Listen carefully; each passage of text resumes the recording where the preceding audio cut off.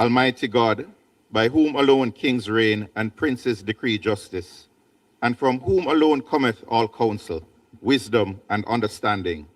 We, thine unworthy servants, here gathered today in thy name, do most humbly beseech thee to send down thy heavenly wisdom from above, to direct and guide us in all our consultations. And grant that, we having thy fear always before our eyes, and laying aside all private interests, prejudices, and partial affections, the result of all our counsels may be to the glory of thy blessed name, the maintenance of true religion and justice, the safety, honor, and happiness of the king, the public weal, peace, and tranquility of the island, and the uniting and knitting together of the hearts of all persons and estates within the same, in true Christian love and charity, one towards another, through Jesus Christ our Lord. Amen.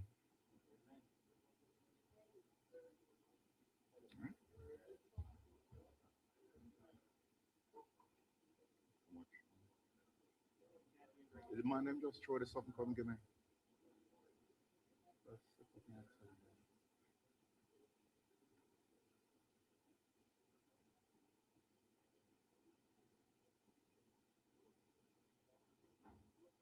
You may be seated.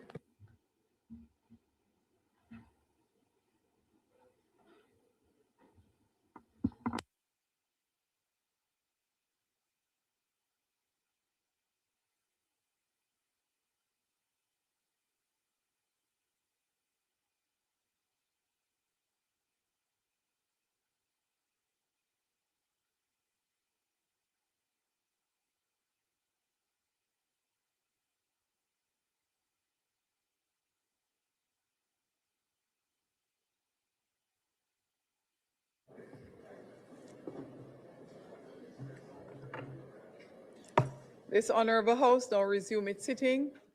I wish to welcome all members to the sitting of the Honorable House of Representatives for today, Tuesday, June 23rd, 2026.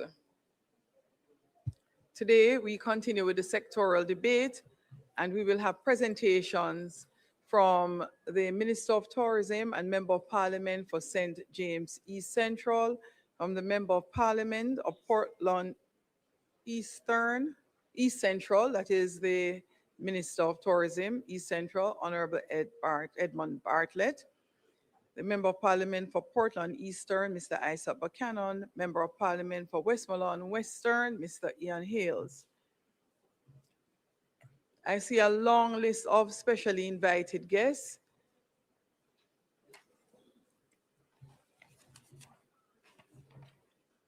That I would like to make welcome. Javier San Roman, Deputy Head of the Mission from the Spanish Embassy. Mr. George Matthews, Counselor for Political and Economic Affairs. And Delaney Story, Political Economic Intern from the U.S. Embassy. Mr. Victor Soto, Head of Economic and Commercial Affairs from the Dominican Republic's Embassy.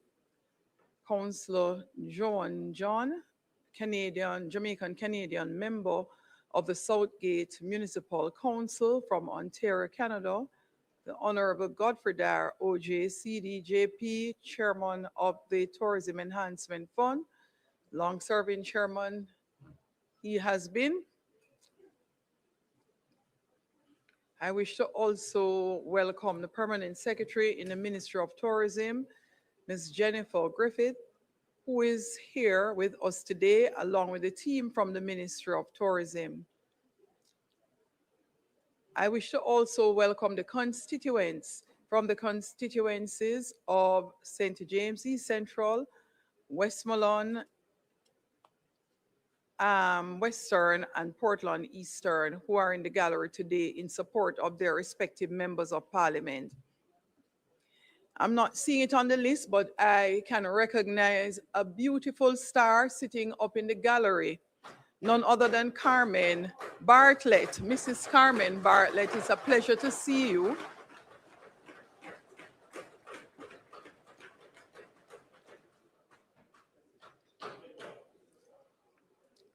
wife and very, very strong, supportive wife of Minister Bartlett.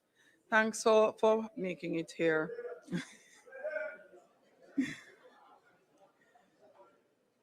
We appreciate when members of the public are able to witness these proceedings live. However, I must remind those in the gallery that you are not to disturb the proceedings in the chamber by clapping, knocking the ledge or chairs beside you, or conversing at a volume which may be heard in the chamber, thus disturbing the proceedings. These proceedings, as usual, are being broadcasted live by PBCJ, and we welcome those joining us via the various platforms as well as social media outlets. Today's sitting. Call of the roll.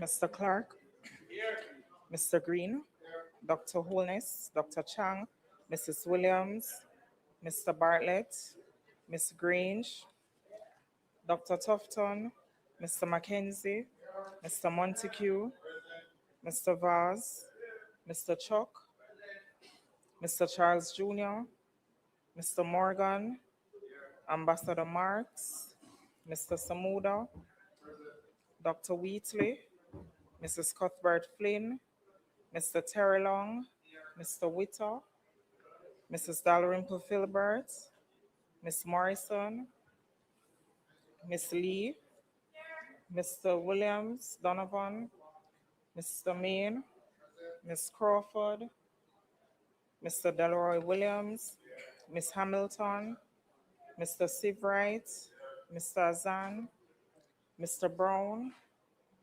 Dr. Brownberg, Mr. Buchanan, Mr. Bunting, Miss Burchell, Dr. Campbell, Mr. Cousins, Mr. Crawford, Miss Daly, Dr. Dawes, Mr. Golding, Mr. Gordon, Mr. Hales, Mr. Hines, Mr. Hilton, Mr. Jackson, Miss Jess, Mrs. Malahoo Fort, Mrs. Miller Bennett, Mr. Morris, Mrs. Nita Garvey, Mr. Newell, Mr. Paulwell, Mr. Phillips, Miss Perkis, Mr. Robertson, Mr. Robinson, Dr. Russell, Miss Shaw, Mr. Smith, Mr. Dwayne Vaz, Mr. Warmington, and Mr. Charles Jr. Thank you, Madam Speaker. House Leader. Madam Speaker, I ask for the suspension of the agenda for us to go directly to public business. Question is that we suspend the agenda and go to public business. Those in favor? Aye. Those against? The ayes have it. House Leader. Madam Speaker, allow me to firstly join with you in welcoming the members, the various guests that we have here today. A number of them have turned out to hear the Minister of Tourism and Member of Parliament for St. James East Central. And I join in welcoming persons from the Spanish Embassy, those from the US Embassy, the Dominican Republic Embassy, and from Canada. And a special welcome to Mr. Godfrey Dyer, Honorable Godfrey Dyer, who has truly served us extremely well over these years. I do also see in the House former Member of Parliament Fitz Jackson, and Fenton Ferguson. Boy, I've been working. We've been working so we've been working so hard. Madam Speaker, you would also allow me to just say my commendations on behalf of the members of the House to the students who would have recently successfully completed their PEP exams and would have gotten their results yesterday. And you would allow me the latitude just to specially recognize and congratulate Jasonia Beadle, who is the head girl of Park Mountain Primary and Infant School in St. Elizabeth, and is the top primary student performer in the PEP. And why that is so important is because that school is one of the schools that was significantly damaged by Hurricane Melissa. And today, Councillor Williams from the area called me and beseeched me to give a special shout out to young Beadle on her wonderful performance.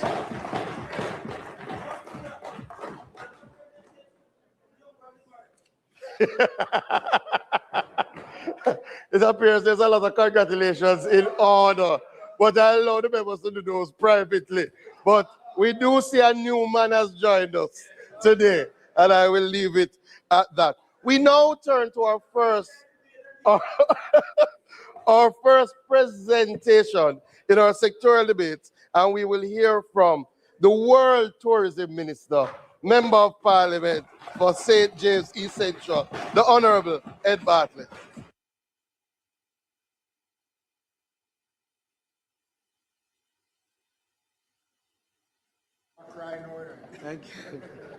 Thank you, Madam Speaker. And thank you, House Leader, for your kind Minister, indulgences. I can barely hear you. However, your colleague on this side believes that you deserve far more of a rounding applause. So the Minister of Tourism and Member of Parliament for St. James East Central. Thank you.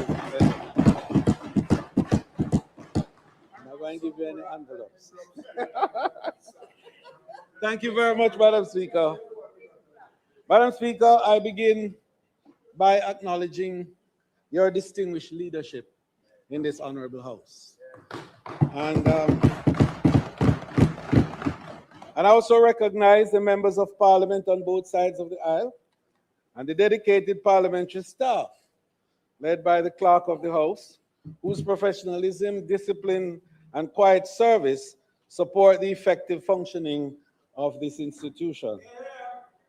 Madam Speaker, this is my 41st engagement from this podium in this House. And I take it with the deepest of regard and want to make a comment, Madam Speaker, if you will allow me, at the end of the presentation with regards to my own vision and direction as I see for this one wonderful institution that has become so important to us to secure democracy, and which we must guard very zealously and to give it the highest respect and regard that is possible. So, Madam Speaker, following Hurricane Melissa, one of the most powerful storms on record, Jamaica's response demonstrated the value of decisive prime ministerial leadership and strong whole-of-government coordination. Working through ODPEM, public and private partners moved quickly, transparently, and responsibly to mobilize support for the tourism workers, small businesses, and communities that sustain the sector. From that shared effort, this presentation, Madam Speaker, will move from recovery to transformation. The sector's rapid rebound, the Tourism 3.0 agenda, and the legislative and regulatory reforms required to deliver a sustained growth, competitiveness, and greater benefits for Jamaican entrepreneurs, workers, and communities. Before I do so, Madam Speaker, I recognize that as public servants, our duty is to uplift our people and strengthen our nation. And I'm a proud leader of a ministry central to that mission. I thank the Most Honorable Prime Minister, Dr. the Most Honorable Andrew Holness, for the trust and confidence he has placed in me. His astute leadership has helped steer the sector through an unpredictable global landscape. I also thank all who have worked with the ministry and its public bodies to meet challenges and seize opportunities across tourism.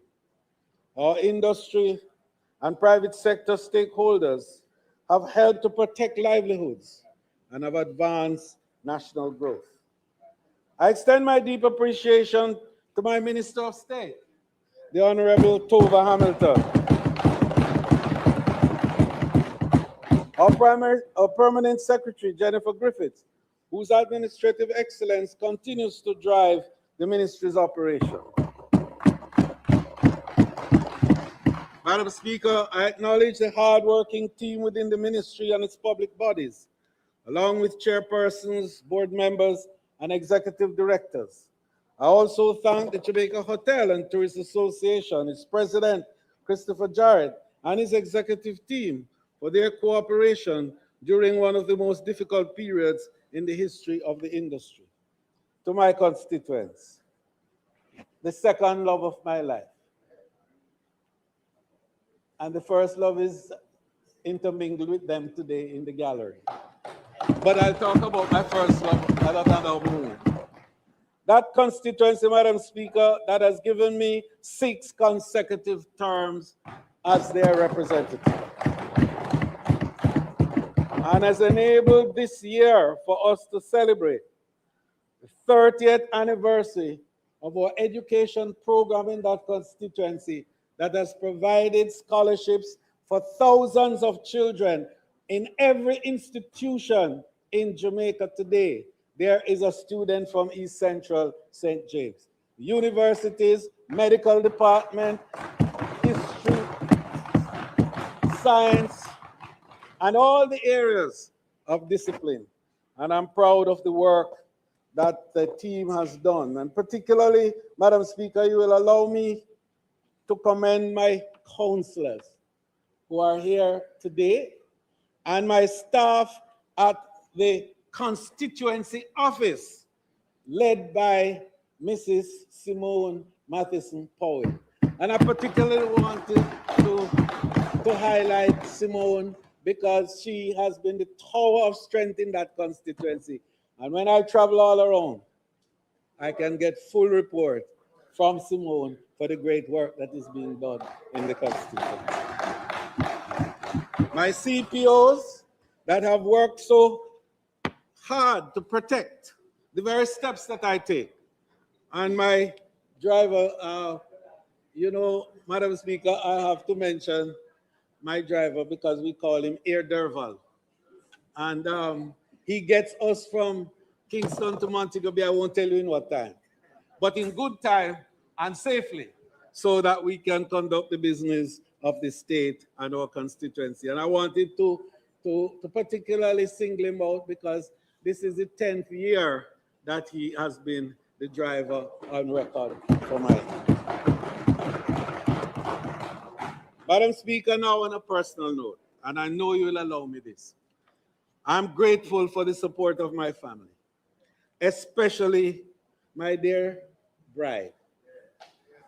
And I say bride, Madam Speaker, not wife or spouse, because bride represents that moment when it all began. And it has been 53 years of that wonderful relationship.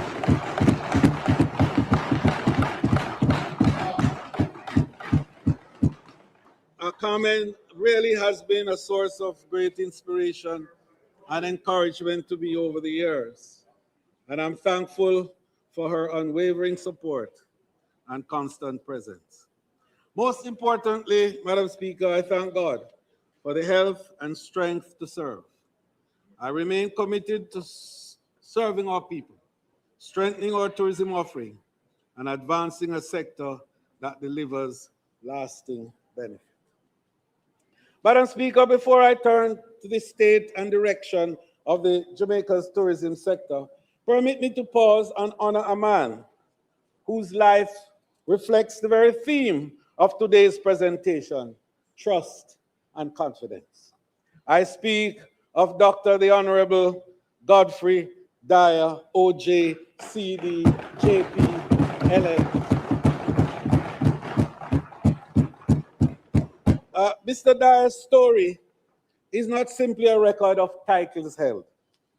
It is a Jamaican story.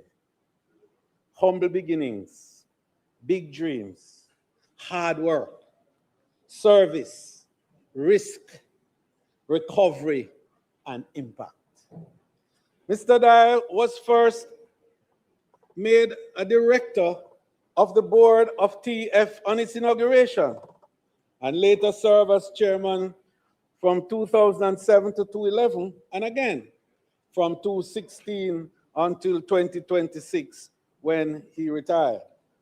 Under his stewardship, TEF became a vehicle through which tourism gives back through infrastructure, community development, resort enhancement, worker training, cultural assets, innovation, and linkages. So today, Madam Speaker, we thank him for believing, and I'm saying this about Montego Bay, Dr. Chang, believing in Montego Bay, for proving that Jamaicans can own and lead in tourism, for helping build cultural tourism through music and enterprise, for shaping TEF into an instrument of impact, and for reminding us that service above self still matters.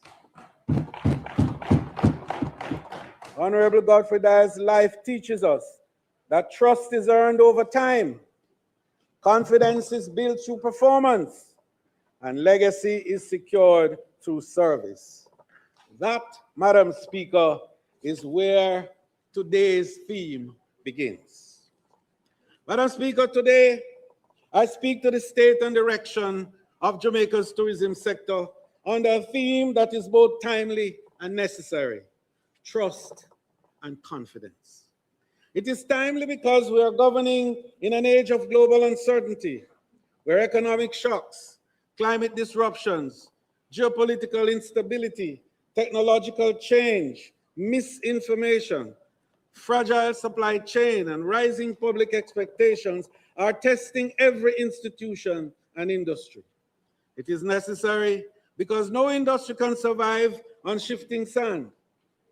Without investor confidence and real benefits to our people, the foundation of tourism successes cannot endure.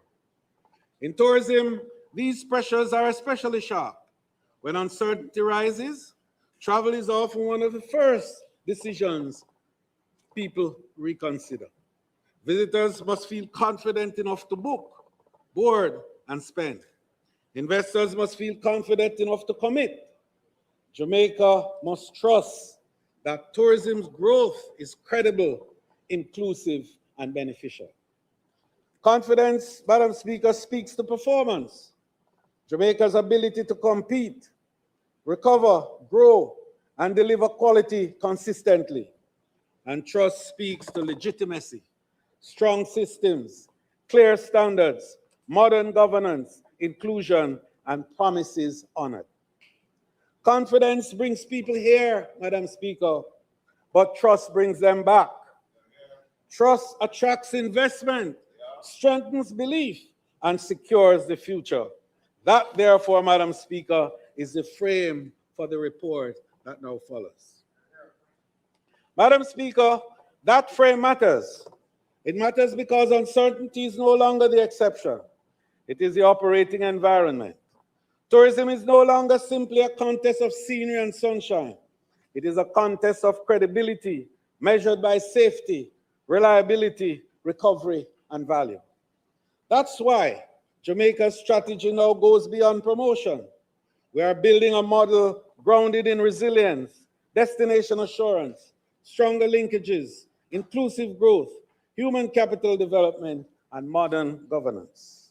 Madam Speaker, against this global background, Jamaica's tourism sector has again demonstrated its strength. The story of Jamaica's tourism performance in this reporting period is not a story of defeat, as some might think. It is a story of growth interrupted, confidence tested, recovery organized, impact delivered, and the future being secured. Jamaica's tourism performance must be understood through one defining truth: Hurricane Melissa interrupted our momentum, but it did not diminish our strength. Before Hurricane Melissa struck in October 28, 2025, Jamaica's tourism sector was already advancing with confidence. Visitor arrivals were tracking approximately 2% ahead, while tourism earnings were tracking 5% ahead. That was not entering, therefore, Madam Speaker, the final quarter when the hurricane came in decline. It was entering it with momentum. That momentum was not accidental. It was a result of deliberate policy, disciplined marketing, stronger airlift partnership, sustained investment in tourism product, and the enduring power of brand Jamaica. Then, of course, came Hurricane Melissa, as we know. However, Melissa did not break the Jamaican industry. It revealed the strength of the system we had been building. Through coordinated action by government, industry partners, workers, and communities, Jamaica's tourism industry officially opened on December 15, 2025. When I said we would open 6 weeks after the hurricane, on December 15th, everybody thought I needed to be checked. But that date, Madam Speaker, was more than a reopening. It was a signal to the world that Jamaica was ready, Jamaica was resilient, and Jamaica was rising again. Madam Speaker, I'm deeply grateful to our tourism partners, workers, and operators whose speed, dedication, and unity made the December 15 launch of the peak season possible, especially those who helped to steer the recovery. I'm especially moved by the selflessness of our tourism workers who restored hotels, shops, and attractions, even as their own homes suffered damage. Their sacrifice helped to sustain Jamaica's livelihood.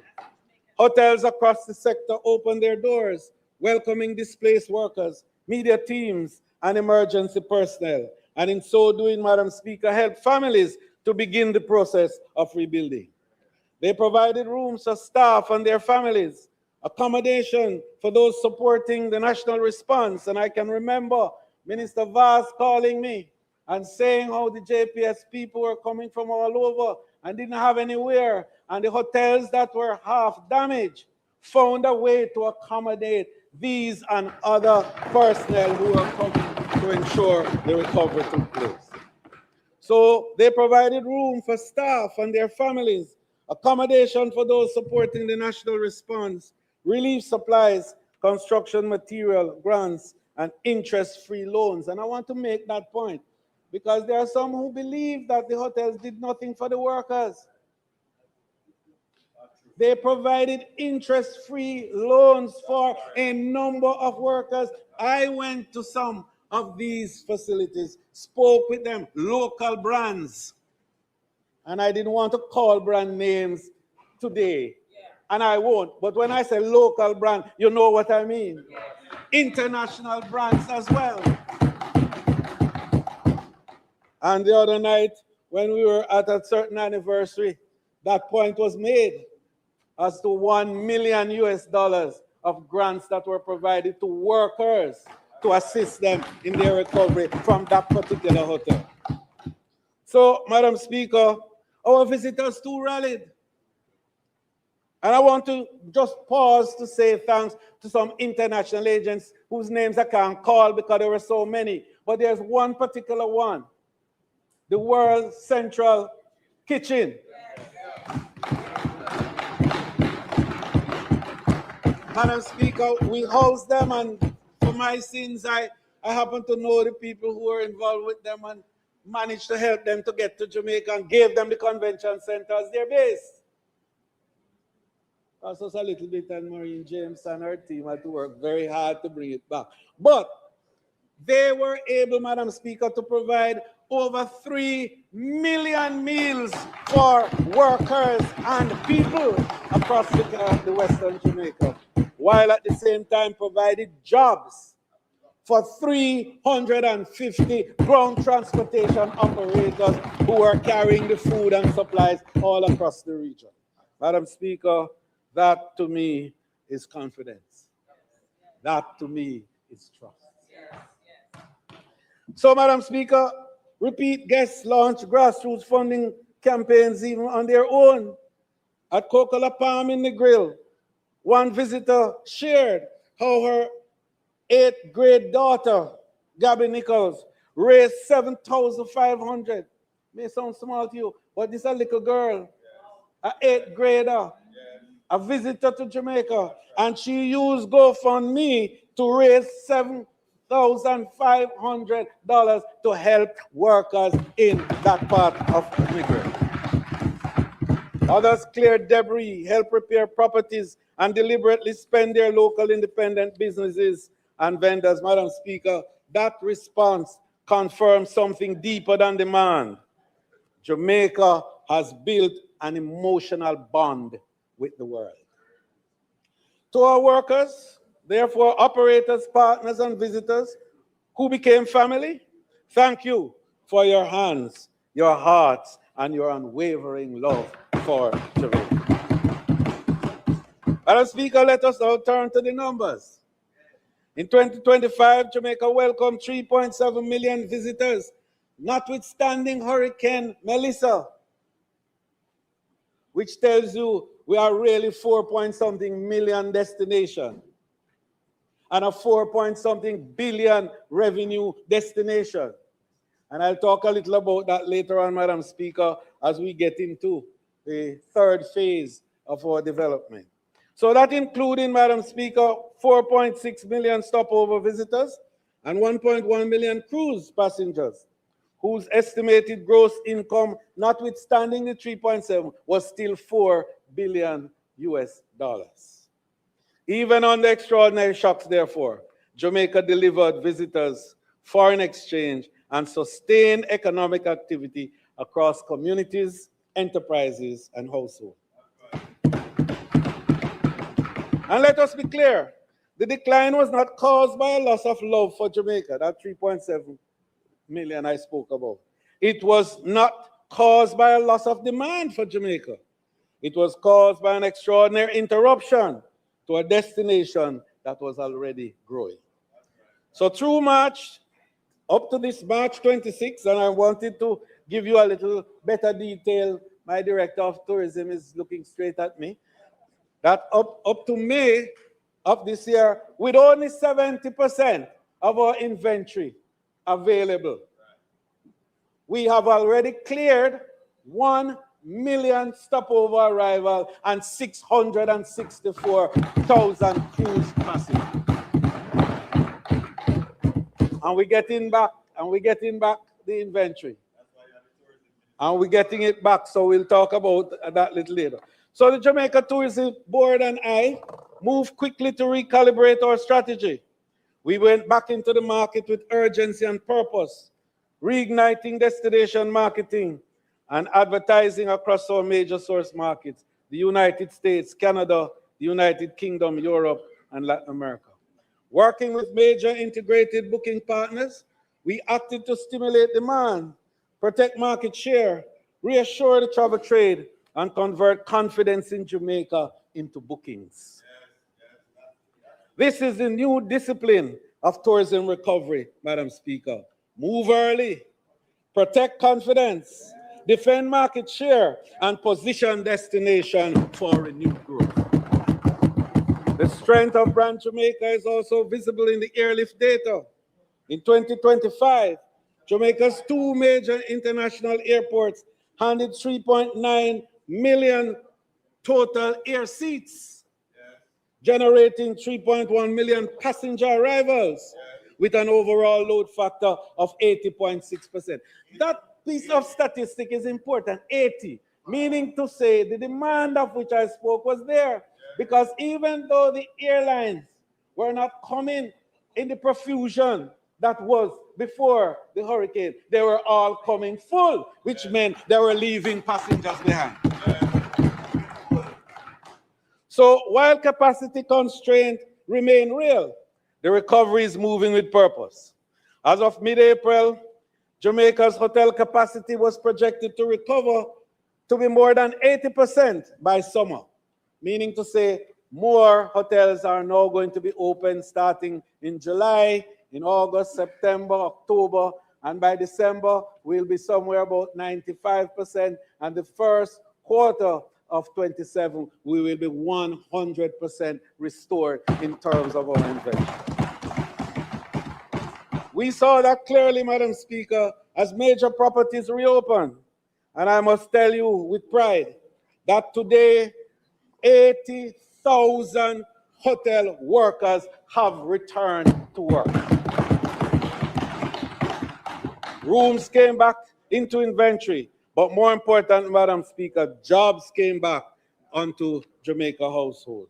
The Tourism Recovery Task Force, which I appointed on the heels of the storm, led to the rebuilding process, while the Jamaica Cares Committee mobilized partners, coordinated relief, and supported the people who are the backbone of the tourism industry. And Madam Speaker, I want to just pause to recognize the leaders of those two task forces. They're not in the audience today, John Biles and Jessica Shannon, but they did your person's work to ensure that a level of mobilization from our partners overseas to assist our people in Jamaica was at a level unprecedented. They mobilized over 500 pallets of critical relief supplies, mobilized support approximating 15 million US dollars. Madam Speaker, that's about 2.3 billion Jamaican dollars. And they brought 6,000 care packages and over 8,000 workers of the industry in those 5 western parishes benefited from this.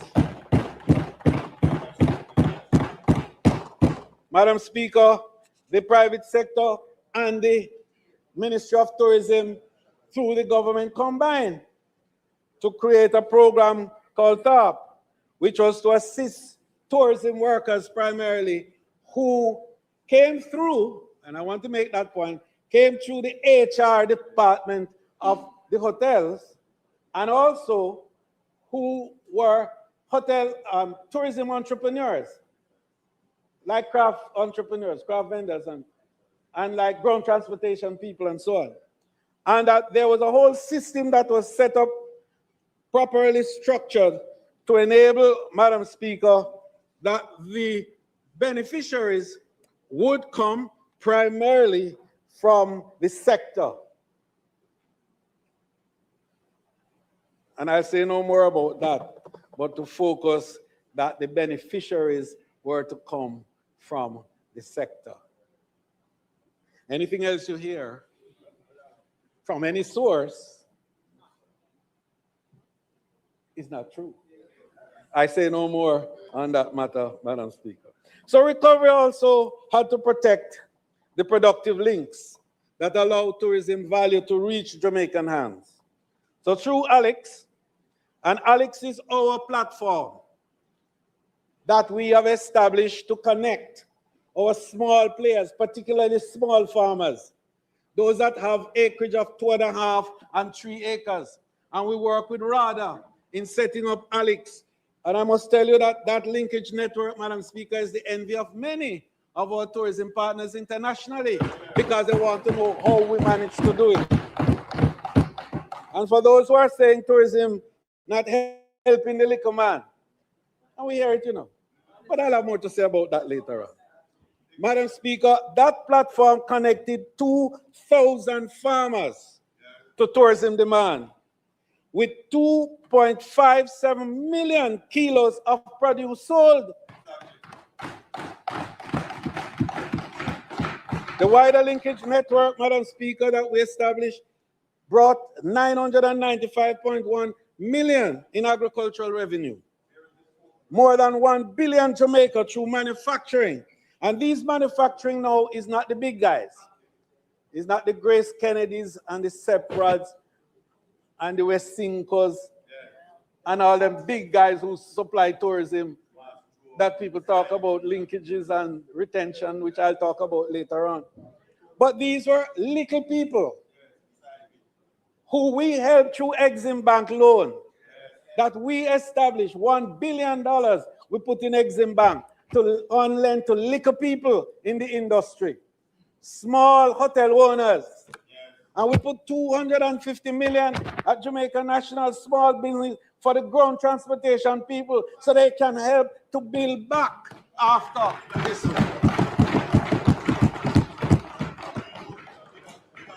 And we can get a bus, yes. And Madam Speaker, through that, we established a marketing framework also called Christmas in July. And last year alone, with all the problem, 168 million Jamaican dollars of business went through those small players. So, Madam Speaker, we are building also the workforce for the next stage of growth. Through the Jamaica Center for Tourism Innovation, more than 25,000 Jamaican workers have been certified under international benchmark programs. Annual certification output has grown from 40 graduates when I started the program in 2017 to more than 3,000 certified persons annually.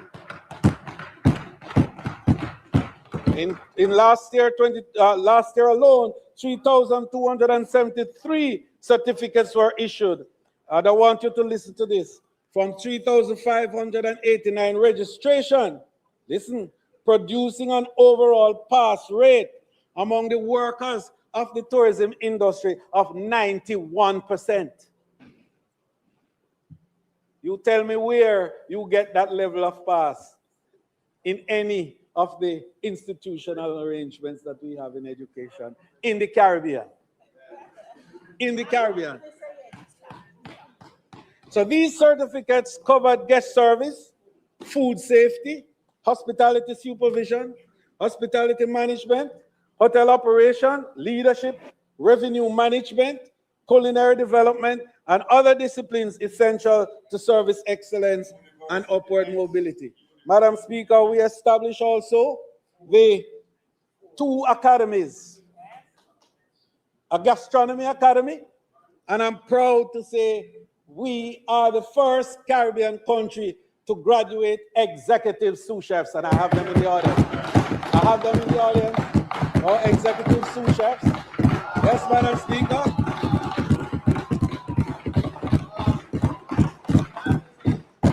First time in our history. And they are all working, and they are now part of the brigade that is going to replace. Yes. Those who we would have to ask to come in order to occupy those higher positions in tourism.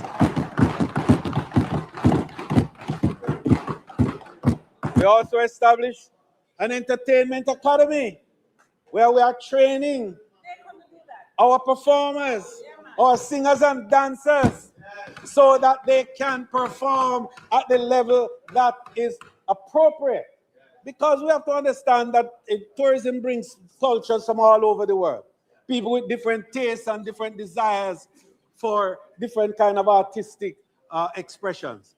And therefore, it is not just to pick up somebody from the street and say, come sing. We are now making sure that we are preparing you, and DJs are graduating from the program, so we can give a fulsome program that will be satisfactory to the visitors of our country. Madam Speaker, this commitment to workers is also reflected in the continued performance of the Tourism Workers Pension Scheme. This scheme now has a fund value of 5.3 billion Jamaican dollars of savings now, savings. Because we put $1 billion there to seed the fund, you remember? So that we could have some people called augmented pensioners, meaning to say, if you join at age 59 and you only have 5 years to contribute, you would get a pension the size of which you would have gotten if you had started at the first age 18. Nowhere else in the world that is happening. So far, over 10,000 workers have registered in the program. These numbers represent more than financial growth. They represent greater security, dignity, confidence of the people whose labor sustain Jamaica's tourism industry.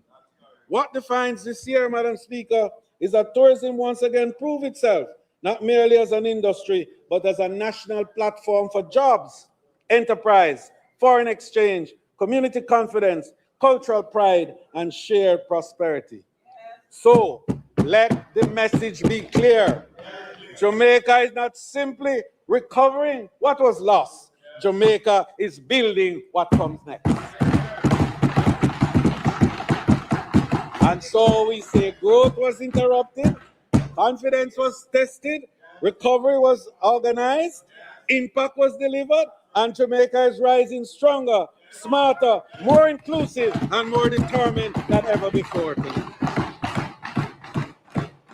So, Madam Speaker, the journey ahead. Having reviewed the performance of this 25 to 26 financial year, we must now examine the journey that made our resilience possible. Performance tells us what happened. History tells us what the sector withstood and how it withstood shocks. Strategy tells us what must now change if tourism is to deliver greater value, deeper inclusion, stronger resilience, and broader prosperity for the Jamaican people. I frame that journey, Madam Speaker, in 3 phases. 1, Tourism 1.0, Tourism 2.0, and Tourism 3.0. Tourism 1.0 was the era of brand creation, global recognition, when Jamaica moved from natural beauty and cultural appeal to organized global destination status. Its modern institutional foundation was laid in 1955 with the formation of the Jamaica Tourist Board. The results were transformational. Under Abe Issa, visitors grew from approximately 86,000 in 1955 to approximately 227,000 by independence 1962. That growth changed national belief. It proved that tourism could become an engine of post-independence development. Under John Pringle, Jamaica then shaped the international face of a newly independent nation. Tourism 2.0 was the era of expansion, investment, production diversification, and institutional maturity. From 1996 to May 2026, Jamaica shifted from simply marketing the destination to strengthening the ecosystem behind it. TPDCO embedded standards, licensing, quality assurance, and workforce compliance. The Tourism Enhancement Fund gave the sector a dedicated financial engine for infrastructure, environmental management, product development, and community development.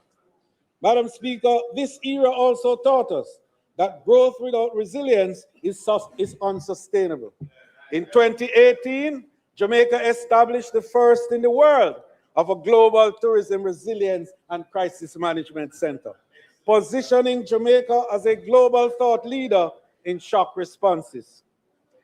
That capacity, pivotal, vital, and proved to be very vital to us in COVID-19, when Jamaica's resilient corridors allowed us to reopen safely and protect lives, livelihood, and confidence. It also guided our disciplined recovery through Hurricane Melissa. Therefore, Madam Speaker, Tourism 2.0 is the bridge. Tourism 1.0 gave us visibility. Tourism 2.0 gave us capability. Now, Tourism 3.0 must deliver transformation. Our task is not merely to grow tourism in the old way.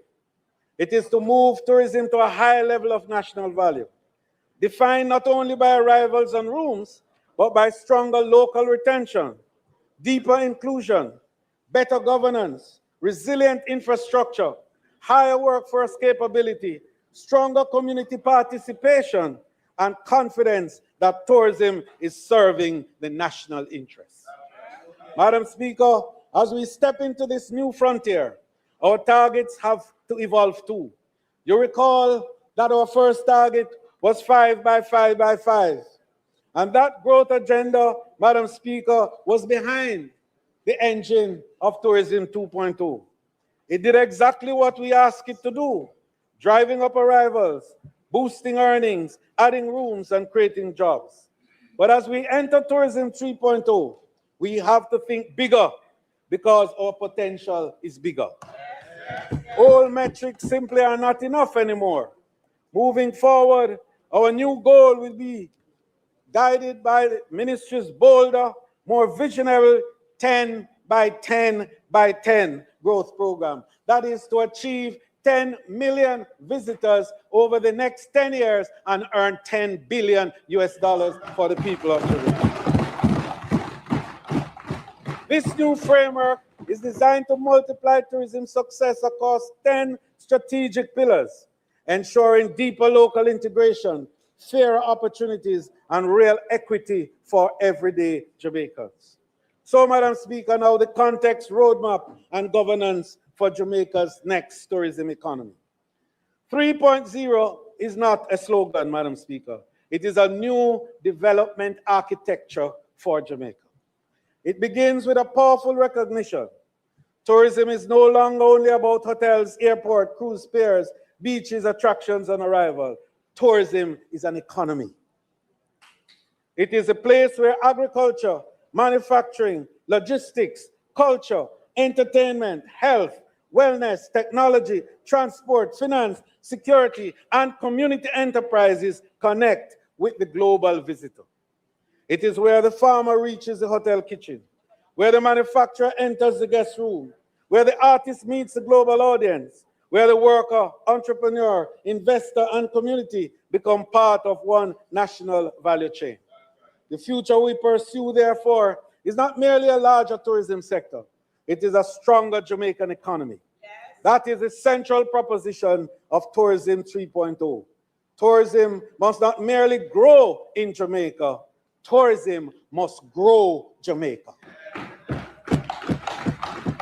It must mean more Jamaican produce in hotel kitchens, more Jamaican-made goods in hotel rooms, more Jamaican culture in visitor experiences, more Jamaican entrepreneurs in value chain, more communities participating in the product, and more workers moving from, and listen to this, from employment to advancement, from service to certification, from vulnerability to security, and from worker to owner. And here, Madam Speaker, I want to pause to recognize two Jamaicans who started in the hotel business at the very bottom of the scale. And today, one, Shernet Crichton, is the first Jamaican managing director for an international tourism entity. And here is she in our audience. The second is Clifton Reeder, who is now the first Jamaican to be a regional manager for an international hotel chain.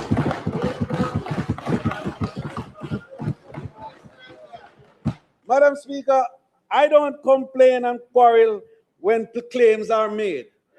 I simply show the facts. So, Madam Speaker, the future will not regard destinations that drift. It will reward destinations that organize. That is why Tourism 3.0 must now move from aspiration to execution, from a clear roadmap and measurable impact. Our roadmap, therefore, Madam Speaker, rests on 10 priorities. And I want to go through those 10 priorities because it's at the heart of Tourism 3.0. One, purposeful growth and market resilience. Madam Speaker, purposeful growth must be anchored in access and connectivity. I'm pleased to announce that East North Jamaica continues its post-Hurricane Melissa recovery. Air confidence in the destination remains strong. At this stage of recovery, we are all overall seat capacity is approximately 20% below, and this is phenomenal. 80% is what it is of our 25 period. Because largely, Madam Speaker, 25% of our hotel rooms, as I indicated before, are now temporarily unavailable. Yet demand remains firm. With average airline load factor of approximately 85%, and some months reaching as high as 92%. In anticipation of more rooms returning to service, the Ministry of Tourism and the JTB have secured a new wave of air connectivity to support the next phase of recovery and growth. This includes expanded service by Virgin Atlantic from Heathrow to 7 flights weekly, Madam Speaker. British Airways from Gatwick to 4 flights weekly, and Copa Airlines from Panama to 14 flights weekly. It is also including new services from Wingo out of Medellin, Breezes out of Tampa, Porter out of Toronto, Ottawa, and Hamilton, Air Canada from Halifax, Ottawa, Edmonton, and Winnipeg, and enhanced regional connectivity from Guadeloupe. And the importance of that one, small as it may be, is it connects to France, Madam Speaker, to Paris for the first time. So this is a signal of confidence. It tells us that our airline partners believe in Jamaica, that consumer demand was held, and that recovery is being organized with purpose. The second pillar, Madam Speaker, is cruise access and visitor conversion. And Madam Speaker, here I want to point out that my Minister of State is being made fully responsible for cruise development and expansion in Jamaica. And for those who think that that situation is not on track, because I heard rumblings to that effect when I was trying to get more flights to come to Jamaica out of Spain. You understand me? That approximately 1.5 million cruise passengers are expected to come this year, even with Belisa. And that is a powerful platform for growth. My Minister of State has had several encounters already with the leadership of the cruise lines all over the U.S. And she's come back with reports that cruise expansion and development is secure. And we are currently in some discussions that I'm not ready yet to tell us all about. But when it happens, cruise is going to account for nearly half of that 10 million visitors that I spoke about for the next 10 years. I say no more on that. The third pillar is destination upgrading and climate resilience infrastructure. Madam Speaker, Tourism 3.0 requires destinations that are visibly better, safer, cleaner, safer, and more resilient. NARA gives Jamaica the national mechanism to coordinate that work. Reduce fragmentation, accelerate delivery, and ensure that reconstruction begins and upgrading is happening. Madam Speaker, we saw the Prime Minister put a map which shows the type of development that is likely across Jamaica. All of those developments will inure to tourism product development in Jamaica. And at another time, we will enumerate them, because I have a program to work with the investment side of it. And in September and December, I'll be going off to meet with some of those people and to establish the bridge, the investment bridge for the tourism development that NARA will drive. So, Madam Speaker, this is not recovery, Madam Speaker, only. It is product development. Every resilient road, upgraded beach facility, well-lit town center, stronger drainage system, and digitally connected space improves the tourism experience. It gives visitors confidence, workers reliability, investors assurance, and community visible benefits. Under Tourism 3.0, NARA must help convert reconstruction in a stronger tourism product that is more competitive, more inclusive, and better prepared for climate shocks. It is a practical bridge, Madam Speaker, between national rebuilding and destination transformation for Jamaica, our people, and visitors alike. The fourth pillar, Madam Speaker, is local first and economic retention. And here I want again to tell you that my Minister of State has already started the work in preparing local first. She has been meeting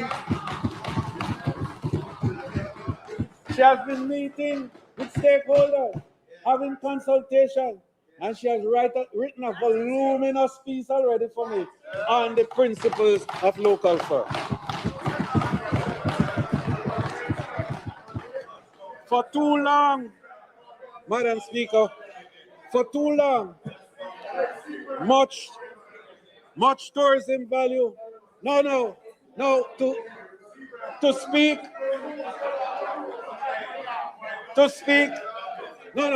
speak about the member from North Central St. Andrew would take me a full presentation.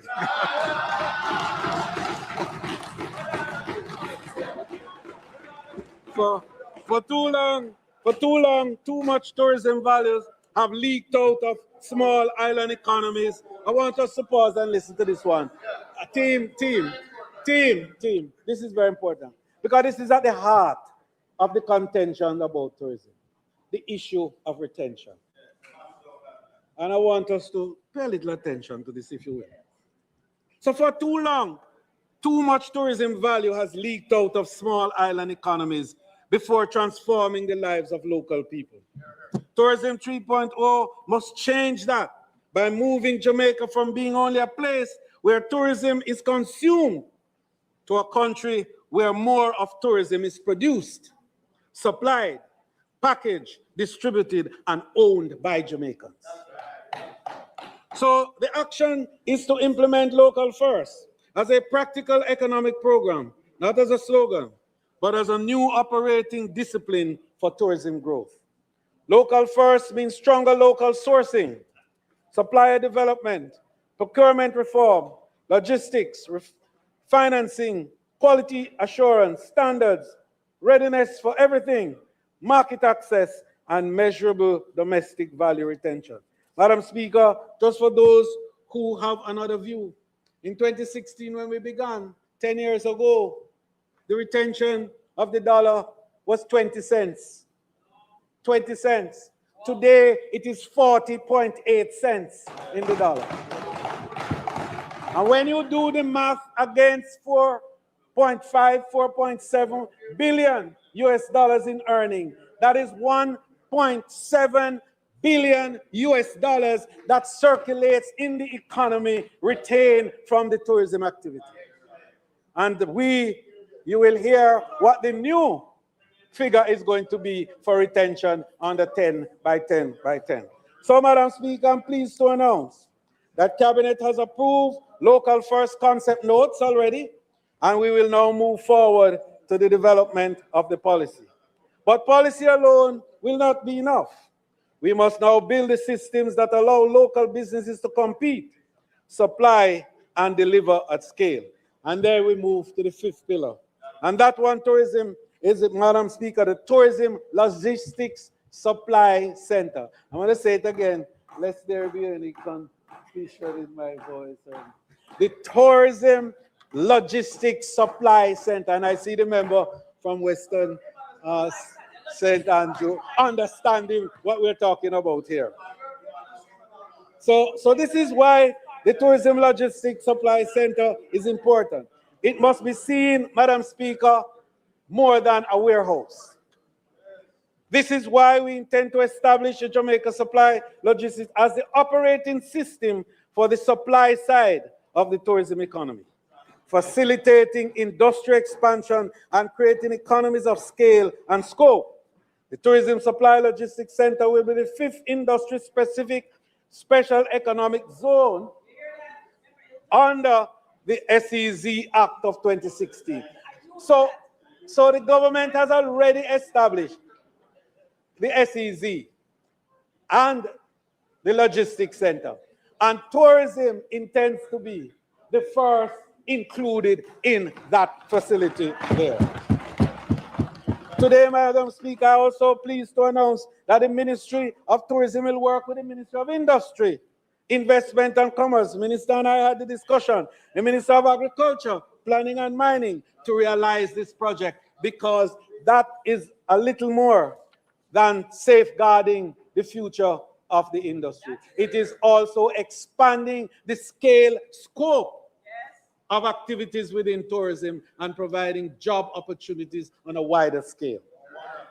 This is how, Madam Speaker, we are going to move the small businesses from the margins of tourism value chain into the center of tourism opportunity.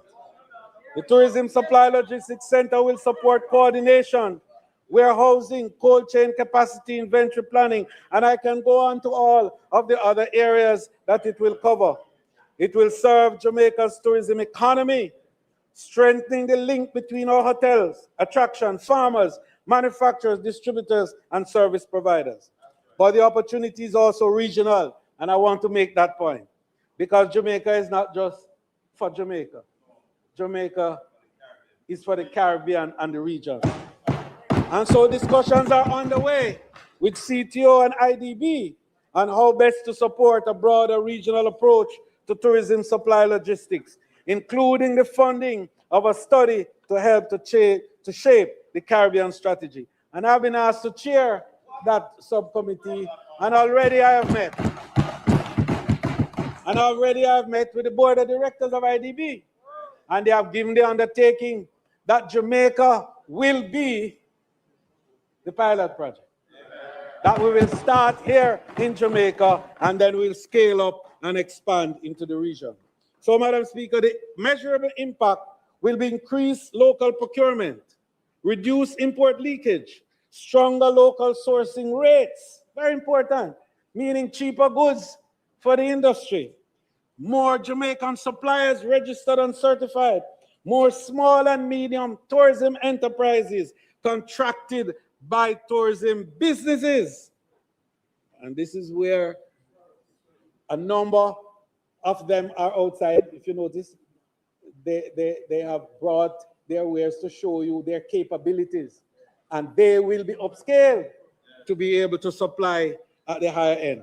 So we will have higher farm to hotel sales, increased use of Jamaican-made goods, expanded agro-processing and manufacturing opportunities, stronger community income, and greater domestic retention of the tourism earning.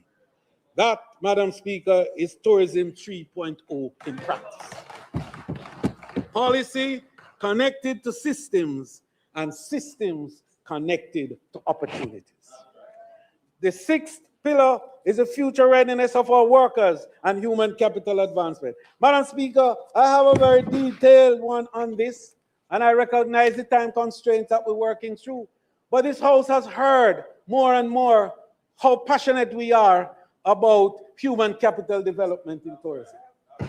The level of certification that has happened, the type of training to enable mobility within the industry, and the number of also portability arrangements that will enable our workers to work anywhere in the world, pull out their stackable credential and show off and say, I am an executive sous chef from Jamaica. Madam Speaker, the future of tourism cannot be built only on rooms and routes and new attractions. It must be built on new skills. So Tourism 3.0 requires a workforce prepared for a world in which artificial intelligence, automation, digital booking systems, reputation platforms, data tools, and new service models are changing how tourism operates. This is why our action is to expand training, certification, professional development, digital literacy, AI readiness, leadership training, entrepreneurship pathways, labor market intelligence, and worker welfare programs. Within this broader workforce agenda, Madam Speaker, I am pleased to announce a new step in preparing our tourism workers for the future. We will be, and I want us to listen to this one, we will be integrating artificial intelligence into the delivery of foreign language training for tourism workers. This is a deliberate and practical intervention, Madam Speaker, as Jamaica protects its core markets while expanding into Latin America, Europe, the Caribbean, India, the Middle East, and other high potential markets. Our workers must be equipped to communicate with greater confidence across languages, cultures, and visitor expectations. This approach also supports our broader commitment to provide stackable credentials for tourism workers, credentials that build progressively, certify real competencies, and unlock new employment and advancement opportunities across the sector. This objective is not technology for technology's sake. The objective is to better service, stronger confidence, higher employability, and greater upward mobility for the Jamaican workers. Madam Speaker, I could go on to tell you how it will affect the housekeeper and every layer of worker by not removing the smiles, but improving the efficiencies. And that's what we are all about. Madam Speaker, the seventh pillar is digital transformation, data and artificial intelligence. I touched on that a little earlier, but Madam Speaker, for your benefit, I just want to tell you that the Jamaica Tourist Board is building a more responsive marketing ecosystem. We are investing in advanced content systems and marketing tools that allow us to deliver more personalized communication, align our messaging with interests and behavior of individual travelers, and speak more directly to the audiences we are trying to convert. We have also introduced an AI-based multilingual digital concierge that uses real-time data to respond to visitor queries and support trip planning. Where needed, it can transition users seamlessly to live agents, creating a smoother path from interest to action.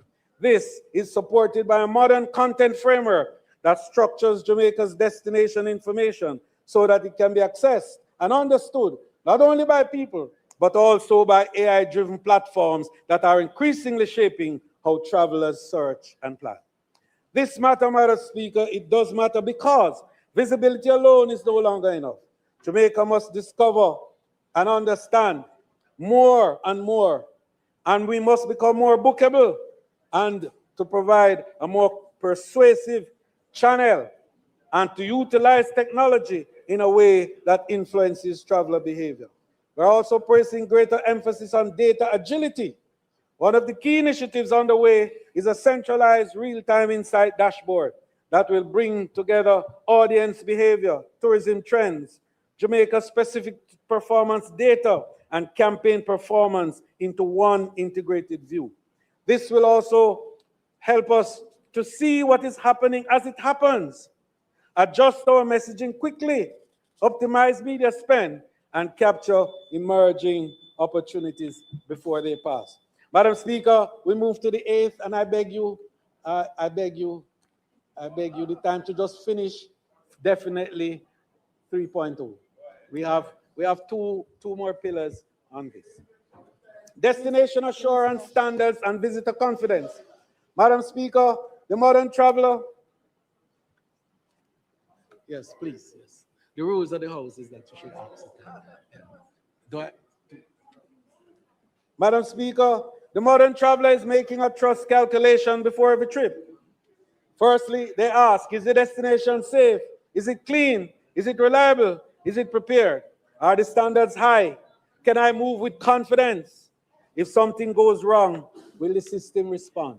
Those are the key questions that Tourism 3.0 must answer for a more disciplined and structured destination. And that is why we are strengthening licensing, registration, standards, inspection, compliance, enforcement, health resilience, environmental responsibility, visitor safety, service quality, and crisis preparedness. Destination assurance policies, Madam Speaker, has already been tabled in the House, and we will move to the next stage thereafter. Madam Speaker, we've done studies on destination plans for St. Thomas and Negril, and we're moving to other areas as we have discussions with them all. Madam Speaker, tourism worker welfare is at the fundamental element of destination assurance. We cannot promise our visitors world-class, seamless, and authentic Jamaican experience if the very people who deliver that experience do not feel secure, valued, and empowered. Our strategy anchored in this promise are three critical pillars. First, the robust human capital development I spoke about. Secondly, the tourism workers pension scheme. And Madam Speaker, beyond that is the tourism housing development program, which already 3,000 houses are under construction for workers. We are also going to require that every investor that comes to Jamaica building 500 rooms or more must have a provision for housing for the workers of the industry. The final step, Madam Speaker, is a discussion which we have commenced with some of the mortgage houses in the country to look at something we call patient mortgage. Patient mortgage, to allow for the tourism worker who, because of the structure of income, and perhaps not able to bring all their income into one package, will be able to have longer mortgage so that they could pay a lower rate and be able to access housing in Jamaica. But that's a study and discussion which is on. The final area for worker labor market ecosystem that we're working on is a HMO. And having looked at how our tourism pension scheme funding is accreting, we are looking down the road to see how we can look at now a health plan for the workers of the tourism industry. Madam Speaker, the 9th pillar is the development of public and community spaces. And this one is very critical to all of us, especially MPs in this House. Madam Speaker, the same principle applies to the spaces where tourism and community life meets. Destination upgrading is not about hotels, airports, and cruise piers only. It is about the public and community spaces where ordinary Jamaicans live, work, trade, gather, and welcome the world. A visitor experience through Jamaica is more than a room or a hotel. To that extent, Madam Speaker, we are going to strengthen the very popular Spruce Up on the Corner program, which already has brought, Madam Speaker, some 35 community projects last year and spent over $129 million for the benefit of community development. Minister, Since we began the no more program, time left, 417 community projects have been established and over $1.9 billion Minister, expended in the process. Minister, Madam Speaker, Minister, you have no more time left. So could you wrap up at Yes. 10.0 Madam Speaker, I'm and wrapping up summarize? just now. Do not read. Thank you for your indulgence. I appreciate it very much. Madam Speaker, this I'm going to have to come back with statement by ministers to complete, because the future and the look of tourism is important for us to understand, because we are creating an economy here. We're not talking about an industry. We're talking about an economy. So the final pillar, Madam Speaker,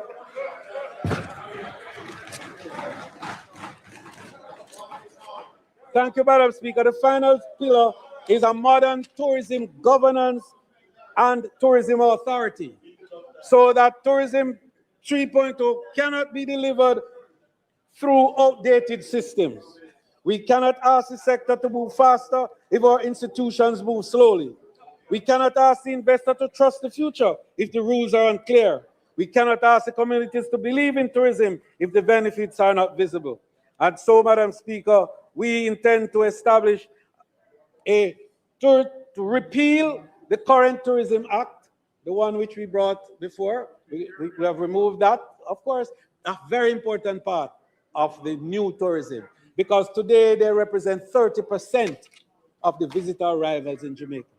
And I just quickly make the point before I close that, Madam Speaker, we will be talking more about the Tourism Authority and the governance structure which will define the way forward under Tourism 10.10. But, Madam Speaker, just allow me to wrap up now by saying that the future, Madam Speaker, the direction that we are choosing, a tourism economy that is trusted because it is well governed, resilience because it is prepared, inclusion because it is local, competitiveness because it's intelligent. Madam Speaker, this is the direction. Tourism 3.0 will move from policy language to institutional action. And we will ensure that the outcome from this great industry will inure to the people of Jamaica, and we will change the name and the reference from being an extractive industry to be an extracting industry for the people of Jamaica.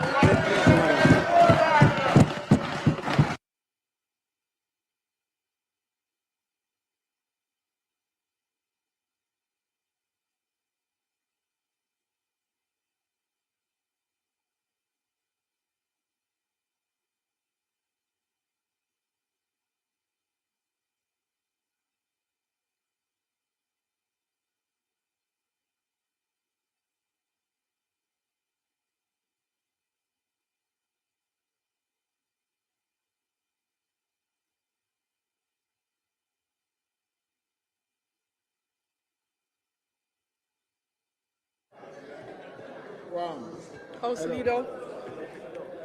House Leader. Madam Speaker,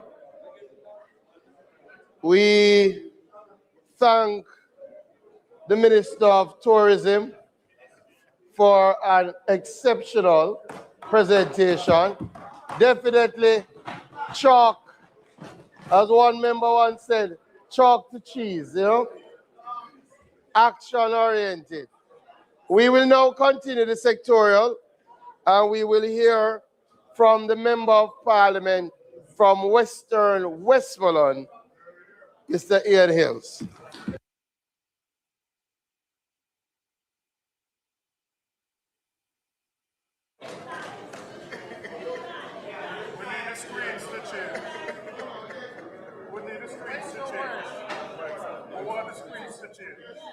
Madam, Please make welcome, members. Quiet. Please make welcome to his feet the Member of Parliament for Westmoreland Western. Member of Parliament for Westmoreland Western. Please go through the procedural matters until your presentation comes on screen, like speaking from a seat other than your own. Madam Speaker, I seek permission to speak from a seat other than my own. Permission granted. You're not hearing. We're not hearing you at all, actually.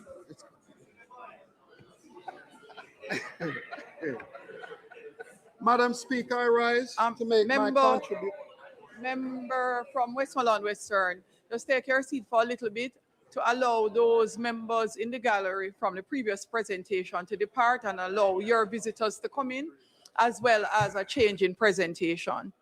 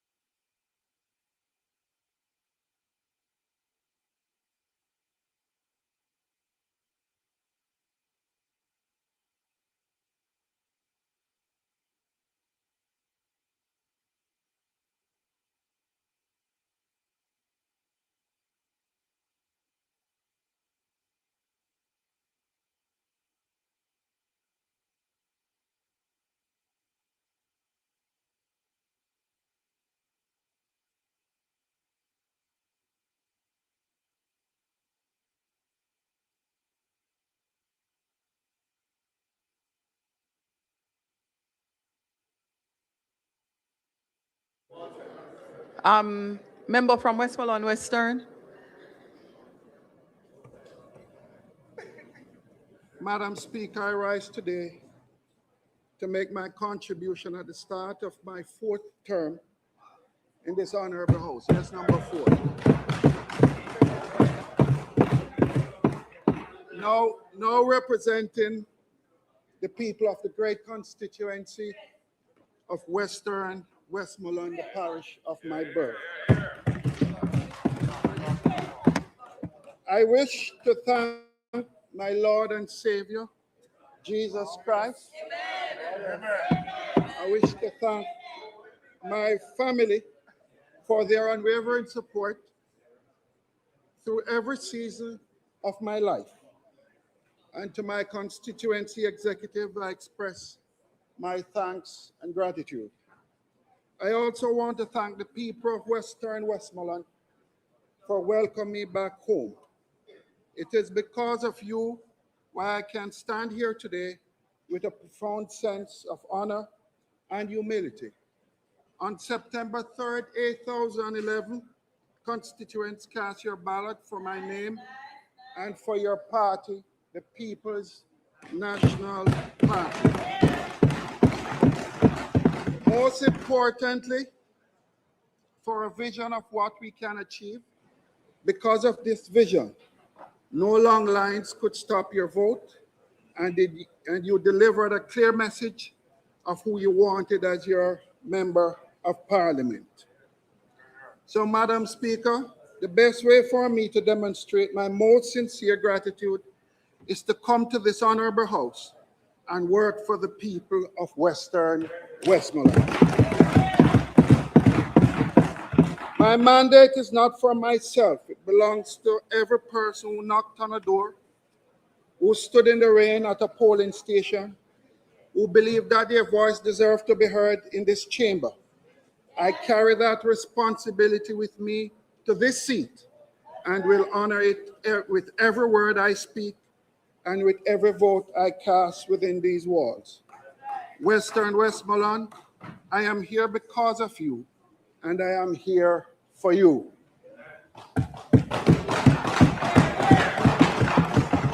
Madam Speaker, to my colleagues on this side and in the entire House, I just want to say thanks for the constant support and friendship. I want to say thanks. Madam Speaker, I must also hasten to thank the leader of the opposition, Mark Jefferson Golden, One Marky G, for giving me the opportunity to serve the constituency of Western Westmoreland and giving me the responsibility to shadow the portfolio of water. So, Madam Speaker, I stand here today in what I still consider an honorable house. Yes, Madam Speaker, an honorable house.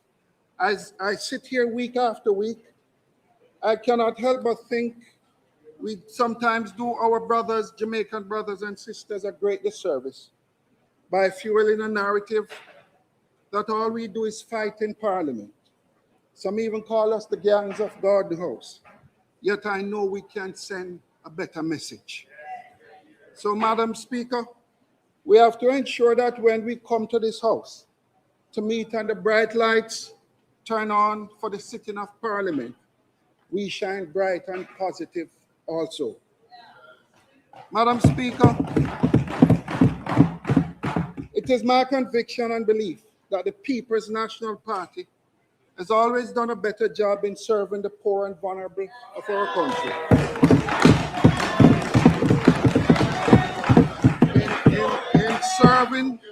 In serving those who some may consider to be have-nots. So, Madam Speaker, I don't fool myself. We're on two separate tracks. We have different belief systems, but we all should be focused on the same destination, a better Jamaica for all Jamaicans. So, Madam Speaker, my approach is simple. I came here to work. The people of Western Westmoreland expect me to work, so we must work together. We can agree to disagree once it does not stop the work of the people. No political party affiliation should be punished, should anyone be punished on this side in getting the resources for the people of our constituency. And I will always hold the government accountable to do the work of the people. So, Madam Speaker, this is still the only place I can come to beg for roof for the roofless after Hurricane Melissa. Even when I am told no after no, to be told by this side, to be told by your side, the elected government for all Jamaicans, that because my side is not in power, there is no meaningful help for roads, no help for water supply, no help for the garbage correction in Western Westmoreland. But yes, I still come.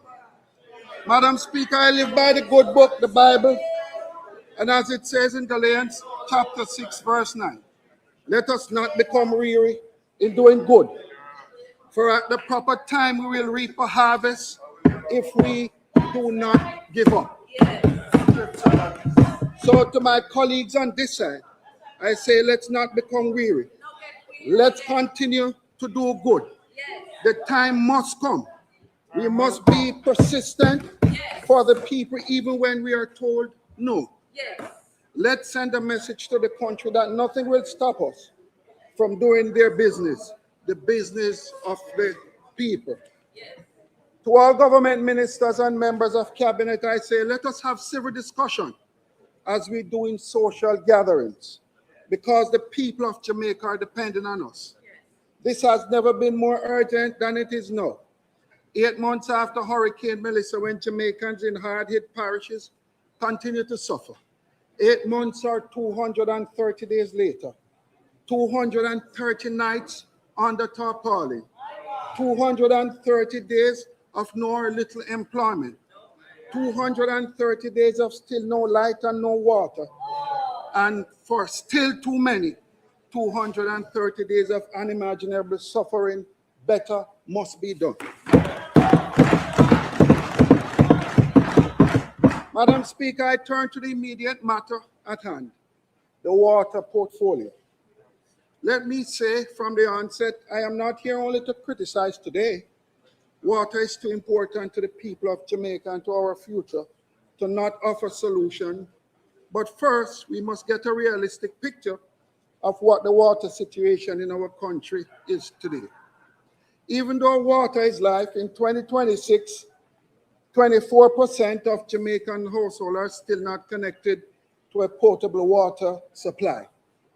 In a sectoral presentation on April 28 this year, Minister Samuda said Jamaica stood as one of 14 countries that launched a national water compact with an ambition of water security for 1 billion people by 2030. Madam Speaker, it is one thing for sure.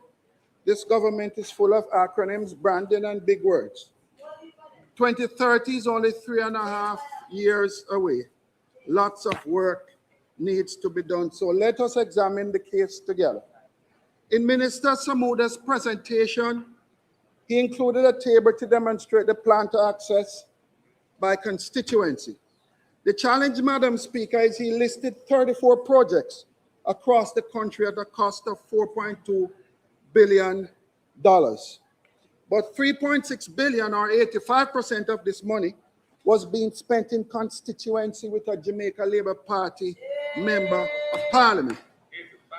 So my question, Madam Speaker, is simply, is only constituency with JLP supporters need expanded access to water? Minister, I put it to you, Jamaicans who voted for PNP members of parliament also need access to water. Madam Speaker, it is for this reason that I recommend that there be a transparent system for identifying the projects for expansion of access, and that these projects be published with a project update every quarter. Without this, we will be unable to know whether meaningful progress is being made. In addition, I believe that the country needs a master plan outlining how water access will be expanded. Jamaica deserves to know where water deserts now exist, where only community standpipes now exist, where water supply is at low level, and how you plan on fixing it. It is only with such a deliberate and strategic plan that we can measure true improvement in access.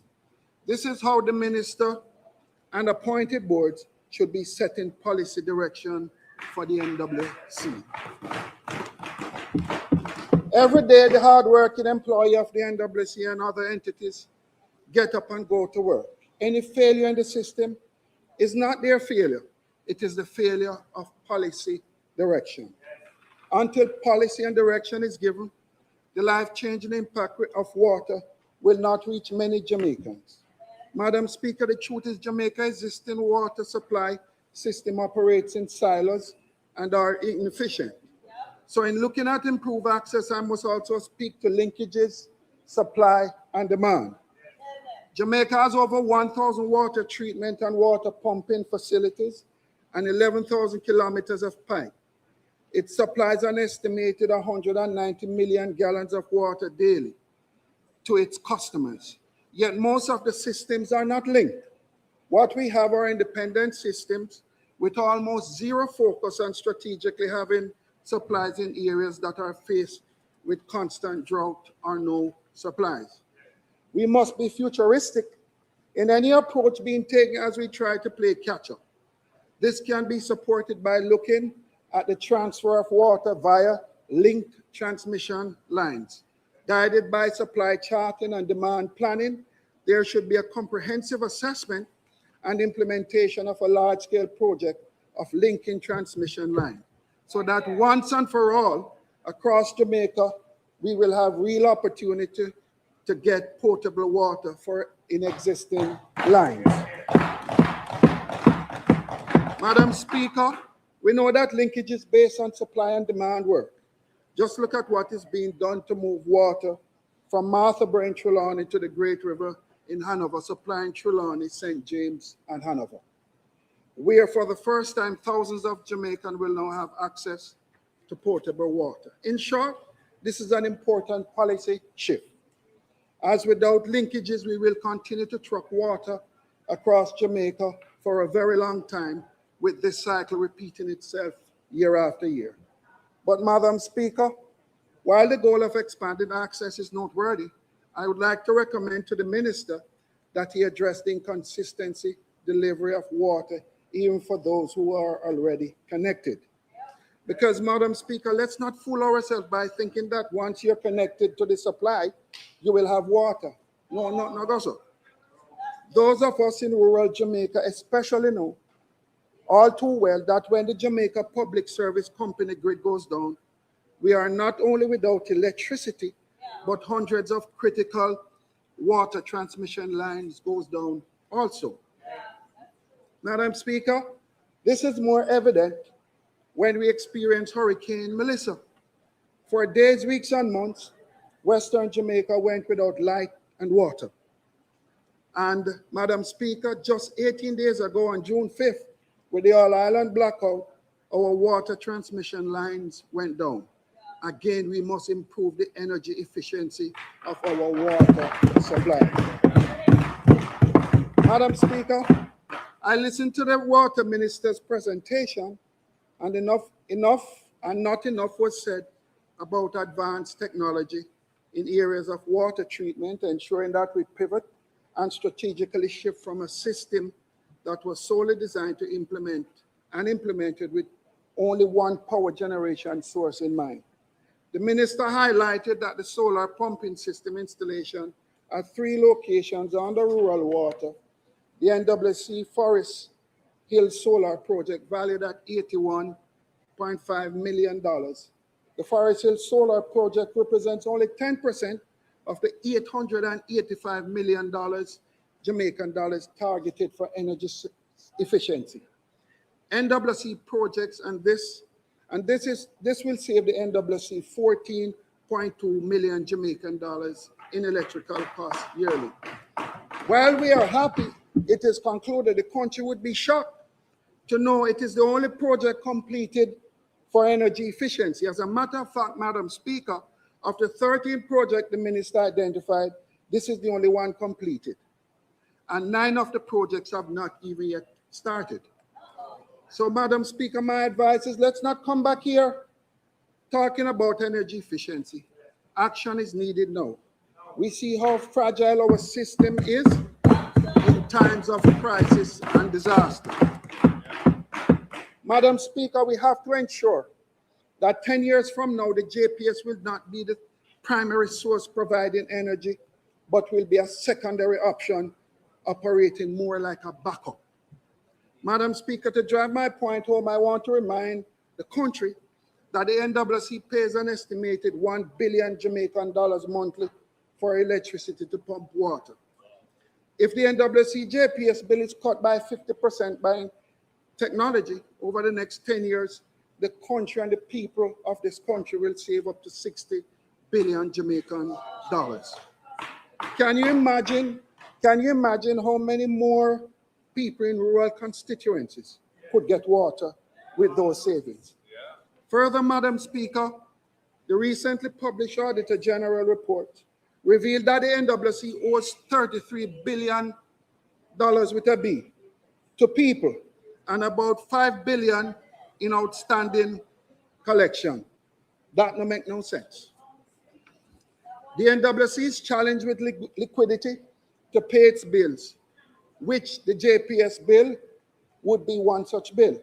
The Auditor General report said In 2016, 2017, for every dollar owed in the short term, the NWC had only 80 cents. But in 2023, 2024, for every dollar owed in the short term, the NWC only had 50 cents. They have less cash going in the wrong direction. Where is the policy of the board and government? This cannot be how you run a business. Madam Speaker, energy efficiency solutions are now critical and urgent. Madam Speaker, the minister spoke to mobilize an investment in the water sector. And this leads me to raise two issues. The first is the current ad hoc approach to investment in water. Madam Speaker, the Western Resilience Project is being undertaken at a cost of $425 million US. Phase one costed 176 million United States dollars.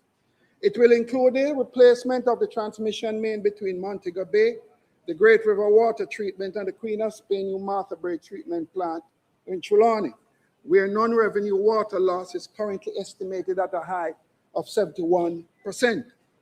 Focus will also be placed on the corridor stretching from the Great River Water Treatment Plant westward through Lucy to the Negril Beach Strip, where losses run at a high of 68% of non-revenue water. Madam Speaker, this is all well and good if we had told the people of Western Jamaica the truth. The truth is the entire corridor infrastructure, road and water, is being upgraded for further tourism expansion. But was it necessary? And was it the most cost-effective solution to be done like this? Madam Speaker, when the minister met with stakeholders in Negril in 2024, the first question I asked myself was, do we, the people of Westmoreland, have the water for the expansion of the system for both residential and tourism consumption for the next 50 years? And the answer was yes. The Roaring River can give you an extra 15 million gallons of water daily. No need to go to Trelawney. The Cabarita River can give you a high of up to 20 million gallons daily. No need to go to Trelawney. Bringing the total available water, a total of 35 million gallons every single day.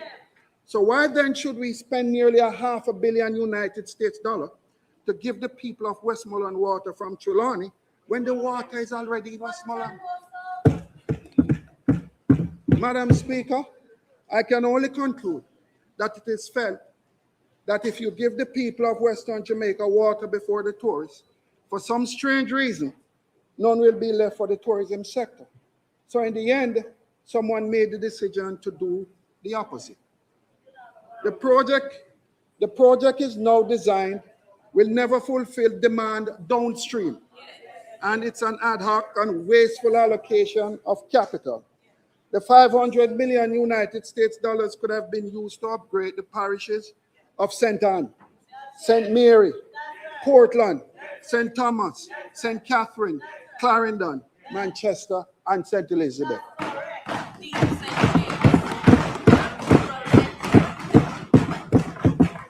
I am therefore calling on the government to do a proper analysis of all the available water supply, current demand for each parish, and the estimates of what the demand will be over the next 50 years. This analysis should then be used to guide the policy direction of the National Water Commission Board and government to determine capacity building for projects such as this one. Until then, we will forever be playing catch up. That is neither building for resilience nor building wisely. Madam Speaker, the second issue with the level of investment being targeted, it is that this government has a chronic inability to spend the targeted capital allocation. Chronic. Again, from the Auditor General's report, the NWC total capital budget was unspent for all but 1 year over a 5-year period. In 2019-2020, 7.2 billion was budgeted and 8.9 billion used. So they overspent that year. But in 2021 and 2020-2021, 12 billion budget, 5.5 billion used, underspent again. 2021 to 2022, 9.4 billion budgeted, 7.3 billion used, underspent again. 2022-2023, 8.9 billion budgeted, 5 billion used, underspent again. 2023-2024, 7.4 billion budgeted, 5.4 billion used, underspent again. The reasons for underspending, Madam Speaker, vary from delaying execution up to 2.5 years after initial due date, not having pipeline or land access for the work to begin, poor management and communication with contractors. Reports say one of the contractors walk off. Not sure if you'll find him yet, Minister. Madam Speaker, just poor oversight. The independent, well, I'll find him for you then. The Independent Fiscal Commissioner in early June 2026 highlighted 3.3 billion Jamaican dollars in capital projects unspent by the NWC and highlighted the risk resulting. So if both the Auditor General and the Independent Fiscal Commission raise an alarm, why then should we believe that the existing lofty capital budget will be spent? Like every other cabinet member, the minister spoke to Nara as the solution. Poor Nara. I wonder if him expected to solve every single thing. Madam Speaker, what we can all agree on is the consequence of not executing capital projects as articulated by the Auditor General. The failure falls on service delivery, planned investment in water, sewage, and treatment infrastructure deferred or scaled back. In other words, no reliable water for the people of Jamaica. Madam Speaker, let me now turn to the issue of non-revenue water. Non-revenue water continues to hurt the bottom line and affect the financial performance of the National Water Commission year after year, with no end in sight. It is estimated that 40 to 60% of the water the NWC supplies is classified as non-revenue water, meaning it is not paid for. On the other hand, we have more than 800,000 squatters in this country, with the majority having access to water, but not paid metered water. These Jamaicans who just want to own a piece of the rock to call home and live with dignity, yet they find it difficult year after year to see a path to doing so when applying for metered water. Madam Speaker, the people are losing hope in a system that seems to have been created to hold some Jamaicans back from doing what's right at no fault of their own. Until they own their own land, they still need legal access to potable water. It is a must. Water is life, and we all want that life. So why are we making it difficult for people to get water legally? Thousands of Jamaicans are turned away year after year at the NWC offices for land title issues, to get landlord permission, no proof of address, no national ID or TRN, or they live in a squatter settlement. All this while the NWC pipeline runs right across their doorstep. And we know what our brothers and sisters do out of frustration. Even those who capture a piece of the rock want to have access to paid metered water once the meter is good. Madam Speaker, I am recommending that the NWC implements a good faith application. That once an individual comes through your door to apply for a meter, that person should be granted a temporary meter connection and given 90 days to complete requirements to regularize the application.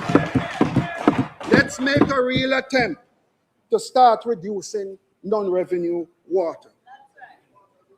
Madam Speaker, in concluding my contribution on the water portfolio, I would like to make two general suggestions, not already covered as it relates to water. Firstly, I believe that we must simplify the governance of water in Jamaica. As it stands now, rural water plays an important role in designing and implementing many small projects across constituencies. The National Irrigation Commission, that uses many of the same water sources as NWC, provides water to our farmers, and even some communities consume the same water. The parish council provides and manages minor water supplies for districts and communities. The Water Resources Authority is responsible for the management, protection, and control and allocation and use of Jamaica's water. Madam Speaker, all these entities need to be merged in one executive agency.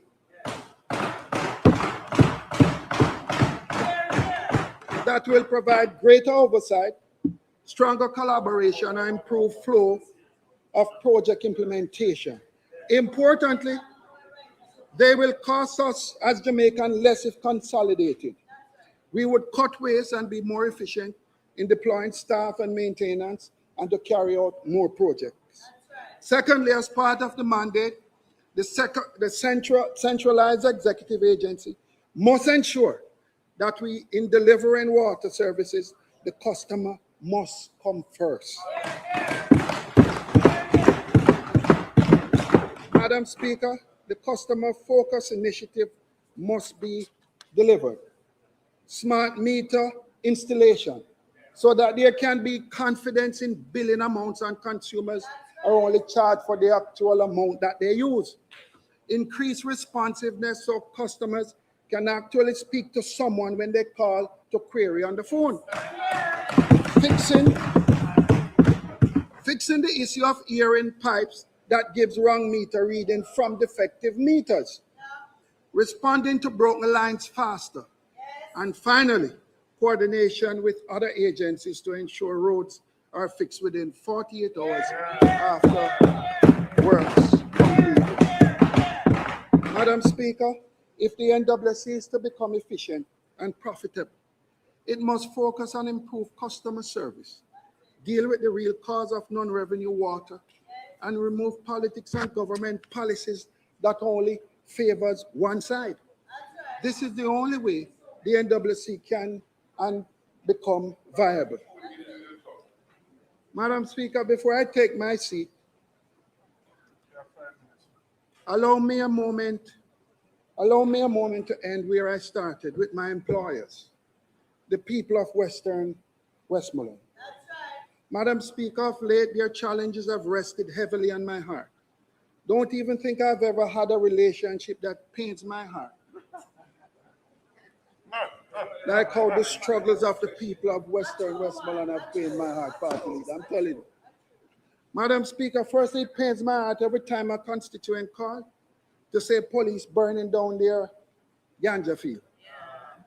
Ganja farmers are being arrested and charged every day and everything in between. So, Madam Speaker, I reflect on, I reason with myself. I have never seen in my lifetime, and I want you to listen to me, because this affects thousands of Jamaicans, and probably most of your constituents. I want you to listen to me, and I feel passionate about this. I have never seen in my lifetime the police burning down cane field or arresting the cane farmers, even though cane produces rum. And rum can cause harm. But they burn down the ganja field. Yet ganja never hurt Jamaica. I see where in my lifetime bauxite production has hurt Jamaica. Just ask the people of Clarendon, Manchester, and St. Ann. But we still encourage and support bauxite production. Ganja farmers remains unsupported. Yet ganja has never hurt Jamaica. In my lifetime, Madam Speaker, tobacco is planted or is imported and come with a health warning. Yet the tobacco fields are not destroyed like the ganja fields, and tobacco continues to be imported. Yet ganja never hurt Jamaica. Madam Speaker, before the current U.S. president leaves office, ganja, aka marijuana, aka cannabis, may very well be legalized in all 52 states at the federal level. Madam Speaker, I appeal to the CLA, free up the industry, free up the license, and make we ensure we work with the farmers of this country.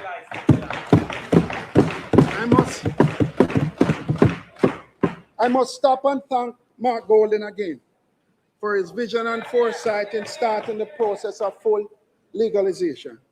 I also want to thank the Cannabis Licensing Authority and its board, Minister Arbin Hill and Minister of State Seabright, for recently assisting me in trying to ensure that small community farmers who cultivate ganja in Western Westmoreland can be legalized and farm without fear of being jailed or watching their crop go up in flames, being fined or convicted.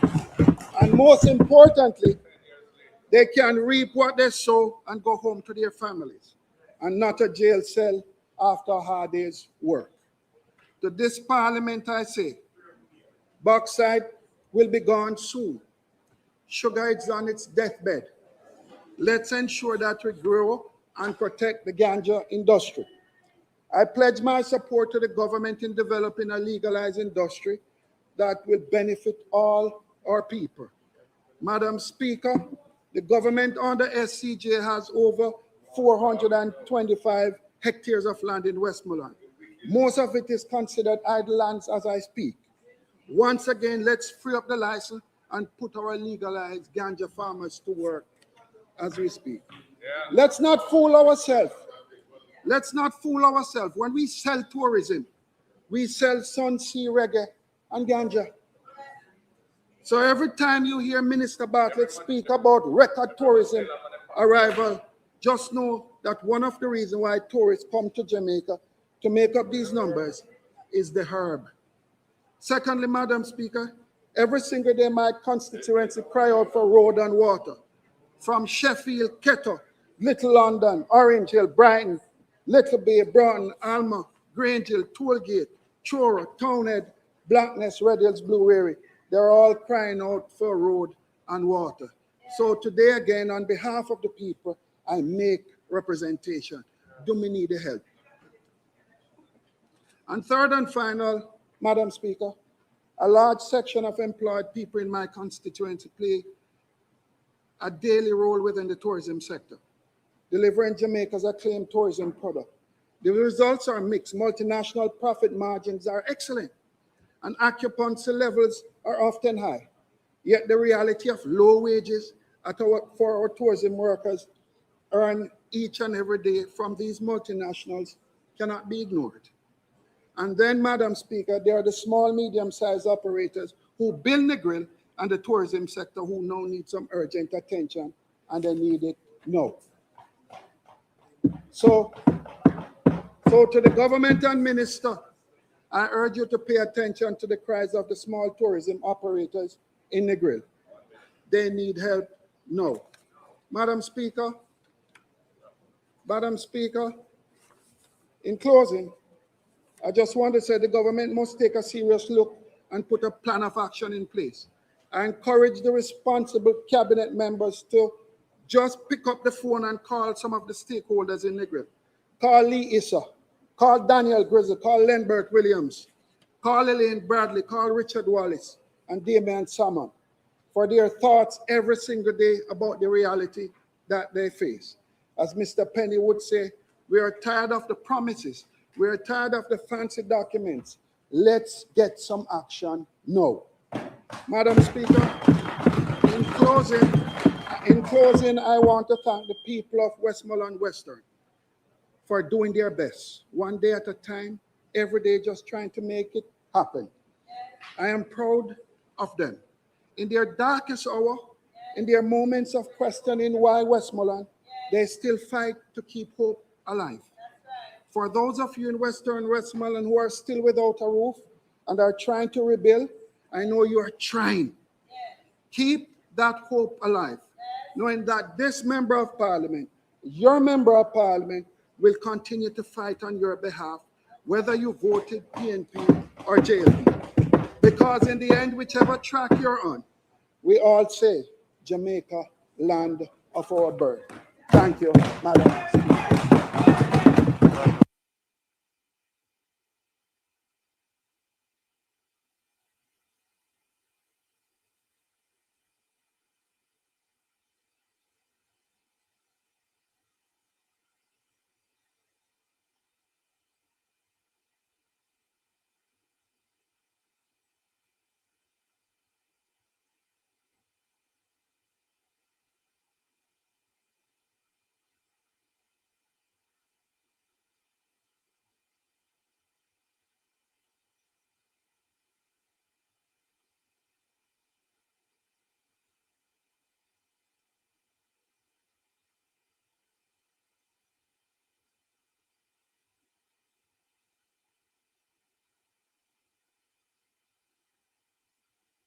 On the right, sir.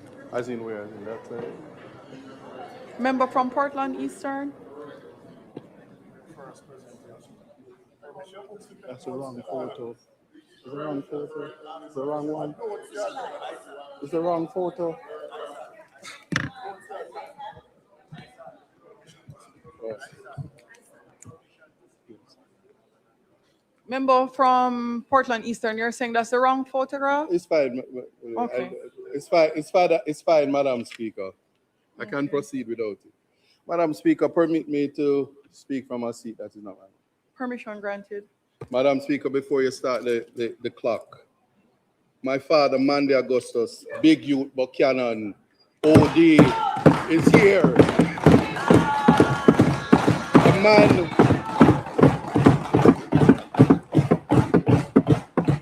A man that gave up, he never gave up on his son.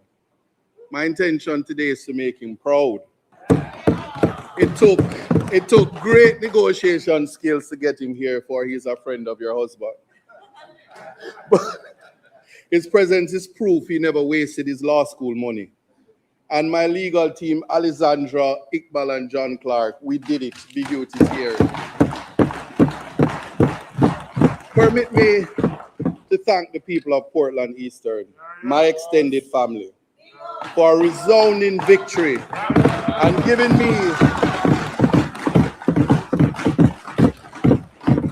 the mandate and honor of representing in the them. gallery, no noise in And the if gallery. I don't say Miss Monica, Miss Vivian, Miss Cherry, and Angie, I will have no redress. For surely the Port Antonio police will not take my report against them individually or collectively, for they too are afraid of them. The crime, Madam Speaker, is unconditional love. Again, no clapping in the gallery. It doesn't no stop there. sounds. Madam Speaker, proof that family, wherever they are, is the foundation of any individual. Miss Barbara and Cass are reflections of my mother, the Reverend Dr. Joan Porteous. They have made my transition to East Portland a rite of passage, and I thank them.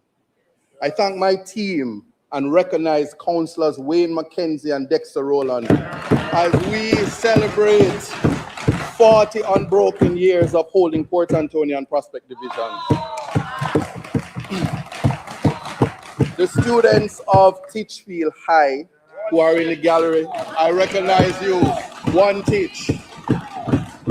And Madam Speaker, you might not know it, but I won Mr. Law many years ago, and Mr. Titchfield is here. He intends to be a member of Parliament one day. I recognize him. I thank my leader, the leader of opposition, the Honorable Mark Golding, for he represents access, opportunity, and vision for the youth of this country to become the best versions of themselves. Together with my colleagues in the Shadow Cabinet, for the confidence reposed in me.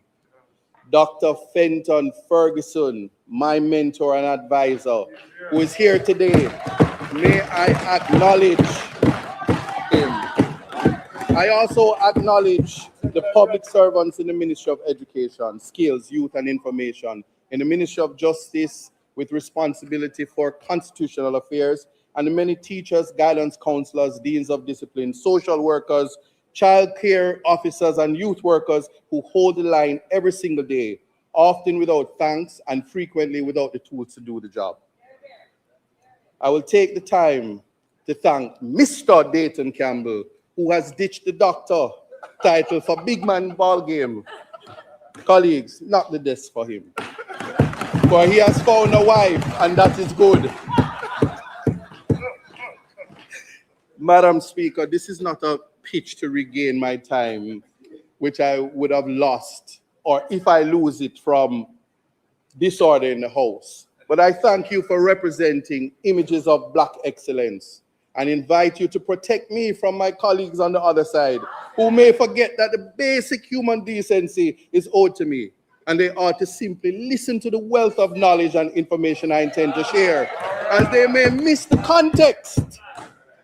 Should they misbehave and cause you to intervene, as you are the umpire of fairness in this honorable House. Authority for my request is grounded in Standing Orders 40A and B. And I also seek your permission to speak the Jamaican language as it may flow naturally as I embark on a topic that I am passionate about. And same. And finally, Madam Speaker, Hold on. Thank you for that. If you are asking that a motion be moved, I so do move to allow the member to speak in a local dialect from time to time in his presentation. Those in favor? Those against? The ayes have it. Have you ensured that you have not robbed him of any time?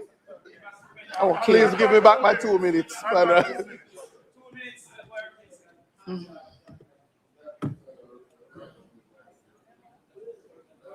And finally, Madam Speaker, before I officially begin, I have only one complaint to make against the Honorable Prime Minister today. He simply cannot be going around identifying himself as a German fan after I have invited members of the House, including the Leader of Opposition, to do the right thing and be a wagonist while he still can. He's representing Brazil. That's his team. But we are asking him to be a wagonist. So please, he's not here today. But I don't know which standing orders that is, but permit me, protect me. Thank you. And lastly, we are guided by a noted gospel artist. Be guided by a noted gospel artist in your ruling today. Jesus is the only king for life. We are explode like dynamite. Thank you. Madam Speaker, context matters. The government has presented its record. It is the duty of Her Majesty's, forgive me, His Majesty's loyal opposition, not merely to applaud the announcements, but to ask the harder questions behind the launches, the ribbon cuttings, the impressive sounding totals. Are our children safer? Are they learning? Are they working? Are they being prepared to be a citizen of a free and sovereign republic?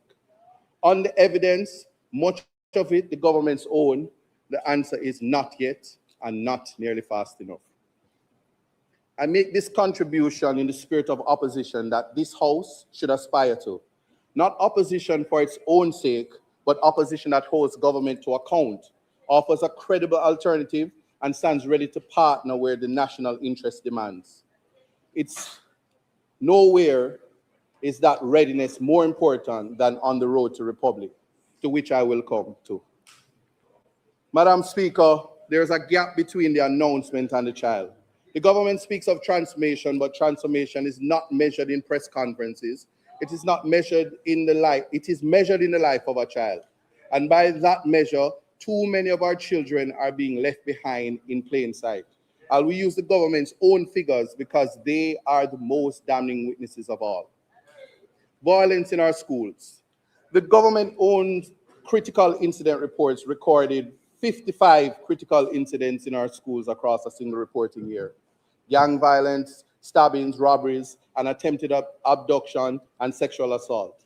By the government's own arithmetic, with 190 school days in the year, that is a critical incident in our education system roughly every 3.5 school days. The minister called it, and I quote her, utter madness. Madam Speaker, I agree, but naming the madness is not the same as ending it. We are told school resource officers no longer operate physically from our schools, and we are told of frameworks, of behavior support teams, of restorative practice memoranda. These are not worthless, but a framework is not a presence, and a memorandum has never stopped a knife. The opposition asks simple questions as parents ask. When my child walks through that gate, who is responsible for her safety, and are they actually there?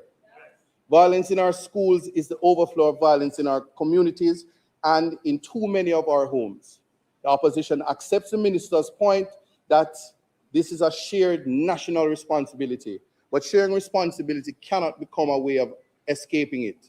The state has levers no household has. Properly staffed guidance and dean of discipline establishments in every school that needs them, functioning monitored CCTV, not a tender perpetually about to go out, and a justice and social protection system that intervenes early before the funeral and not after. A child protection emergency. Madam Speaker, let this House sit with one number. In a single year, the Child Protection and Family Service Agency received over 13,500 reports concerning our children. More than 6,300 of them distress calls to the 211 hotline. Behind the categories sexual abuse, physical abuse, neglect, emotional abuse, child trafficking are real Jamaican children. The minister said she wanted Jamaicans to be appalled by the number. Madam Speaker, we are. The question is what the state or what will the state do with this appallment? Yes, the 211 line exists and it should be commended and publicized. Yes, therapeutic centers have been opened at Maxfield Park and Windsor and a sensory room at Muirton Boys Home. But a handful of centers serving a few hundred children cannot be the national answer to 13,000 cries for help. The opposition wants to know how many of those 13,531 reports were investigated to conclusion, how many children were actually removed from danger, how long is the wait for a child protection investigator, a clinical social worker, or a place of safety. The dignity of a child is not honored by the building we open, it is honored by whether the child is in fact protected. The government's own indicators tell a story about literacy at the grade 4 levels, and it stands at 68%, numeracy at 64%. At the secondary level, the pass rate in CSEC mathematics is reported at 41.6%. Madam Speaker, that means roughly 1 in 3 of our children cannot read with confidence at grade 4, and well over half are leaving the secondary system without a pass in a single subject most tied to employment and to the STEM's future. This government says it wants. So we cannot declare ourselves a STEM island while the foundation is this fragile. This is where youth policy and constitutional principle meet. The opposition has long argued and has been prepared to argue in the courts that access to publicly funded early childhood education is not a luxury, but rationed, but a foundation to be guaranteed. 80% of our early childhood institutions are privately run. The brain is built before age 5. If we are serious about literacy at grade 4, we must be serious about the 3-year-old today. The opposition will press for a clear funded pathway to train teachers in every early childhood institution, not as an aspiration over the period of the transformation, but on a timetable this House can hold the government to. The unattached and the unemployed. Madam Speaker, the government celebrates a low national unemployment rate, but the headline hides the young person. Youth unemployment remains roughly 3 times the national rate, and the figure does not capture our gravest problem. The unattached young people, those not in education, employment, or training, who drift between the corner and the gang. 9 youth innovation centers is a start, but the government's own stated aim is 1 per parish, and that promise is not yet kept. A recording studio in 1 parish is welcome, but it is not a national youth employment strategy. The opposition test is simple. Does the young man in Manchaniel, the young woman in Granville have a real reachable route from where they are to a job, a skill, or a business of their own? This requires that heart trust training match to where the jobs actually are. It requires entrepreneurship, support that reaches the unattached, not only the already ambitious. And it requires us to stop treating youth crime purely as a policing problem when it is at its root an opportunity problem. We must recognize that the government reports that 275 special needs students benefited from shadow, special education assistance support, and that 213 new shadows were trained. Madam Speaker, set those numbers against the need and they are plainly inadequate. Parents of children with disabilities have been left to plead publicly for support that should be a right. The promised diagnostic center at Case has slipped repeatedly. Every Jamaican child is entitled to be seen, assessed, and taught.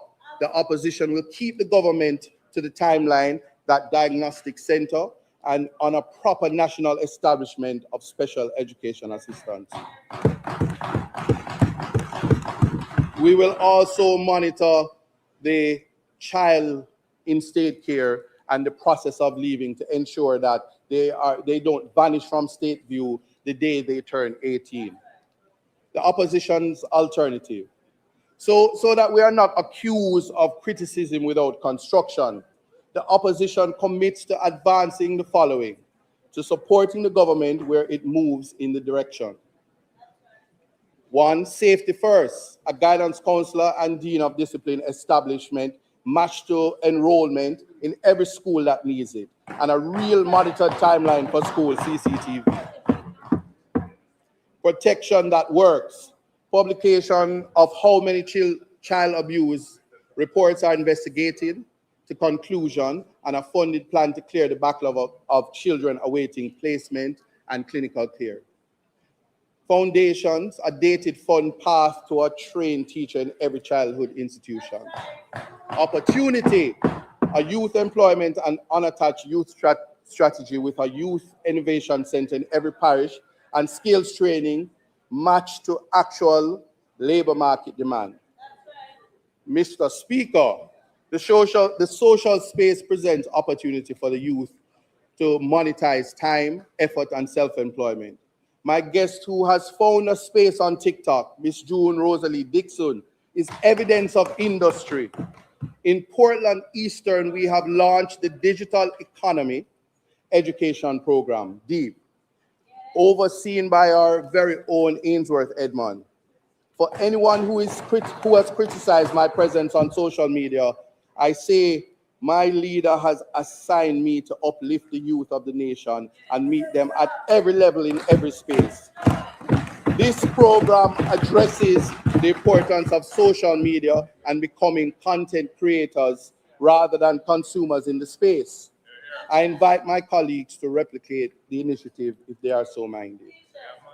Inclusion means a proper national establishment of special education assistance and delivery of the long-promised diagnostic center. Aftercare, it means that a guarantee that no young person exits state care into homelessness, with transparent annual reporting on their housing and unemployment outcomes. I turn to constitutional affairs, the road to republic and the road not yet taken. Madam Speaker, let me begin with agreement, because on this subject, agreement is not weakness. It is the only currency that can actually change the Constitution. The opposition supports Jamaica becoming a republic. We support removing the British monarch as our head of state and replacing the King of Jamaica with a Jamaican of no divided loyalties. On the principle of patrioting our highest law, of enacting for the first time a constitution by us, for us, and made for us. There is no quarrel between the sides of this house. And our agreement is not abstract. The government's own record shows that the Constitutional Reform Committee reached consensus on the two foundational questions. That is the abolition of monarchy and the repatriation of our Constitution. And the term, we have adopted the term Jamaicanizing, first raised in the 1995 report of the Joint Select Committee on Constitutional and Electoral Reform, to describe a supreme law passed by our own parliament and approved by our own people, rather than left as a schedule to a British order in council. The opposition named its members to that committee, and they sat in good faith and in detail from the very first meeting. So let no one in this house suggest that the opposition came late or grudgingly to the table of the Republic. Where the government has stumbled, though, the quarrel is about how and about how much. The government chose a phased approach that would remove the king but leave us in the same breath. Still traveling to London to the Judicial Committee of the Privy Council for final justice I'm not sure if the Minister of Justice appeared before the King's Council before, and I did some research, but not so. The opposition's position stated plainly by our leader is that it should be 2 instead of 1. Well, that time has come for all decolonization, to free ourselves of the crown while keeping a British court as our court of last resort is to change the symbol and keep the substance. The government answers that final court is contentious, that it belongs in a later phase, and that the people should decide it by referendum. The Justice Minister has urged us, in effect, to get it done, to start with what is agreed and debate the court afterwards. Mr. Speaker, the opposition understands that argument, but we simply did not accept that. A nation should be asked to complete its independence in installments, deferring the most practical act of sovereignty, control of our own final justice, to a phase that may never come. Phase 2 is where good intentions go to wait. Madam Speaker, the matter has compounded the matter because this very House passed an amendment under Section 96(1) and 121, an act to extend the tenure of the DPP and the Auditor General. And it gave no consultation to the very committee it created. It was Dr. Lloyd Barnett who had to ask for a special meeting to air it. And this is a matter of courtesy. So if the government will not extend the courtesy of consultation on an ordinary amendment, it had the votes to pass alone. How is this House and how are the people of Jamaica to trust its good faith on deeply entrenched questions it cannot pass alone? Well, Mr. Speaker, there is a new arithmetic of this parliament. With enough over here. So your 2/3 majority cannot be done without us. Let that sink in. You have to deal with us as a matter of necessity.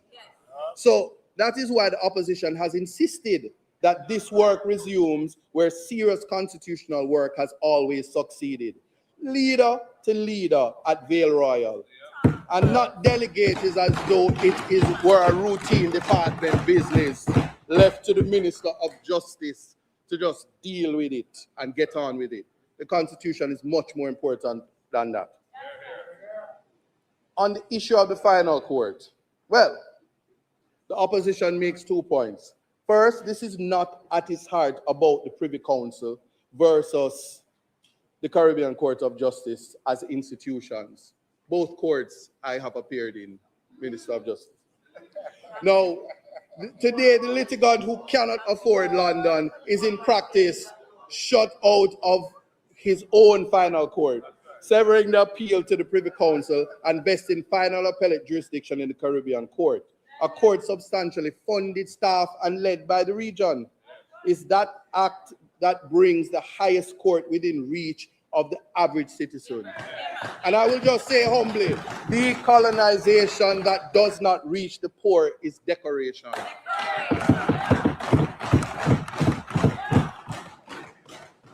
I'm going to repeat for emphasis. Decolonization that does not reach the poor is decoration. Let that sink in. And the Privy Council has given guidance in the Independent Jamaica Council for Human Rights case. We can do it without bringing it to a referendum, but it takes courage. And we were all voted for and put into this house. We should exercise that courage, grow some cojones, and do what we're to do in this house. And, Mr. Speaker, Mr. Speaker, I am not picking on the Minister of Justice, but he did say no human rights problem. And the record answers the minister. Mr. Speaker, during the very debate, the Minister of Justice and Constitutional Affairs declared, answering my colleague, the opposition spokesperson on justice, that Jamaica does not, and I hope will never have a human rights problem. He went so far as to suggest that anyone who claims they need justice in Jamaica needs to have their head examined. I say this without relish. The minister who holds both justice and the Constitution in his charge ought to be the last in this house to pronounce a nation's rights beyond reproach. The claim does not survive contact with the evidence, and not the opposition's evidence, but the sober finding of independent and international monitors. Consider the most recent United States Department country report on human rights practice for Jamaica.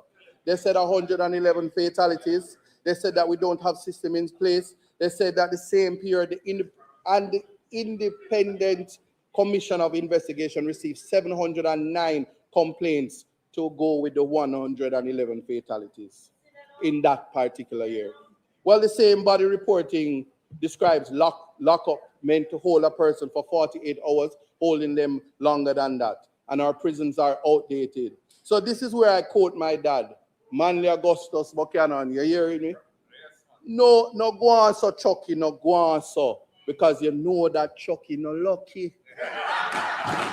Human rights must never be seen as an ostrich with his head in the sand. It is not a strategy, but rather screams danger. Chucky, you know you're lucky.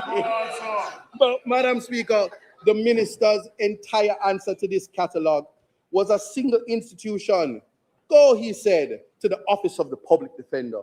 Yet the minister knows, or ought to know, the limits of the very remedy he offers.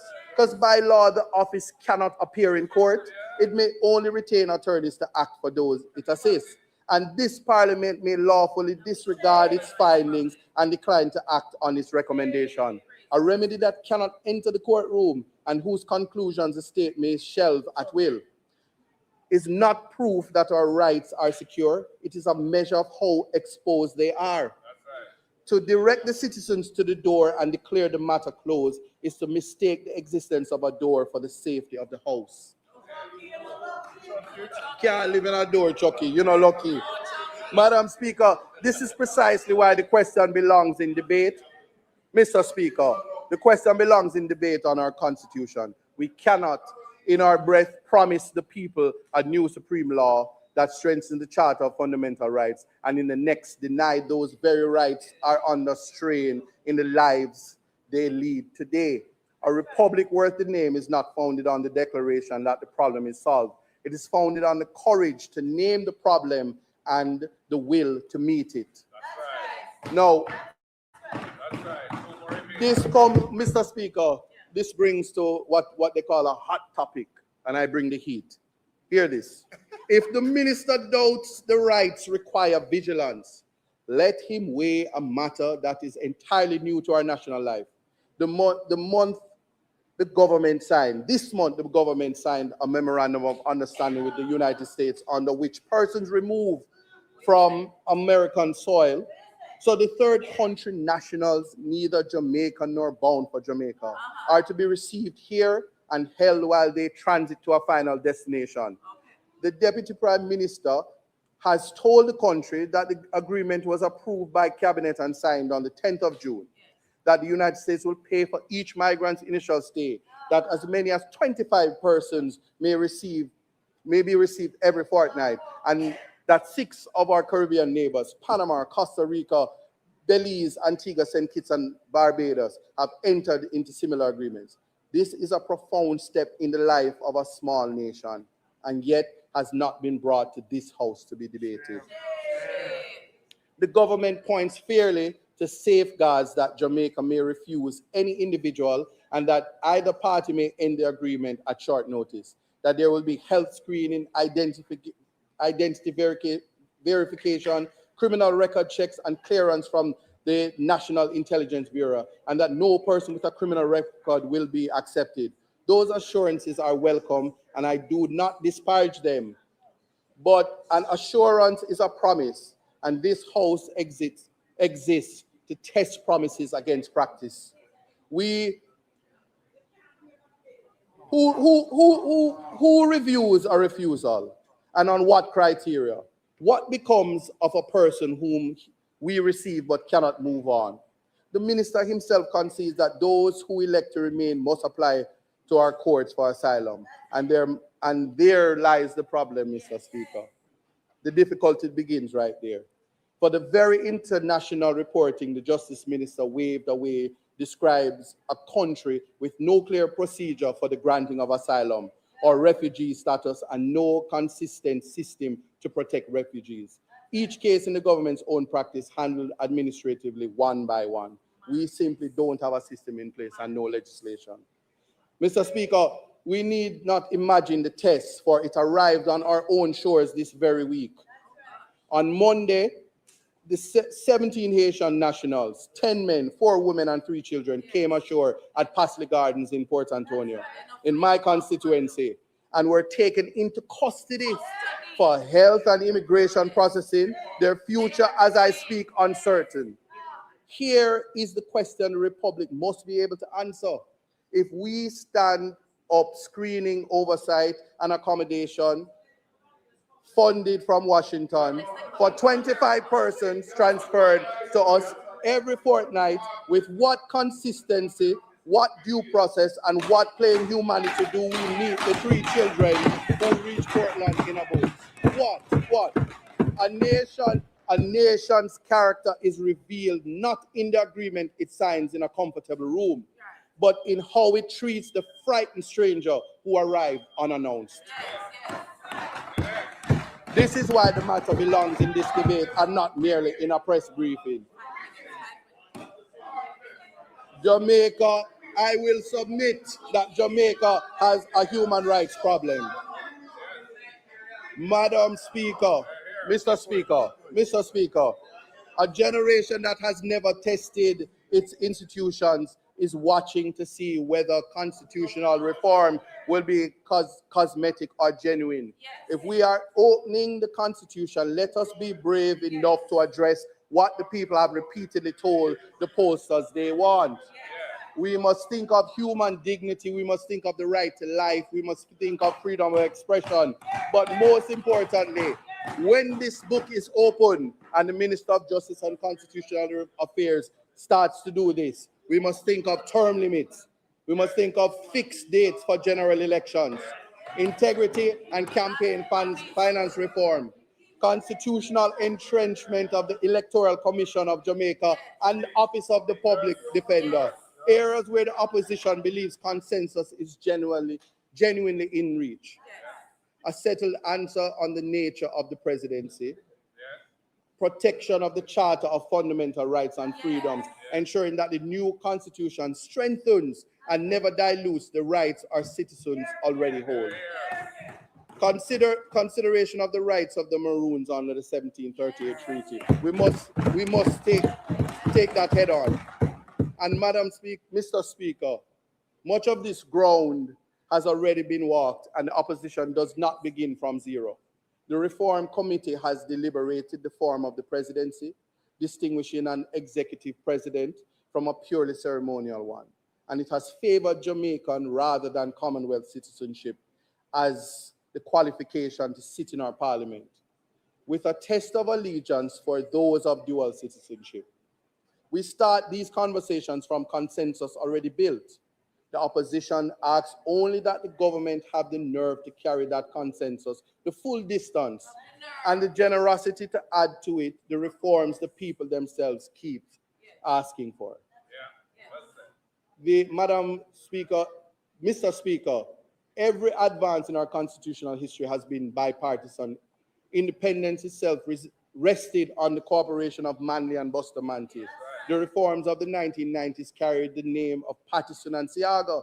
The Charter of Fundamental Rights and Freedoms in 2010, perhaps the final constitutional achievement of the modern era, was passed by a partnership between the Jamaica Labour Party, Prime Minister, and a People's National Party leader of opposition.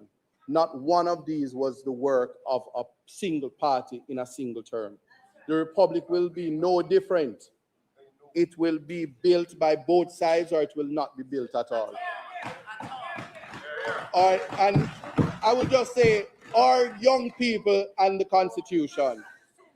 And here, Madam Speaker, the two halves of my portfolio finally meet. The young Jamaican who cannot read at grade 4 will not read the Constitution we write. The unattached youth who believes the state has never protected him will not believe the republic belongs to him. A new constitution by us, of us, and for us is empty if a generation has been taught by experience that the state's promises are for other people. So let civic education be real and not tokenistic. Mr. Speaker, if we want our young people to claim the republic as their own, the youth voice on the Constitution must shape the outcome and not merely decorate the process. And the National Public Education Campaign on the Road to Republic must reach the child in the classroom in Fair Prospect and Haile Selassie High School, as surely as it reaches the platform here in Gordon House.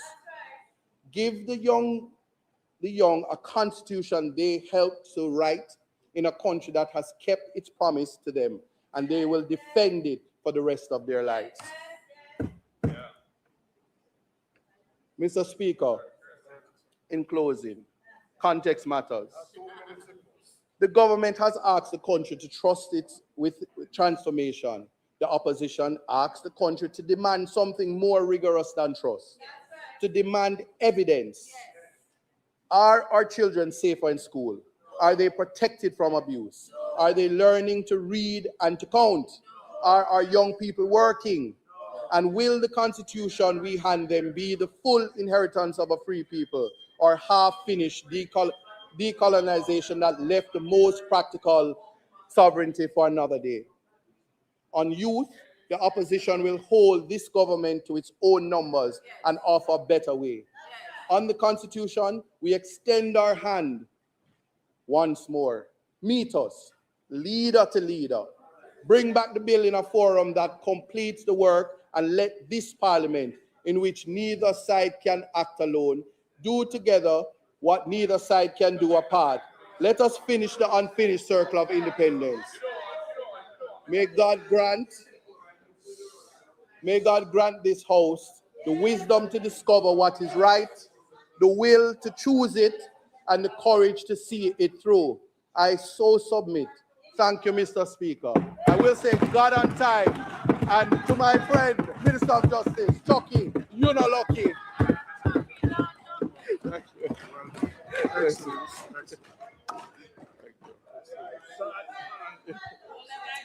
House Leader.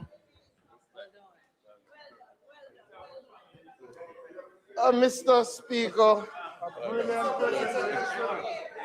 let me thank the contributors from the opposition side.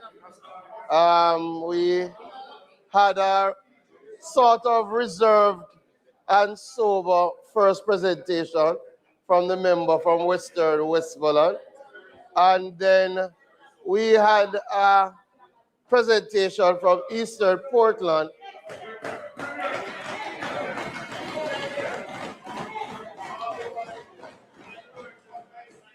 that House Leader. Just a reminder to those in the gallery, you are not in any way to disturb the proceeding. No clapping, no shouting, no banging. We had a presentation from the member from Eastern Portland that did raise some points. However, at one time I wondered if he was the spokesperson on current affairs. With that said,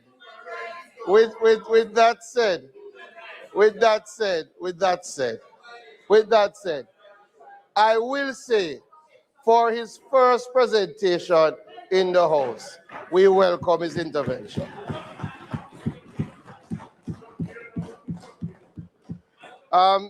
Mr. Speaker, we're going to continue in public business. I will take this opportunity to welcome the members from Eastern Portland. They were not here when I spoke earlier. And I'm very happy to see the students from Titchfield, which is among the best institutions in our country. A very, very good high school. Very good high school. We will now take the Oh, and big youth. I definitely want to use the opportunity to welcome big youth and big him up for joining us in the house. I know the Prime Minister would be happy.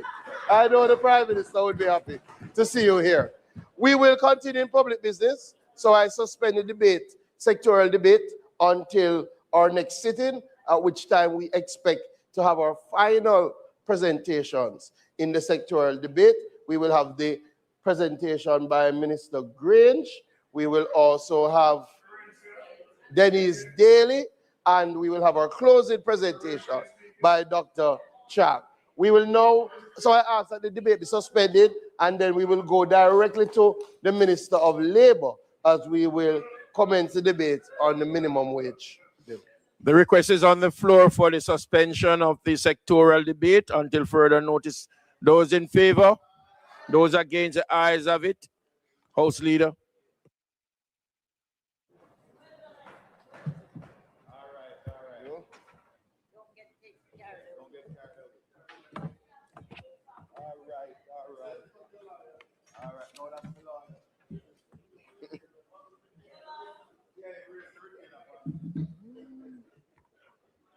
Minister, you will know just a minute, so we give the gallery some time to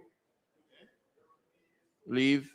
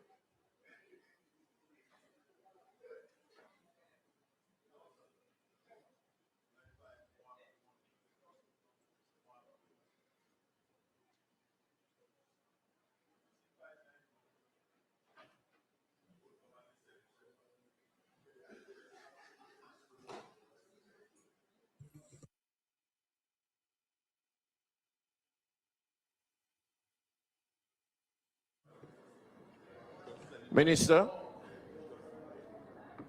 you may now proceed. Thank you, Mr. Speaker. Permission firstly to speak from a seat that is not normally my own. Permission granted. Thank you. Mr. Speaker, on the 17th day of June 2026, the National Minimum Wage Amendment Order 2026 and the Minimum Wage Industrial Security Guards Amendment Order 2026 were laid on the table of the House and notice given for their affirmation. Accordingly, Mr. Speaker, today I rise to reaffirm the government's commitment to ensuring the principles that protect every Jamaican worker, provide them with fair compensation. Since its enactment in 1938, our Minimum Wage Act has remained a cornerstone of worker protection in our country, helping to ensure that the country's lowest paid workers receive a minimum standard of income to support their basic needs and dignity. More than a piece of legislation, it reflects our collective belief that workers must be protected from exploitation and afforded the opportunity to build better lives for themselves and their families. As outlined in Section 3 of the Minimum Wage Act, the minister is empowered to fix minimum wage rates by this order.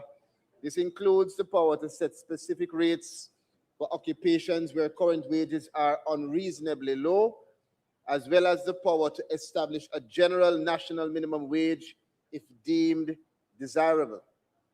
This is a responsibility, Mr. Speaker, that must be exercised carefully and thoughtfully.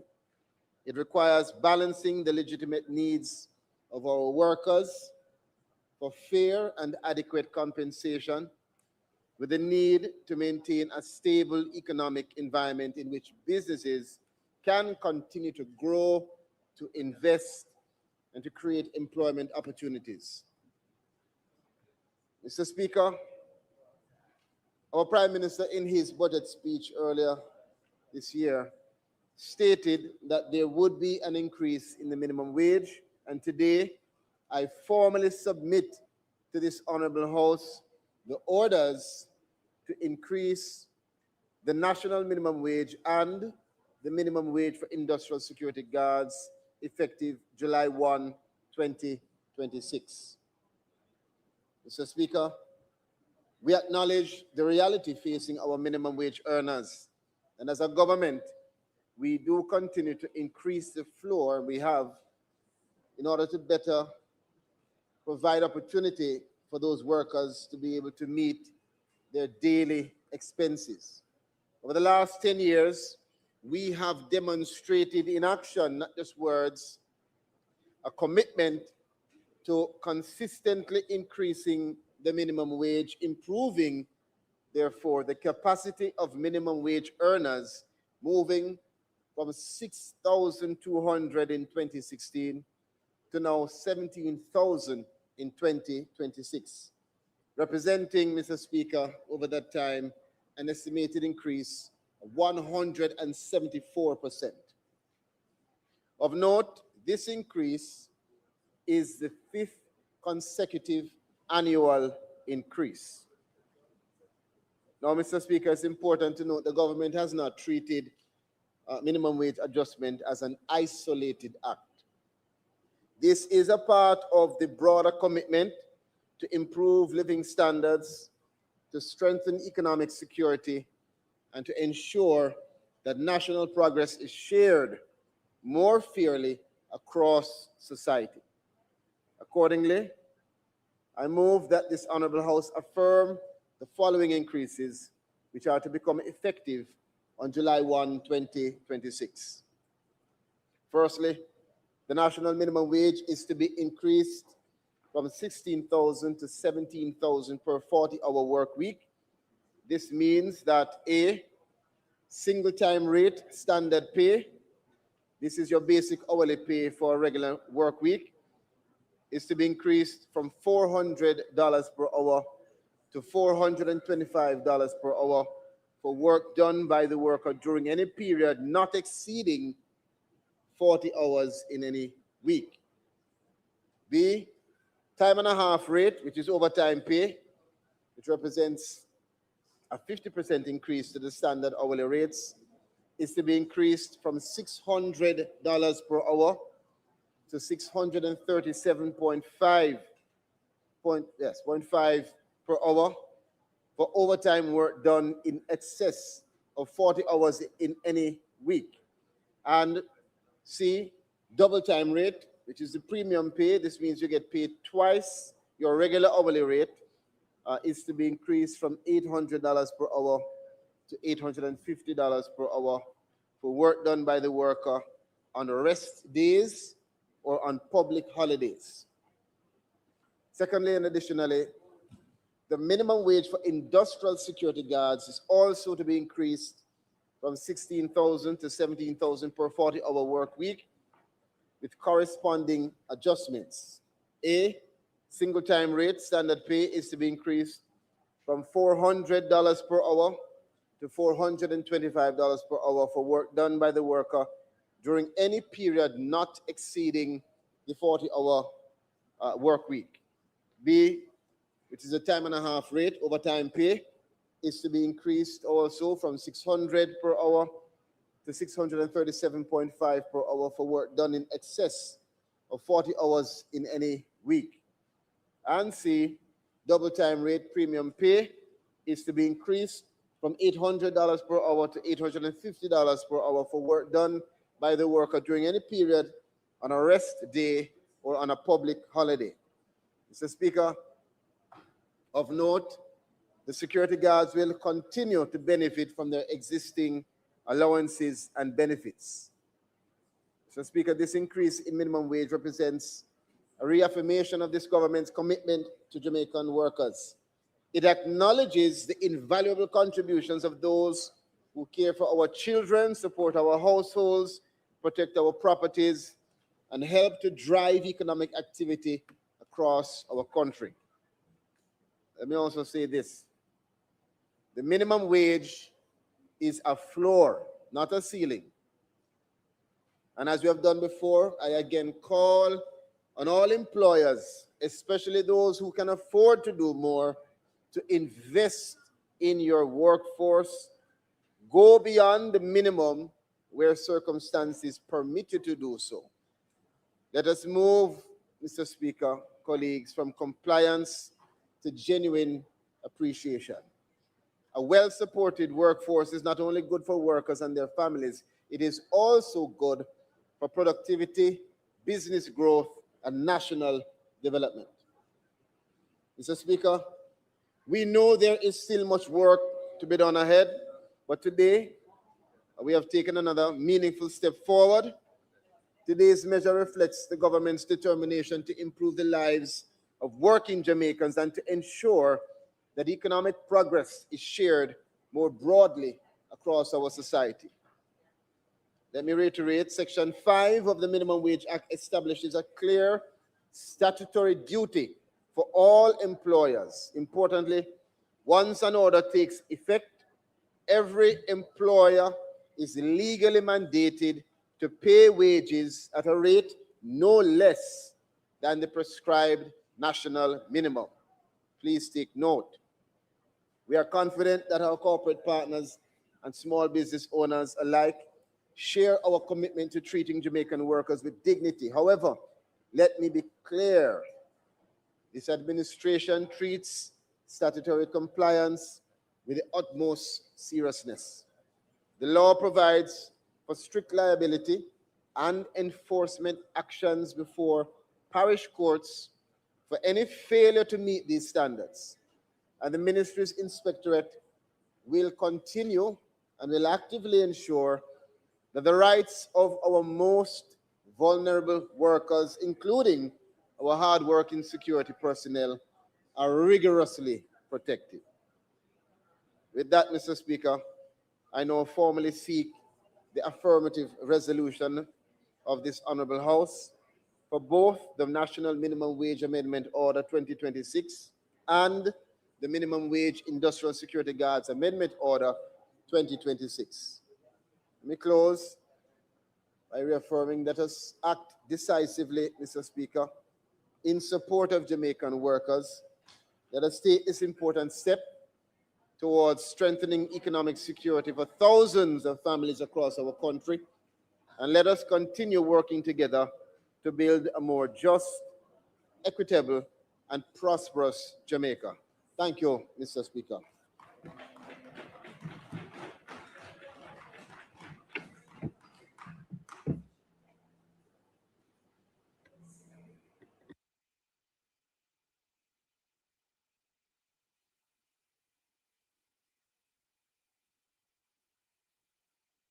If there, oh, somebody else speak.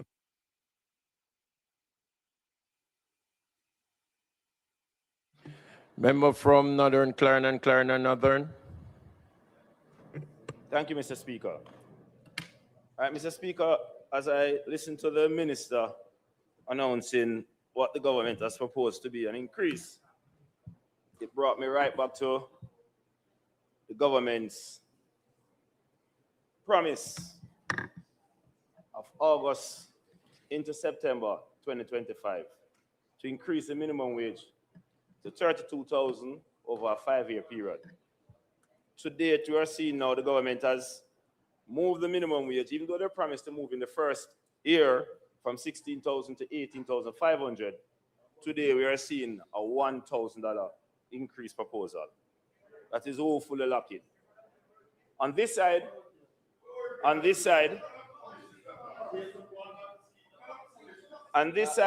we propose from the outset, we would have proposed that we wanted a livable wage, not a minimum wage. We have an inflation rate of 5.5% operating at. An increase of $1,000 is certainly not one that can match the growing cost of living of our people against the election promise.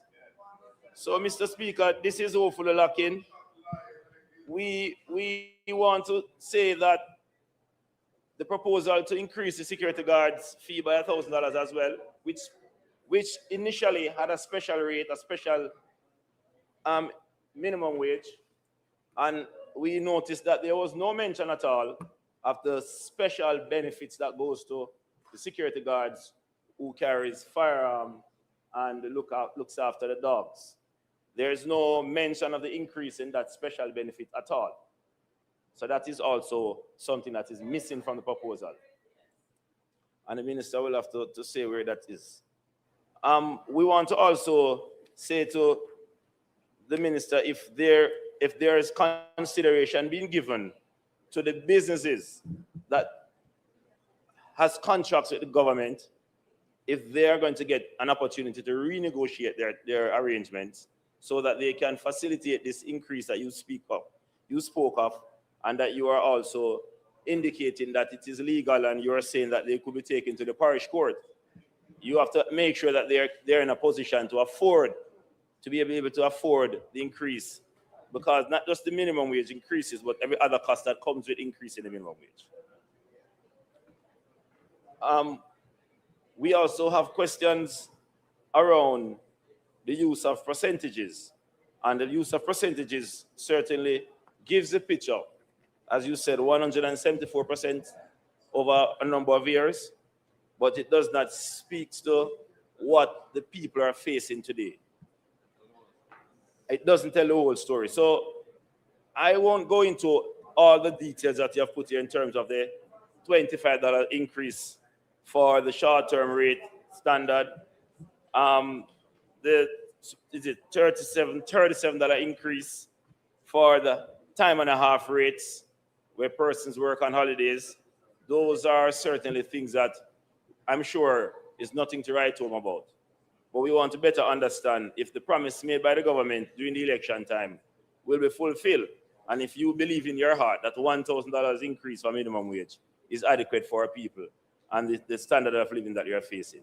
So I'll close for now, Mr. Speaker. Thank you.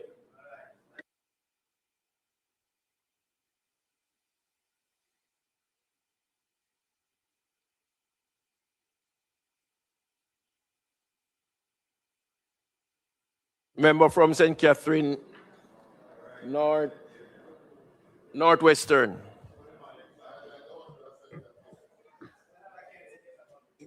Thank you, Mr. President, Mr. Speaker.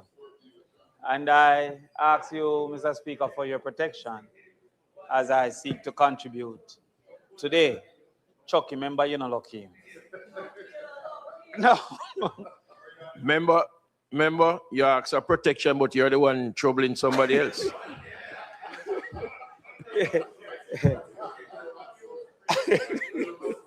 Mr. Speaker, no maths is necessary today, but I want to make a special appeal on a category of workers that this particular bill don't represent today. Mr. Speaker, there's an industry called tourism, for which I believe that there is a necessity for the consideration of a special minimum wage for tourism workers.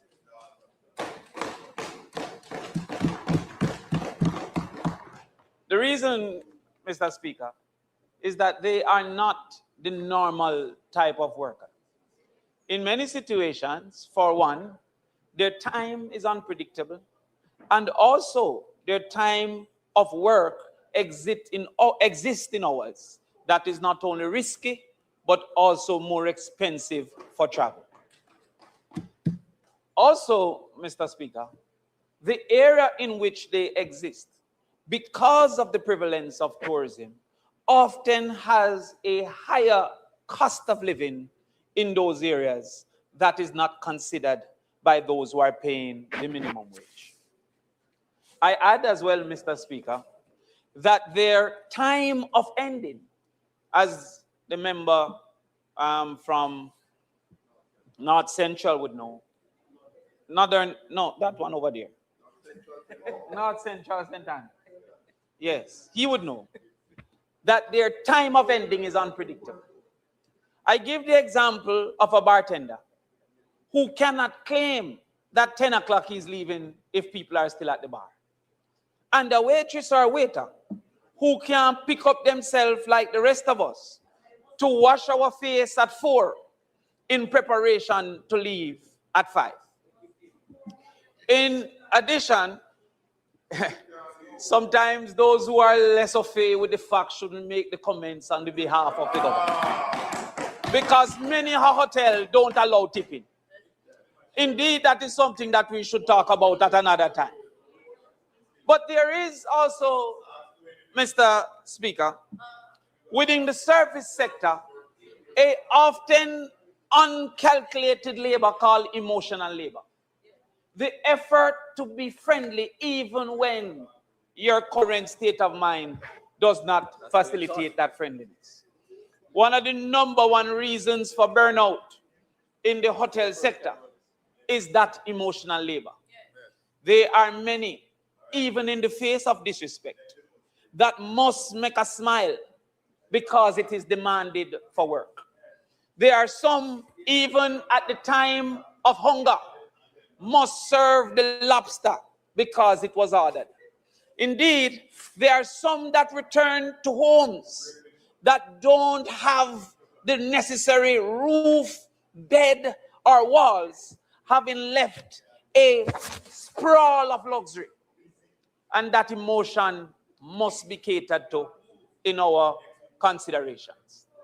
We believe that it is necessary, if a country is really serious about its development, that an industry that is a major contributor and a major earner of wealth, that a special consideration for persons who work under special circumstances with special realities due to the realities of their geographic space, that a special minimum wage be considered.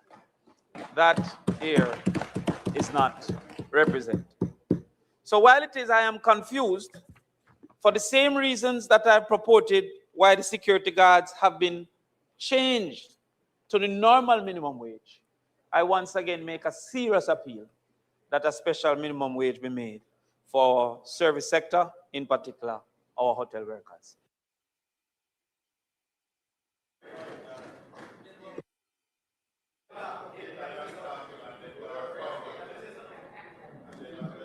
Member from St. Andrew East Central.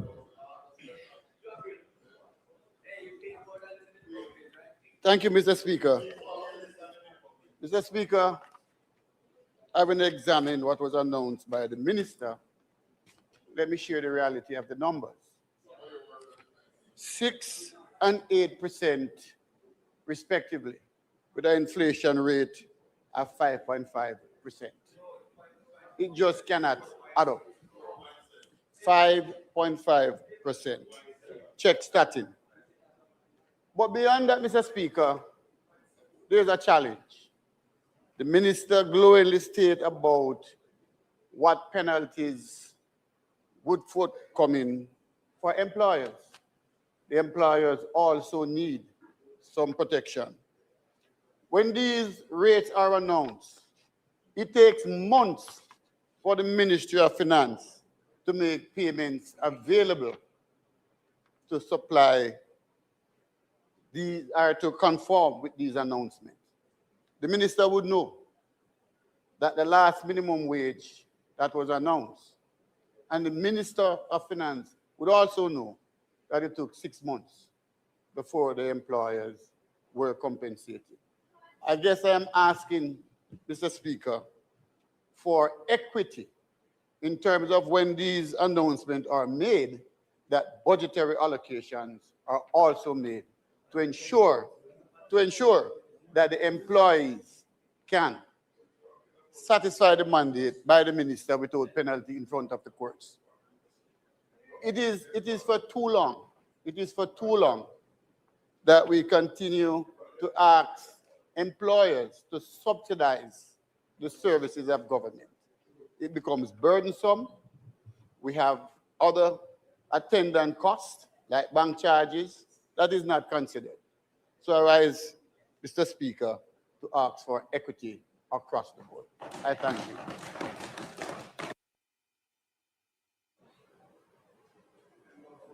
Member from Eastern St. Thomas.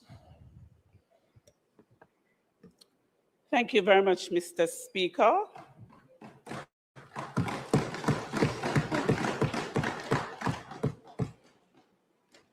Minister, I rise to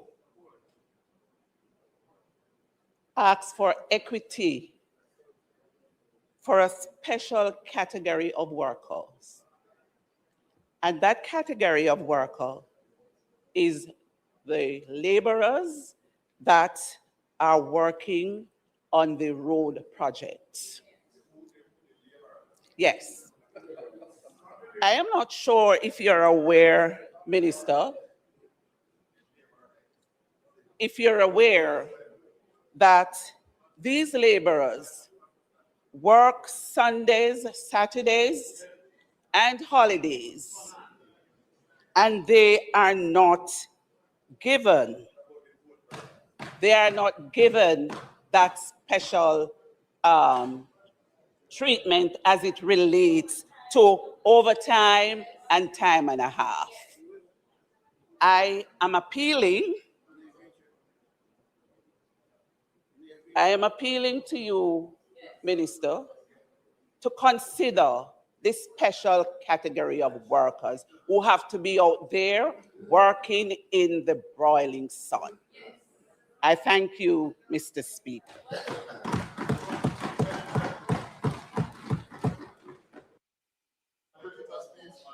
Member from Westmoreland Eastern.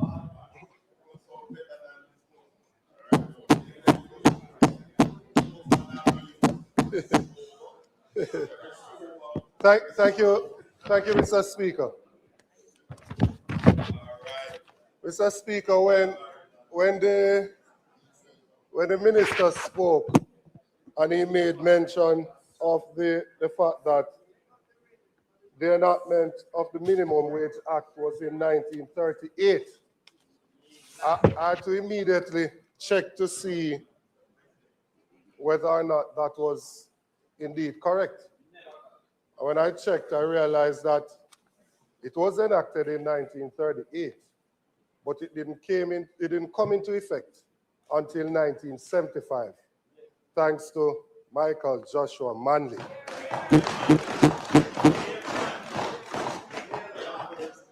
And so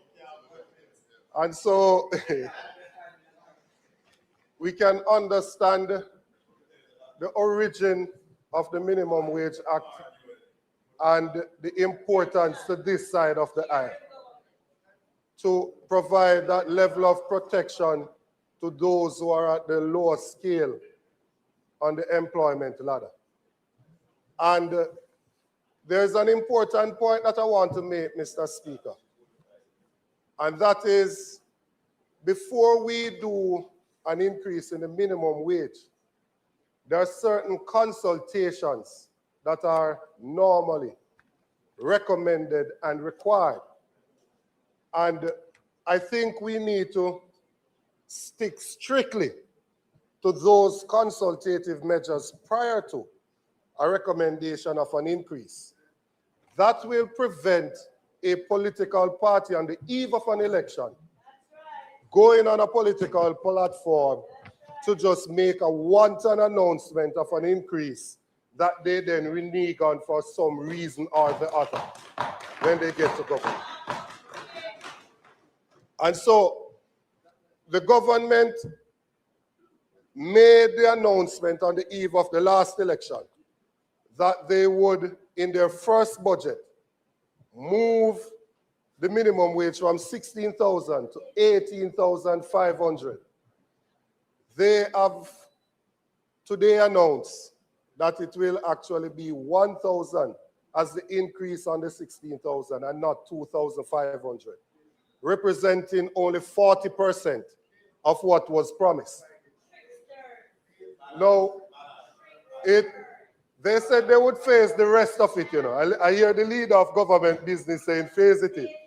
But they actually said they would phase the rest because they left it from 18.5 to get to 32 over the 4 years. I'm not speaking about that part of it. I'm not speaking about getting it to the 32 right now.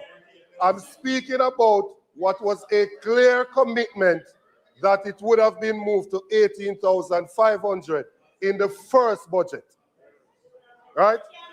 And having said so,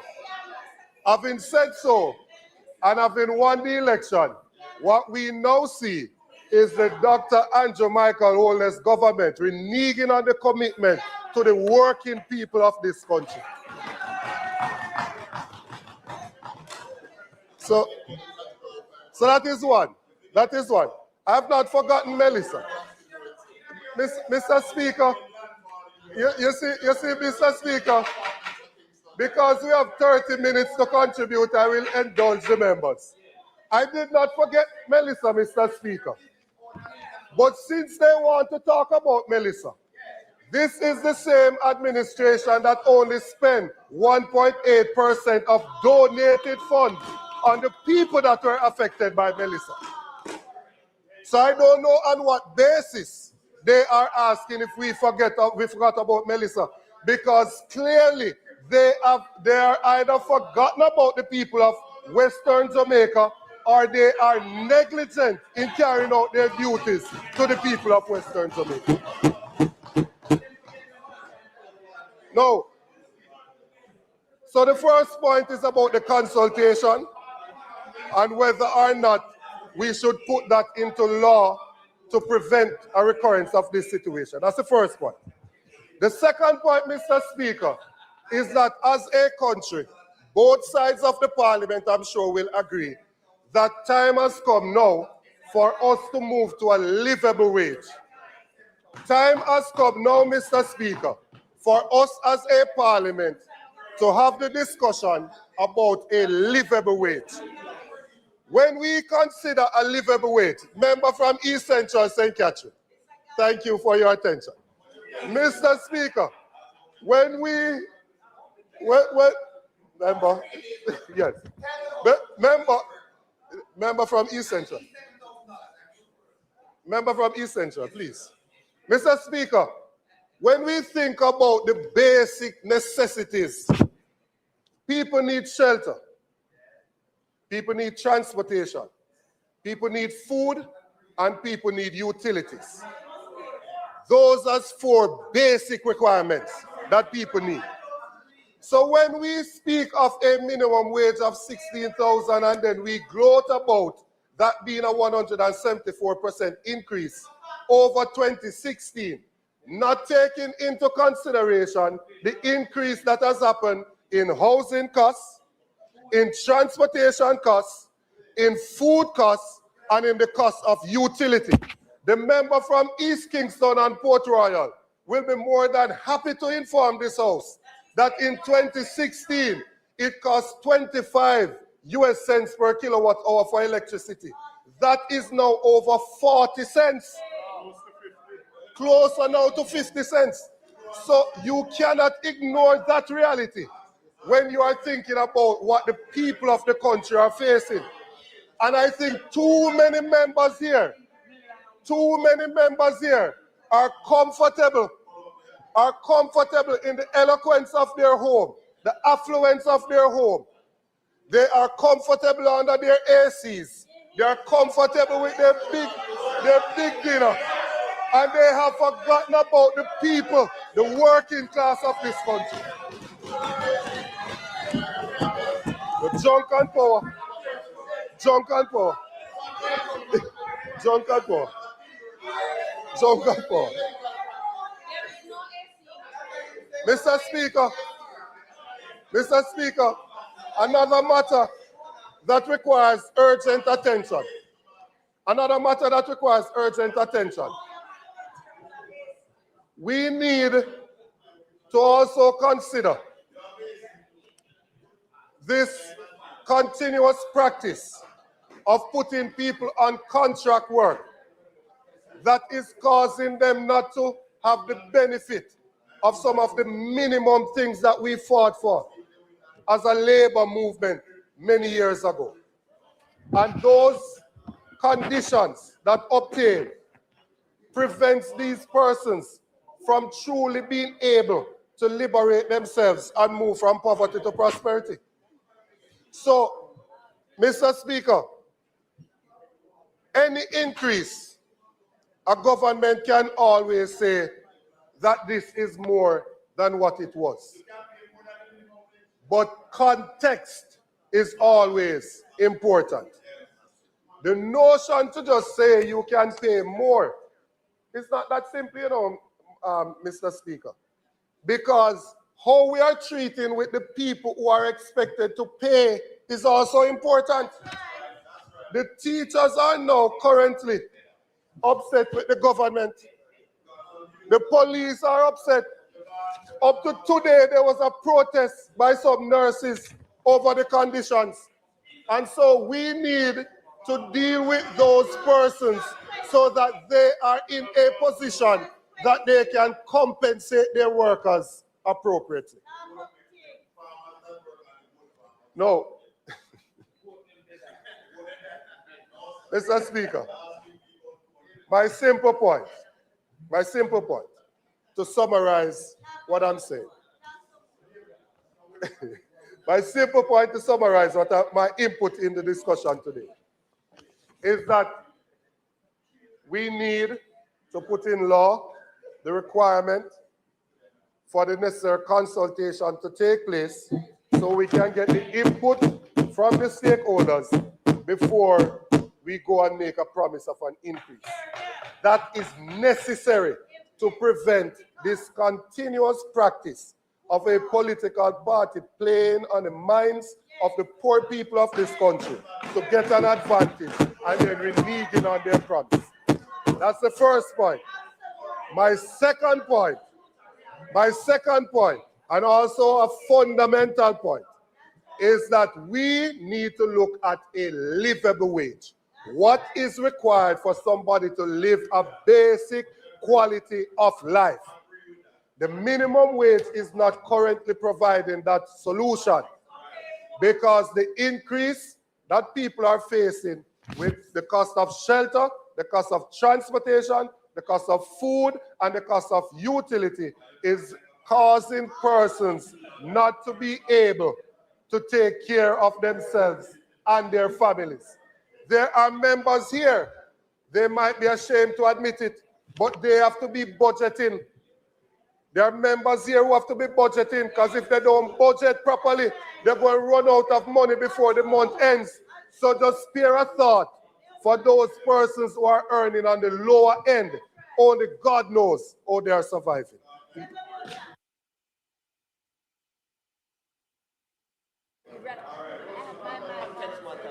No, his mic is off. Yes. Thank you very much, No, Mr. Speaker. It's fine. Go. I will.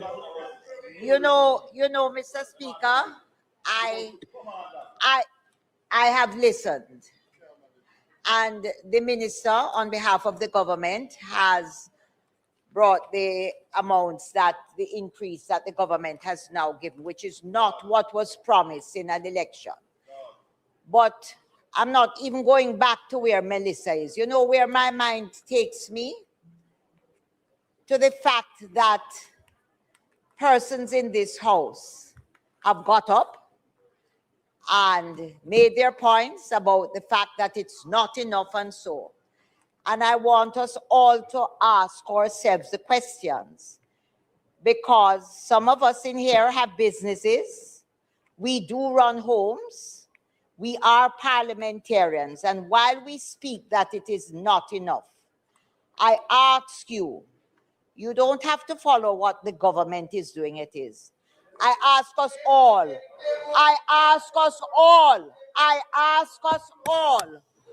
how much do we pay our workers in our business, at our homes, and in our businesses? And remember, just remember that when you stand and ask those questions, the workers you employ in your business are hearing you.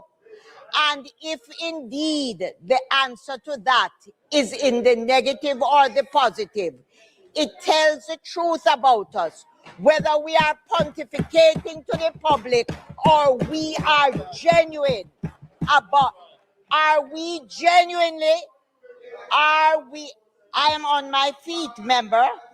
I'm on my feet. I listened quietly to you. I don't need your protection. I listen to you and I expect you to do so for me. I am saying to all of us in here that the questions you have asked are being answered by our workers in our businesses and in our homes. So we are saying to those very people exactly who we are. Are we standing for two reasons: to oppose a government or just to pontificate? Because we must ask ourselves the question, are we conscious? Are we doing what we are asking the country to do? Thank you very much.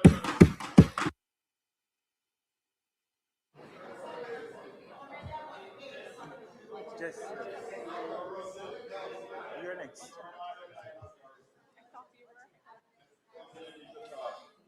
Member from St. Catherine East Central. Mr. Speaker,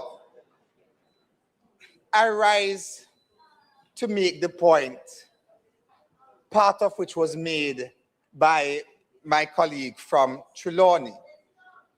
The truth is, Mr. Speaker, that there should be no Jamaican working less than $35,000 per week. That is just the plain truth. However, Mr. Speaker, hang on. However, Mr. Speaker, when one considers the reality of our country, we're still a growing economy. We have gone through 2 hurricanes in the last 2 years. We have passed through, hang on, member. We have passed through the ravages of one of the worst pandemics in over 100 years, and yet Jamaica still stands. So the member from Westmoreland spoke about context. So let's put Jamaica's economy over the last decade in context. Mr. Speaker, in 2012,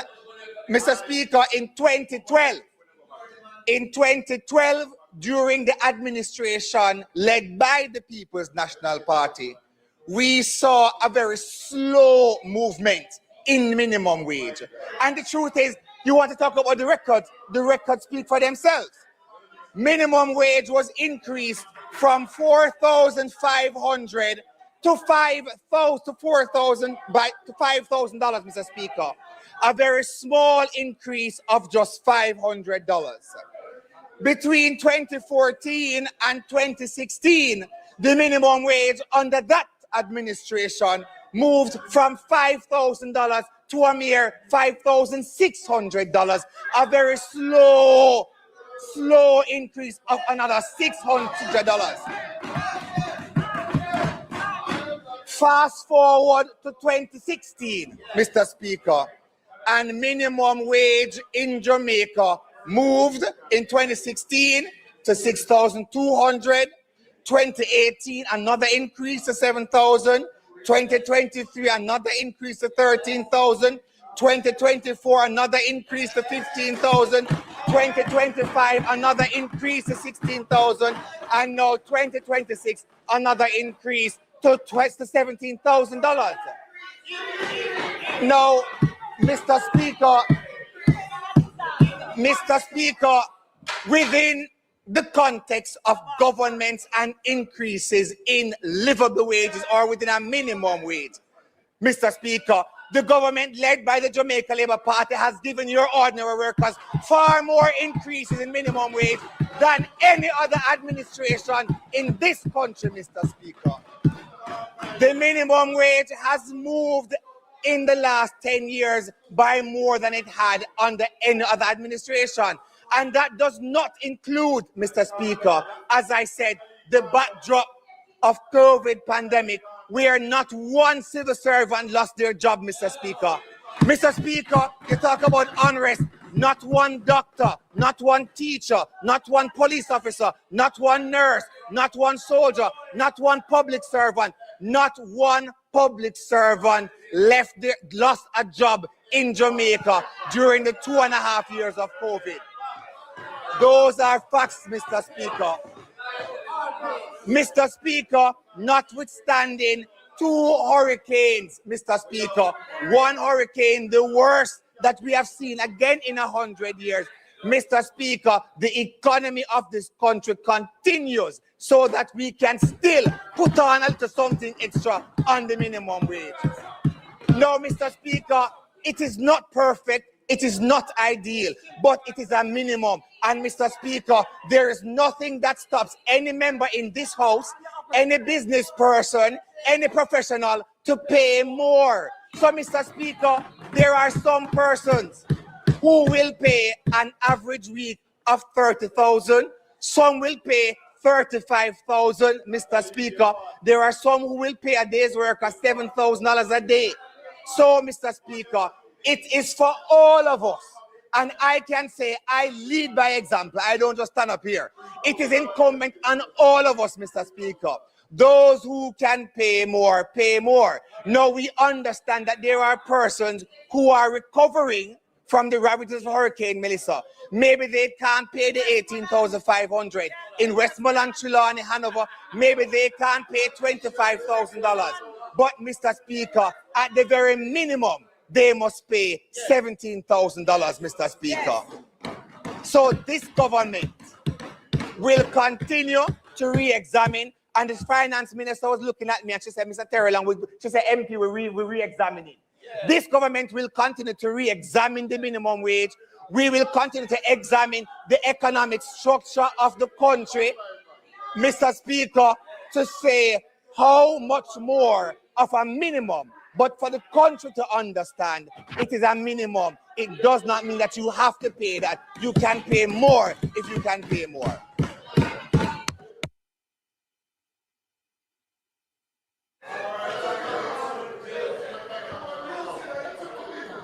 Minister.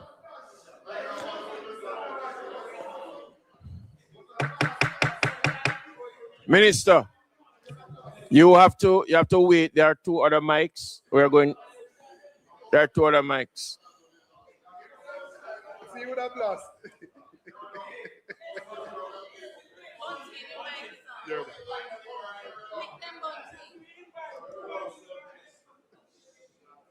Thank you. Thank you, Mr. Speaker. Well, I am happy to share what I pay my workers in wages, and I would not be embarrassed to state that amount in this house. But the 2 points I want to make, I keep hearing about comparisons about the increase in the minimum wage between 2012 and 2016 or 2015. And you have to perhaps take into account, Mr. Speaker, the disastrous economy we inherited from that side.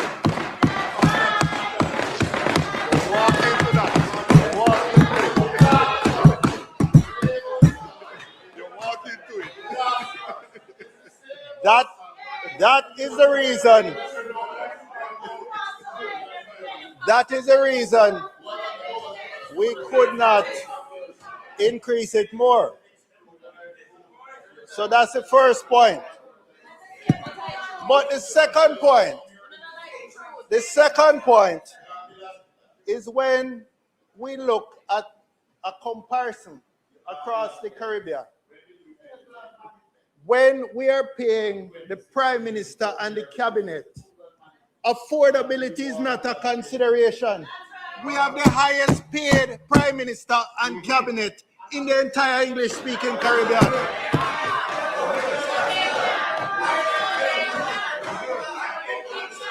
However,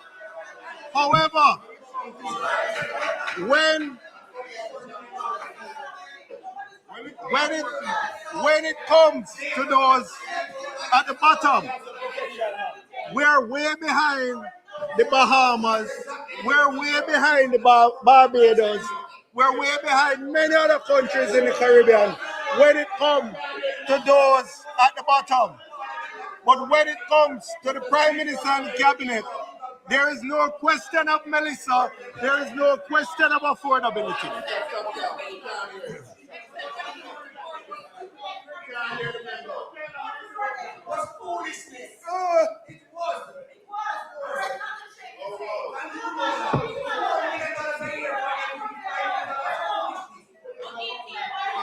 All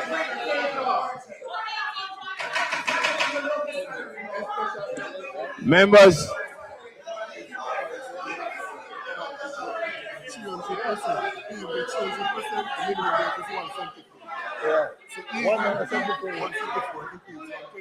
yeah. So member, are you seeing me on my feet?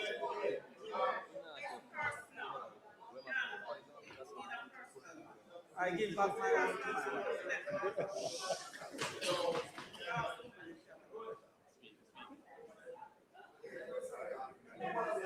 Yes, Mr. Speaker.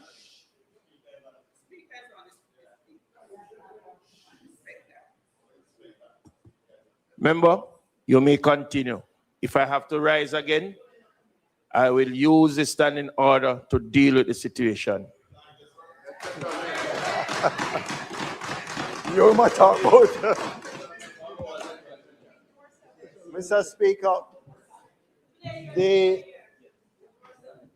recently we heard sectoral debates and we spoke about the danger of replacing the sugar plantation with the hotel plantation. And we're seeing a trend where in this country, the elites, whether they be political elites, whether they be economic elites, they are the ones that the system is designed to facilitate. And when I use the example of the Prime Minister and the Cabinet and the Ministers of State, I am not grudging anybody getting a fair wage. But I am saying, why is it when it comes to those levels, when the Minister of Finance stood up about retaining the best and the brightest, we must be willing to pay.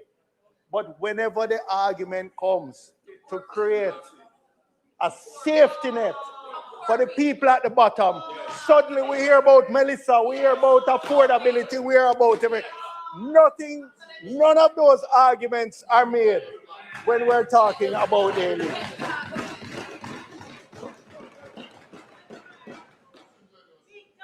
So, Mr. Speaker, promises were made on political platforms. Those promises have been abandoned. The people have been scammed. The people have been scammed. The people have been fooled. They've been chopped. They have been samfied, and that is a disgrace.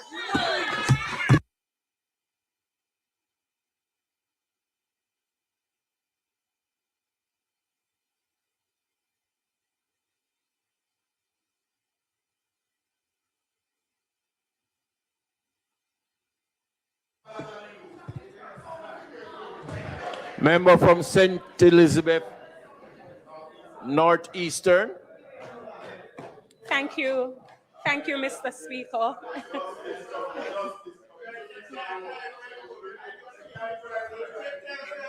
Don't worry.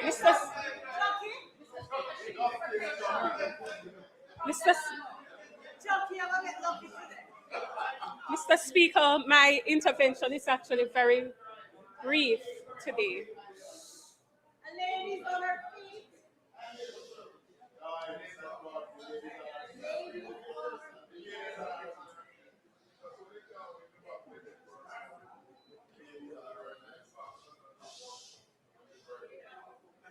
Mr. Speaker, I wish to start by making it very clear. We on this side welcome any fiscal relief that will benefit the most vulnerable amongst us. But I also believe, Mr. Speaker, that it is important that we inject a healthy dose of reality in this House. It is important that in making this announcement today, Mr. Speaker, the minister is essentially giving or announcing an increase from $16,000 to $17,000, $1,000 roughly per week. But when we break that down in simple terms and simple understanding, that only represents about $200 per day. That represents only a box juice, and it can't buy the patty for the day, Mr. Speaker. And so, just a moment, because let me be clear, I do not come with fire and brimstone today. I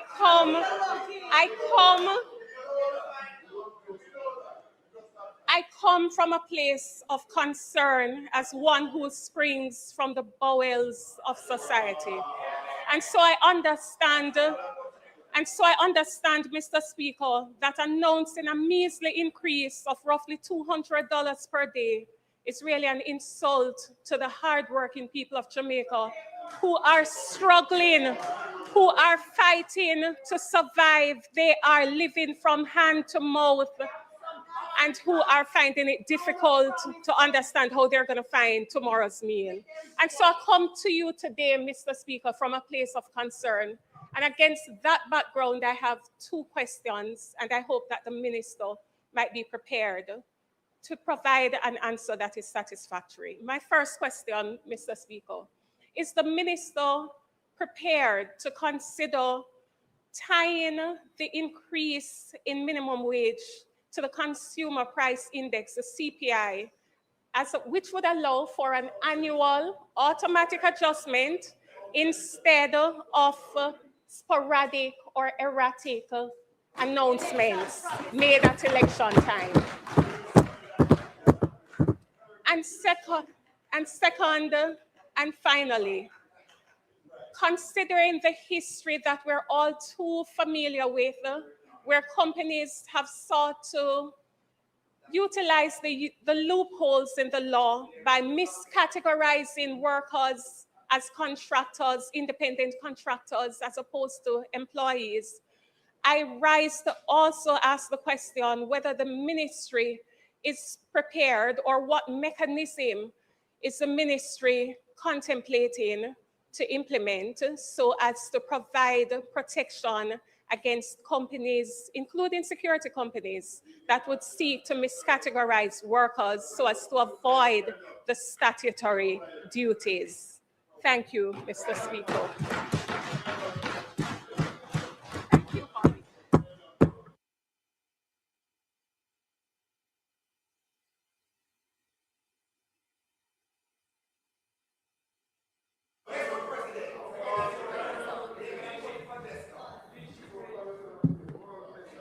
Member from St. Catherine Southern. Southeastern.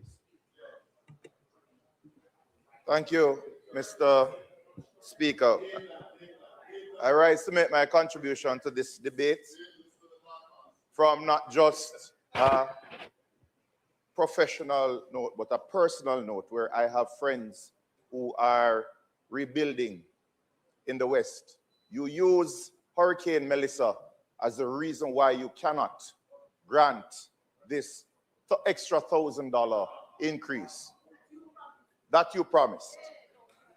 But for those who need that extra $200 a day, those who you refuse to give the donation money to, but instead spend 1.8 million percent, for those who you will neglect, where NARA is only for major infrastructural projects, where the Solidarity Program sent back $500 million rather than distribute to these people. You are using your contacts, your positions to benefit the wealthy friends among you. But you are using your position today to stop those who are still living under tarpaulins, who know that this is the only way they may help get some help to rebuild. Point of order. Mr. Speaker, there. Turn the mic. Turn the mic on. Turn the mic on. I rise on a point of order. There are certain things that are allowable in a debate. They are held in standing order number 16, which speaks the content of speeches. One, the point of order is firstly that the speaker is being repetitious. And the point, yes, the member from Eastern Westmoreland raised a point that is being repeated by the member from St. Catherine. That's the first thing. The second point of order has to do with ascribing motive, which the member should never do. There is absolutely no need for a parliamentary debate to sink to the level where motive is being ascribed. Do not do it. All of us sit in this house. The motive that you tried to ascribe was about why it was being done and who it was being done for. So, no, don't do that. Those are my points of order. Point of order accepted. Member, you may continue. Point of order accepted. You may continue. So please adjust your speech. Record, Mr. Speaker, the banter coming from across the aisle was pointed towards Melissa being the cause. Hold a minute, member. You're rising. What we continue to do is explain out all of the things that we're seeing and then say, okay, no. You just ruled. You ruled, it was clear, move on. Don't repeat and then move on. Move on.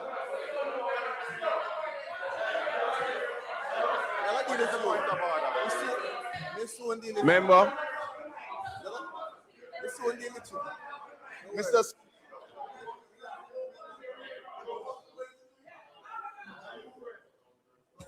Member from St. Catherine.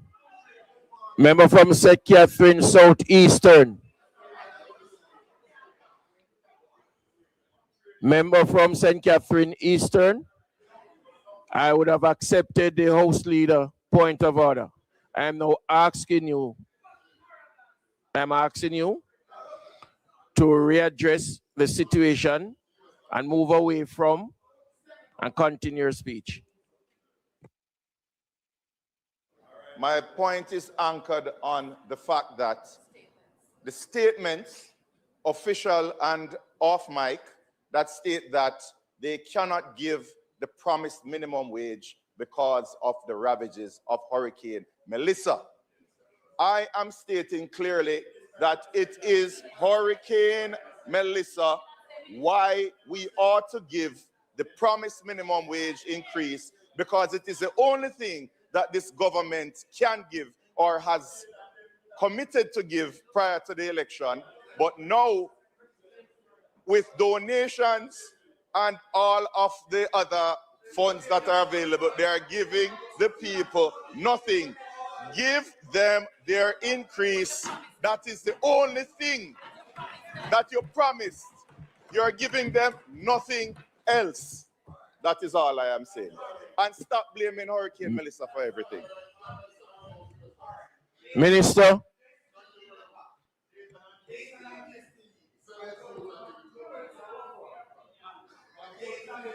Well, Mr. Speaker, I must say that I am encouraged. I'm encouraged by the rigor and the passion of the conversation.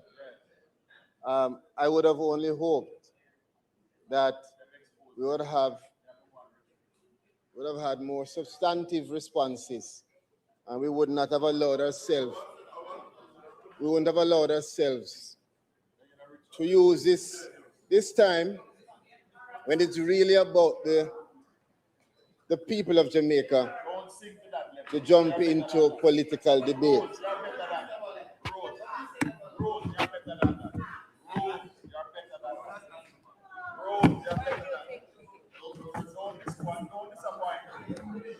Now, a lot has been said, and I want to start by firstly thanking my colleagues for their questions and for their commentary, and also for those on this side who clarified some of the matters that I don't need to repeat. However, there are some matters that will need to be treated with, Mr. Speaker.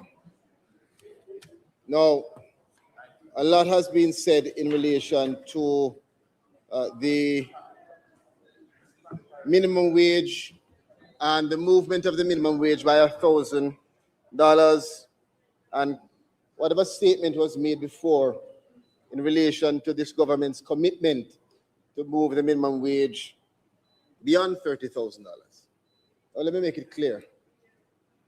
Facts are facts. They're immutable. They won't be changed.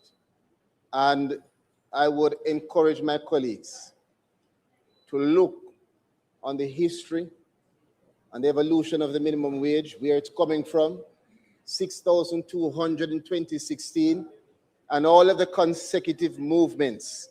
If I were to select any one of the movements of any year in the last 10 years, it would perhaps be more or equal to the movement between 2012 to 2016, which is 11%, I believe. This government has not only spoken about it, we are the only government that has put in place the measures and actually realized what we have committed to. I don't need to go into what took place last year. The entire country knows that. And the country is listening to all of us as parliamentarians. And it is the minimum wage workers who are listening on, and those small business owners who are asking themselves whether the parliamentarians that have made certain comments, whether they understand what minimum wage is. I think there's a real misconception. We should be very careful not to confuse the legal minimum wage floor with appropriate wages. And it is clear to me that colleagues on that side either do not understand or understand, but are choosing to make comments as political conjecture. And I would ask them to refrain from that. This is not the argument or discussion for us to go into that kind of politics. When you discuss minimum wage, you're talking about the most vulnerable. And it is time for the national discussion on that to elevate. The role of government is to ensure that no worker falls below the floor. And every time we discuss the minimum wage, we make it clear that we are not asking business to pay minimum wage. I said it when I stood up first, that we are asking business who can to pay more if you can. But the fact is, we're here today to say that no matter what, you can't pay less. And there are persons who stood up and made comments who have to ask themselves their own questions. What are you paying in your business? I trust that you are paying above minimum wage. And if you are not, the government is putting in place measures to ensure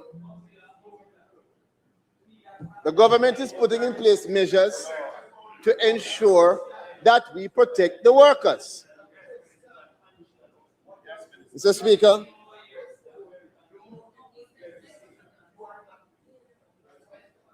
again, it is really, again, I really hope that we have this kind of fire and energy for all discussions, because this is a critical one. Let me go into the comments that were made in terms of one by one. The opposition spokesperson say that is an election promise, woefully lacking, and no mention of increase in the special benefits. Again, as I said before, it is this government's responsibility not just to speak to minimum wages for our workers, but we also have to balance the responsibility of our small business owners to be able to pay the minimum wage. And that is actually the comment that was made when we spoke to the minimum wage moving up by 1,000 on this round, because we understand what has taken place in the West and the impact it has had on workers and on business. And to balance that, it was found to be appropriate that this is the formula for the first stage of our movement towards greater minimum wage. Of note, the Minimum Wage Commission also that has been brought up has given their full commitment to the statements made by the Prime Minister and this government. Matter of fact, I can say, and I've said it before, that the Minimum Wage Commission is already on the journey exploring the movement from minimum to livable wage. We are already on that journey. And it is well known by all of us as parliamentarians. It's a discussion that I have had here. We have stated it, and we continue to do that work. Matter of fact, I also raised that we have a tripartite relationship between government, employers, and our unions representing the workers. And in that organization of the Labour Advisory Council, we continue to have conversation around the rigorous movement of the minimum wage and how we're going to balance the efforts of our business owners to be able to pay. So, Mr. Speaker, this government is not simply raising the minimum wage.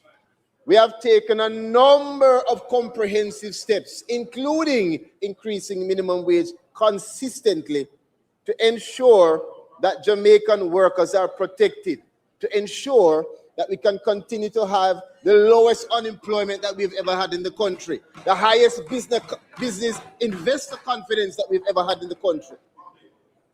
Mr. Speaker, I heard the member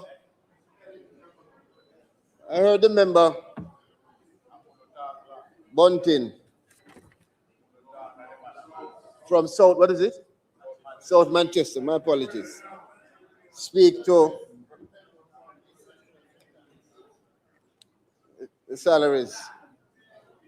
Mr. Speaker, it was very unfortunate that of any member here, that a member from South Manchester it is, would seek to bring up salaries. You are a former advisor of the Prime Minister, a former CEO of the National Investment Bank of Jamaica, somebody who has benefited significantly, and we hope that others can, was benefited from opportunities created by public policy and privatization. And the reality is, Mr. Bunty, that you could speak about salaries as if it should not be moved, because you may not have needed it. But for persons who are being objective and for persons who want development in the country,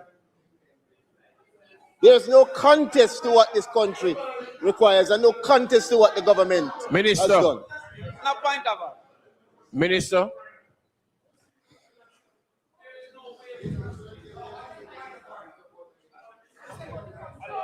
Let's hear the point of order, member. Yes, Mr. Speaker.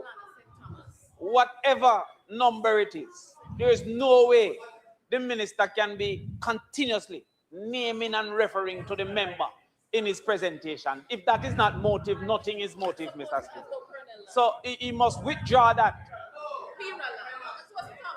Minister. And there, the land. Minister.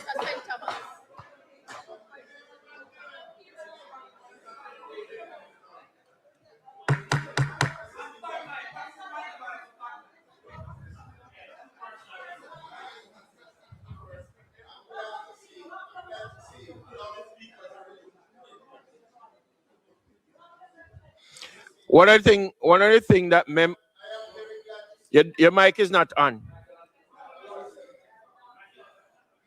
One of the things that members must pay attention to, you cannot ask for something to be done, yet you are the same one that is doing the opposite. Minister, a point of order was raised. I want you to correct and move on.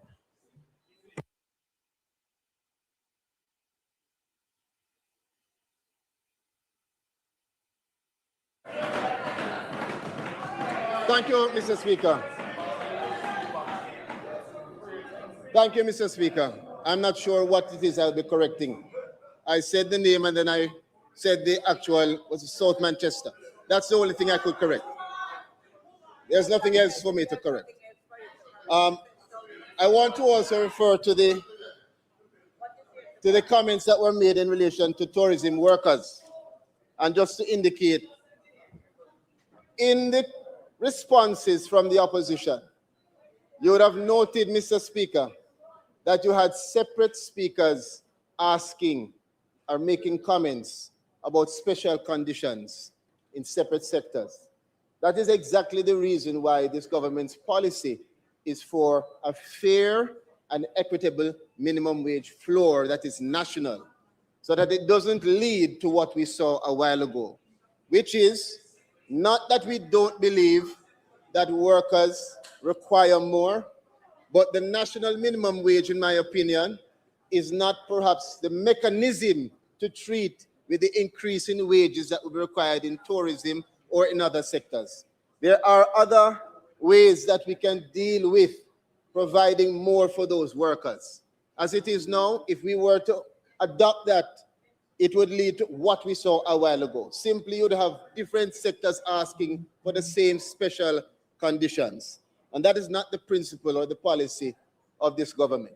Matter of fact, we have moved towards a level, fair playing field, even including industrial security guards. Mr. Speaker, those things are better pursued by collective bargaining and service charge protections, as well as the labor market competition. That is why you have competition in this fair market. People are able to pay more if they're able to compete. Mr. Speaker, a matter was raised in relation to the independent contractors, and it is this government that has treated with that the most. Matter of fact, we've dealt with it across the government in terms of civil servants, and we continue at the Ministry of Labor to have several seminars, to have our enforcements, our inspectorates that are dealing with the independent contractor issues that we've seen across various sectors. We, however, do recognize the concern, and so we've made it clear that independent contracting is not the problem. It is how it is used and how it is abused. And we continue to do our monitoring and enforcement in that regard. As a matter relating to the consideration of trying to tie the minimum wage to CPI, that is a part of the formulation in the discussion around moving to livable wage. So a part of what the Minimum Wage Commission is discussing is about the various formulas and what could work in moving the country towards a livable wage. There's also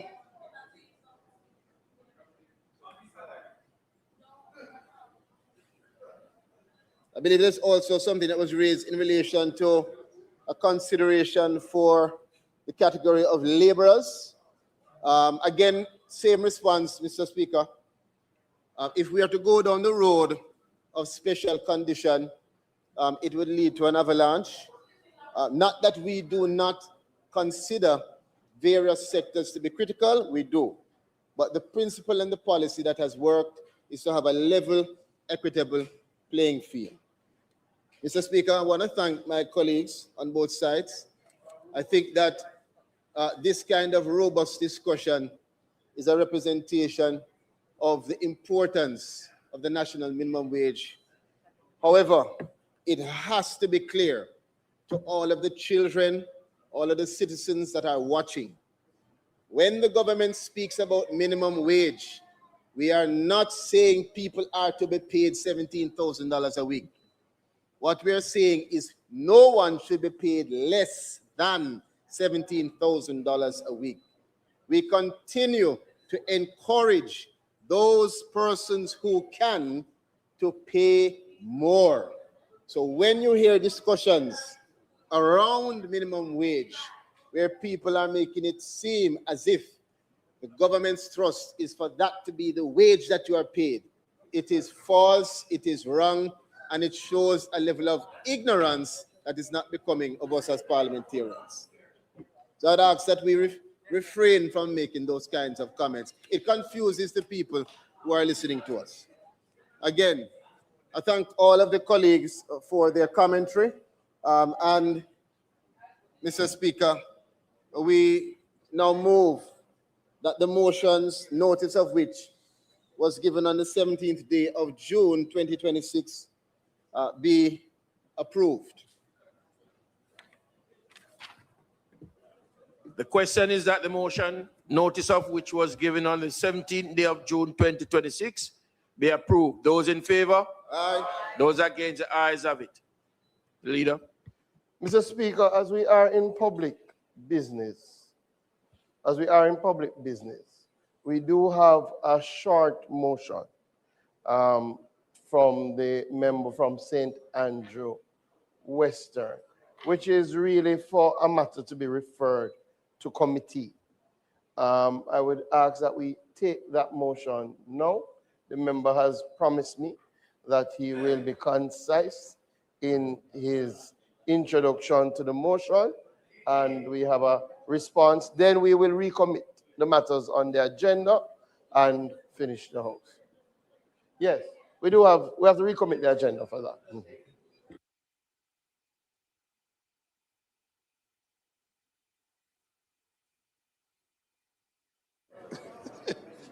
You'd flame a situation. Mr. Speaker, on the 5th day of May 2026, I gave notice of private member motion listed at number 9 on the order of business today. Mr. Speaker, the situation regarding the cement, the shortage of cement in Jamaica, has somewhat subsided for the moment. But the fact is, there are many issues still outstanding that I believe needs to be discussed and to be aired. It is the reason the motion specifically calls for that this matter be sent to the Economy and Production Committee so that we can have a full-blown hearing on a range of issues affecting the industry. The issue of the matter of the mechanism for monitoring, data on the sector, investment in the sector, is including logistics and investments in the distribution network are all salient issues. We also need to be considering whether at this time, given what is ahead of us, the recovery in Jamaica, that we are making sufficient planning to ensure that we don't suffer the shocks and shortages that we have suffered in recent past. I think, Mr. Speaker, that this motion, though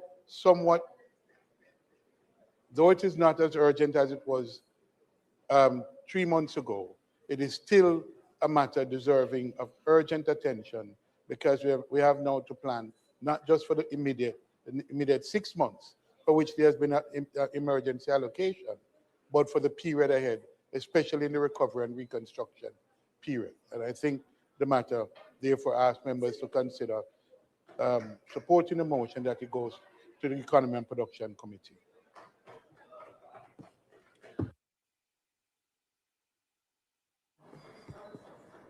House Leader.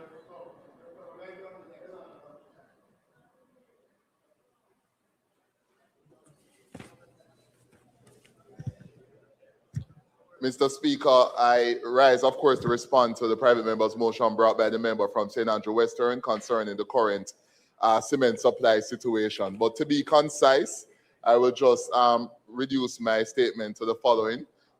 Let's highlight first, sir, Mr. Speaker, the construction industry remains one of Jamaica's largest employers, and construction accounted for approximately 9 to 10% of total employment during that in the January 2025 to January 2026 period.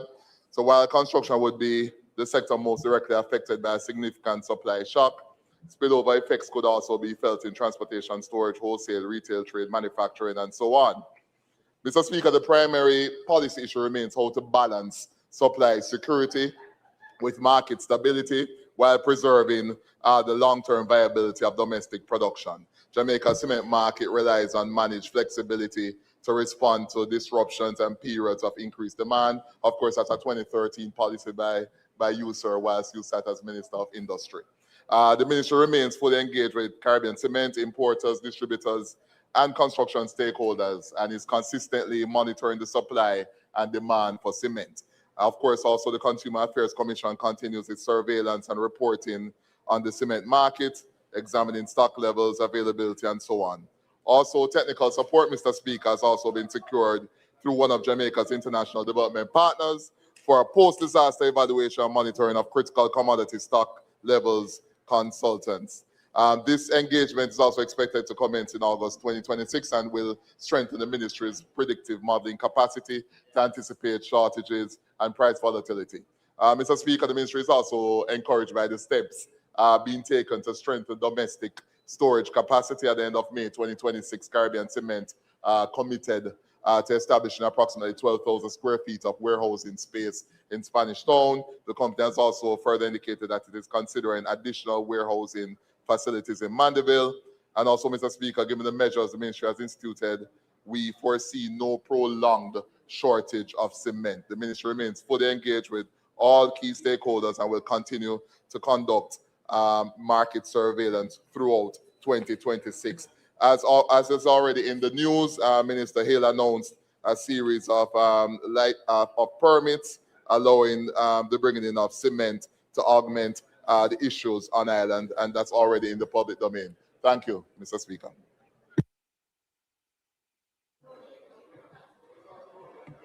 Yeah, Mr. Speaker, I move that the motion be adopted. And The question is that the private member's motion, notice of which was given on the 5th day of May 2026, be adopted. Those in favor, those against, the ayes have it. Mr. Speaker, I now ask for the recommittal of all the items on the agenda.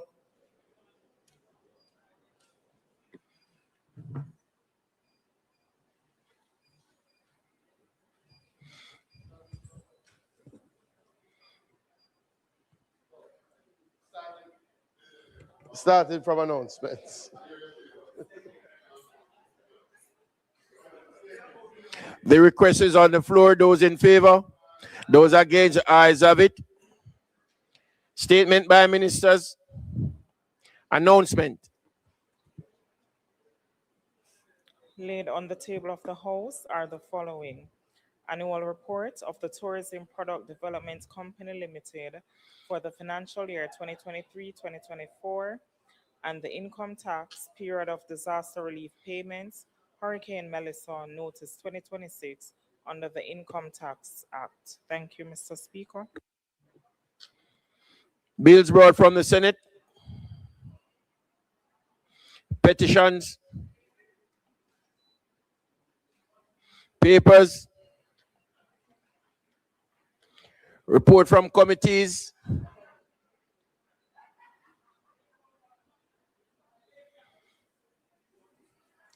Notices of motion given orally.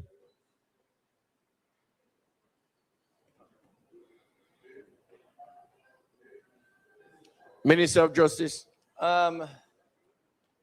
Speaker, I beg to give notice that at the next meeting of the House, I will move to introduce and have read the first time a bill shortly entitled the Mediation Act 2026. I further beg to give notice that at a later stage today, I will move for the suspension of the standing orders to enable me to take first reading of the bill.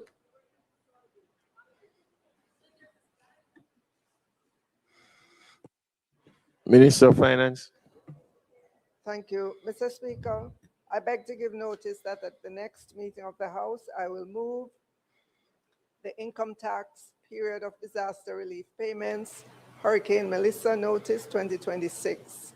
Whereas Section 51C 4C of the Income Tax Act, hereinafter referred to as the Act, provides that with effect from November 1, 2025, any payment within a period specified by notice made by the Minister and published in the Gazette, not exceeding in aggregate $200,000 or such other sum as may be prescribed by the Minister by order, subject to affirmative resolution by the House of Representatives, which is paid by an employer to an employee for personal recovery and welfare due to loss or damage suffered from the effects of a public disaster, declared by proclamation made by the Governor General in respect of any event referred to in Section 22C of the Constitution of Jamaica, or a hazard which is the subject of an order under Section 26 of the Disaster Risk Management Act, shall not be subject to income tax. And whereas Section 26(1) of the Disaster Risk Management Act provides that where the office reports to the minister that any part of Jamaica appears to be threatened with or affected by a natural or anthropogenic hazard, and that measures apart from or in addition to those specifically provided for in the Act should be taken promptly. And whereas on the 28th day of October 2025, pursuant to Section 26(2) of the Disaster Risk Management Act, the Prime Minister made the Disaster Risk Management Declaration of Disaster Area, Hurricane Melissa, Order 2025, declaring the whole of Jamaica to be a disaster area. And whereas since the making of that order, Hurricane Melissa has impacted Jamaica, resulting in loss and damage to the health and safety of person and to property. Now, therefore, in exercise of the power conferred upon the minister by Section 5 of the Income Tax Act, the following notice is hereby given. 1, this notice may be cited as the income tax period of disaster relief payments, Hurricane Melissa, Notice 2026. 2, the period commencing the first day of November 2025 and ending on the 31st day of March 2026 shall be deemed to be a specified period wherein any payment not exceeding in the aggregate $200,000 made by an employer to an employee for personal recovery due to loss or damage suffered from the effects of Hurricane Melissa shall not be subject to income tax. Thank you, Mr. Speaker. Member from Clarendon Northern. Yes, Mr. Speaker, I beg to give notice that at the next meeting of the House, I will move the following motion. Whereas Leonard Percival Howell, born on the 16th of June, 1898, is historically and widely regarded as the foundational pioneer and father of the Rastafarian movement, a homegrown spiritual, philosophical, cultural movement born out of the Jamaican experience. And whereas the Rastafarian movement has grown from its humble beginnings in Jamaica to exert a profound and far-reaching global influence, shaping international conversations on identity, liberation, spirituality, social justice across Caribbean, Africa, Europe, and the Americas. And whereas, aside from our first national hero, Marcus Mosiah Garvey, few Jamaicans have inspired a cultural and philosophical legacies that stands as one of Jamaica's most enduring and universally recognized contributions to global civilization. And whereas Leonard P. Howell was a visionary anti-colonial thinker whose teachings directly challenged colonial domination, championed Pan-African consciousness, and inspired generations of marginalized people to embrace African identity, dignity, and self-determination.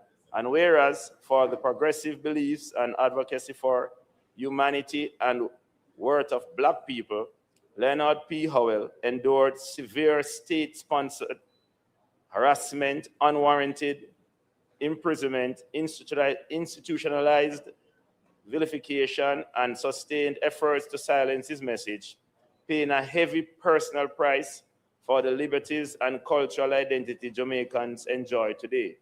And whereas the formal national recognition of historic figures who resist oppression is a matter of historic justice necessary for preservation of our collective national memory and the rightful positioning of pioneering contributors in the national narrative.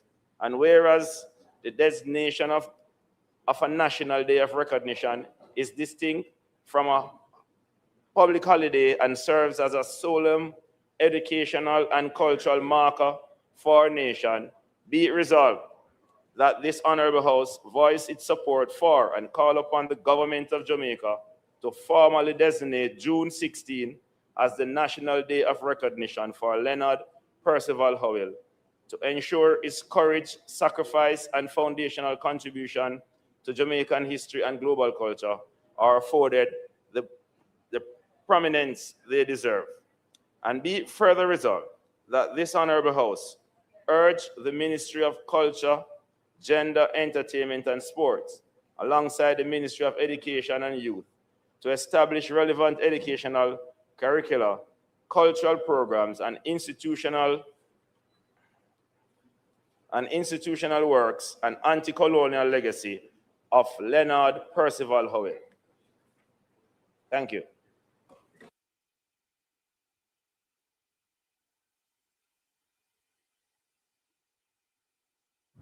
Question and answers to question.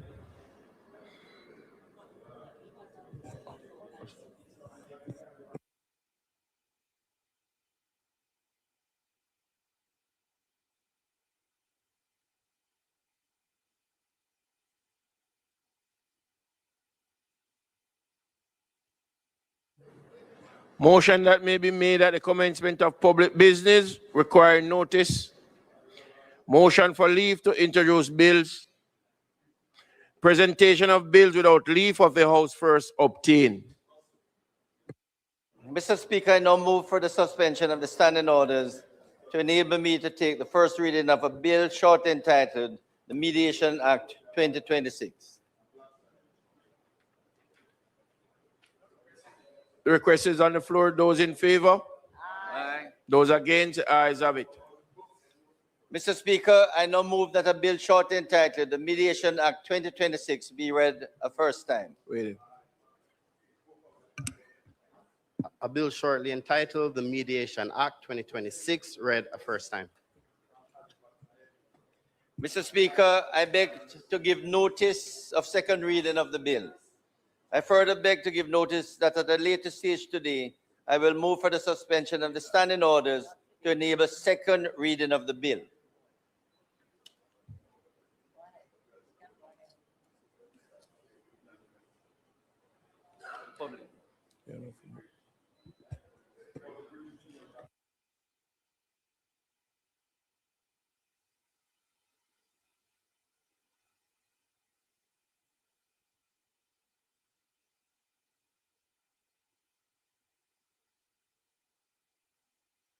Minister, is it your intention to commence the debate now, or?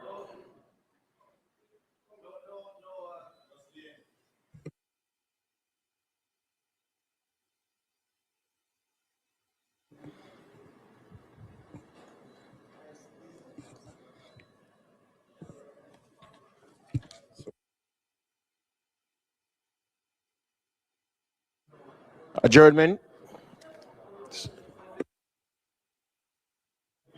Public business. Move for the suspension of the standing orders to enable me to take second reading of the bill.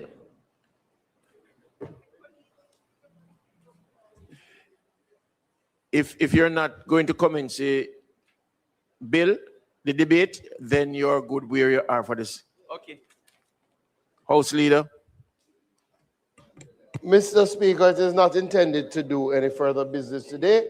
I ask that the House be adjourned for a date to be fixed. The request is on the floor. Those in favor?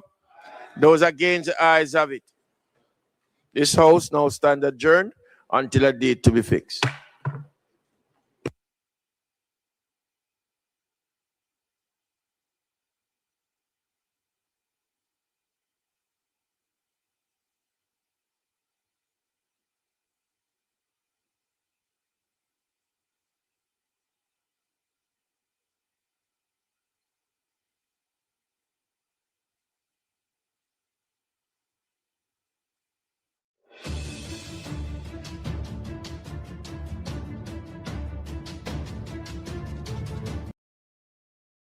So why you come to me with that foolishness, you know? You elect a prime minister, and is a prime minister run the country. It is time we learn to hold our leaders accountable for their actions and stop making excuses for them. Stop making excuses. Otherwise, go elect the people who really run in the country. And I don't want the right start that stupid argument. Hold the people you elect accountable and stop making excuses for them.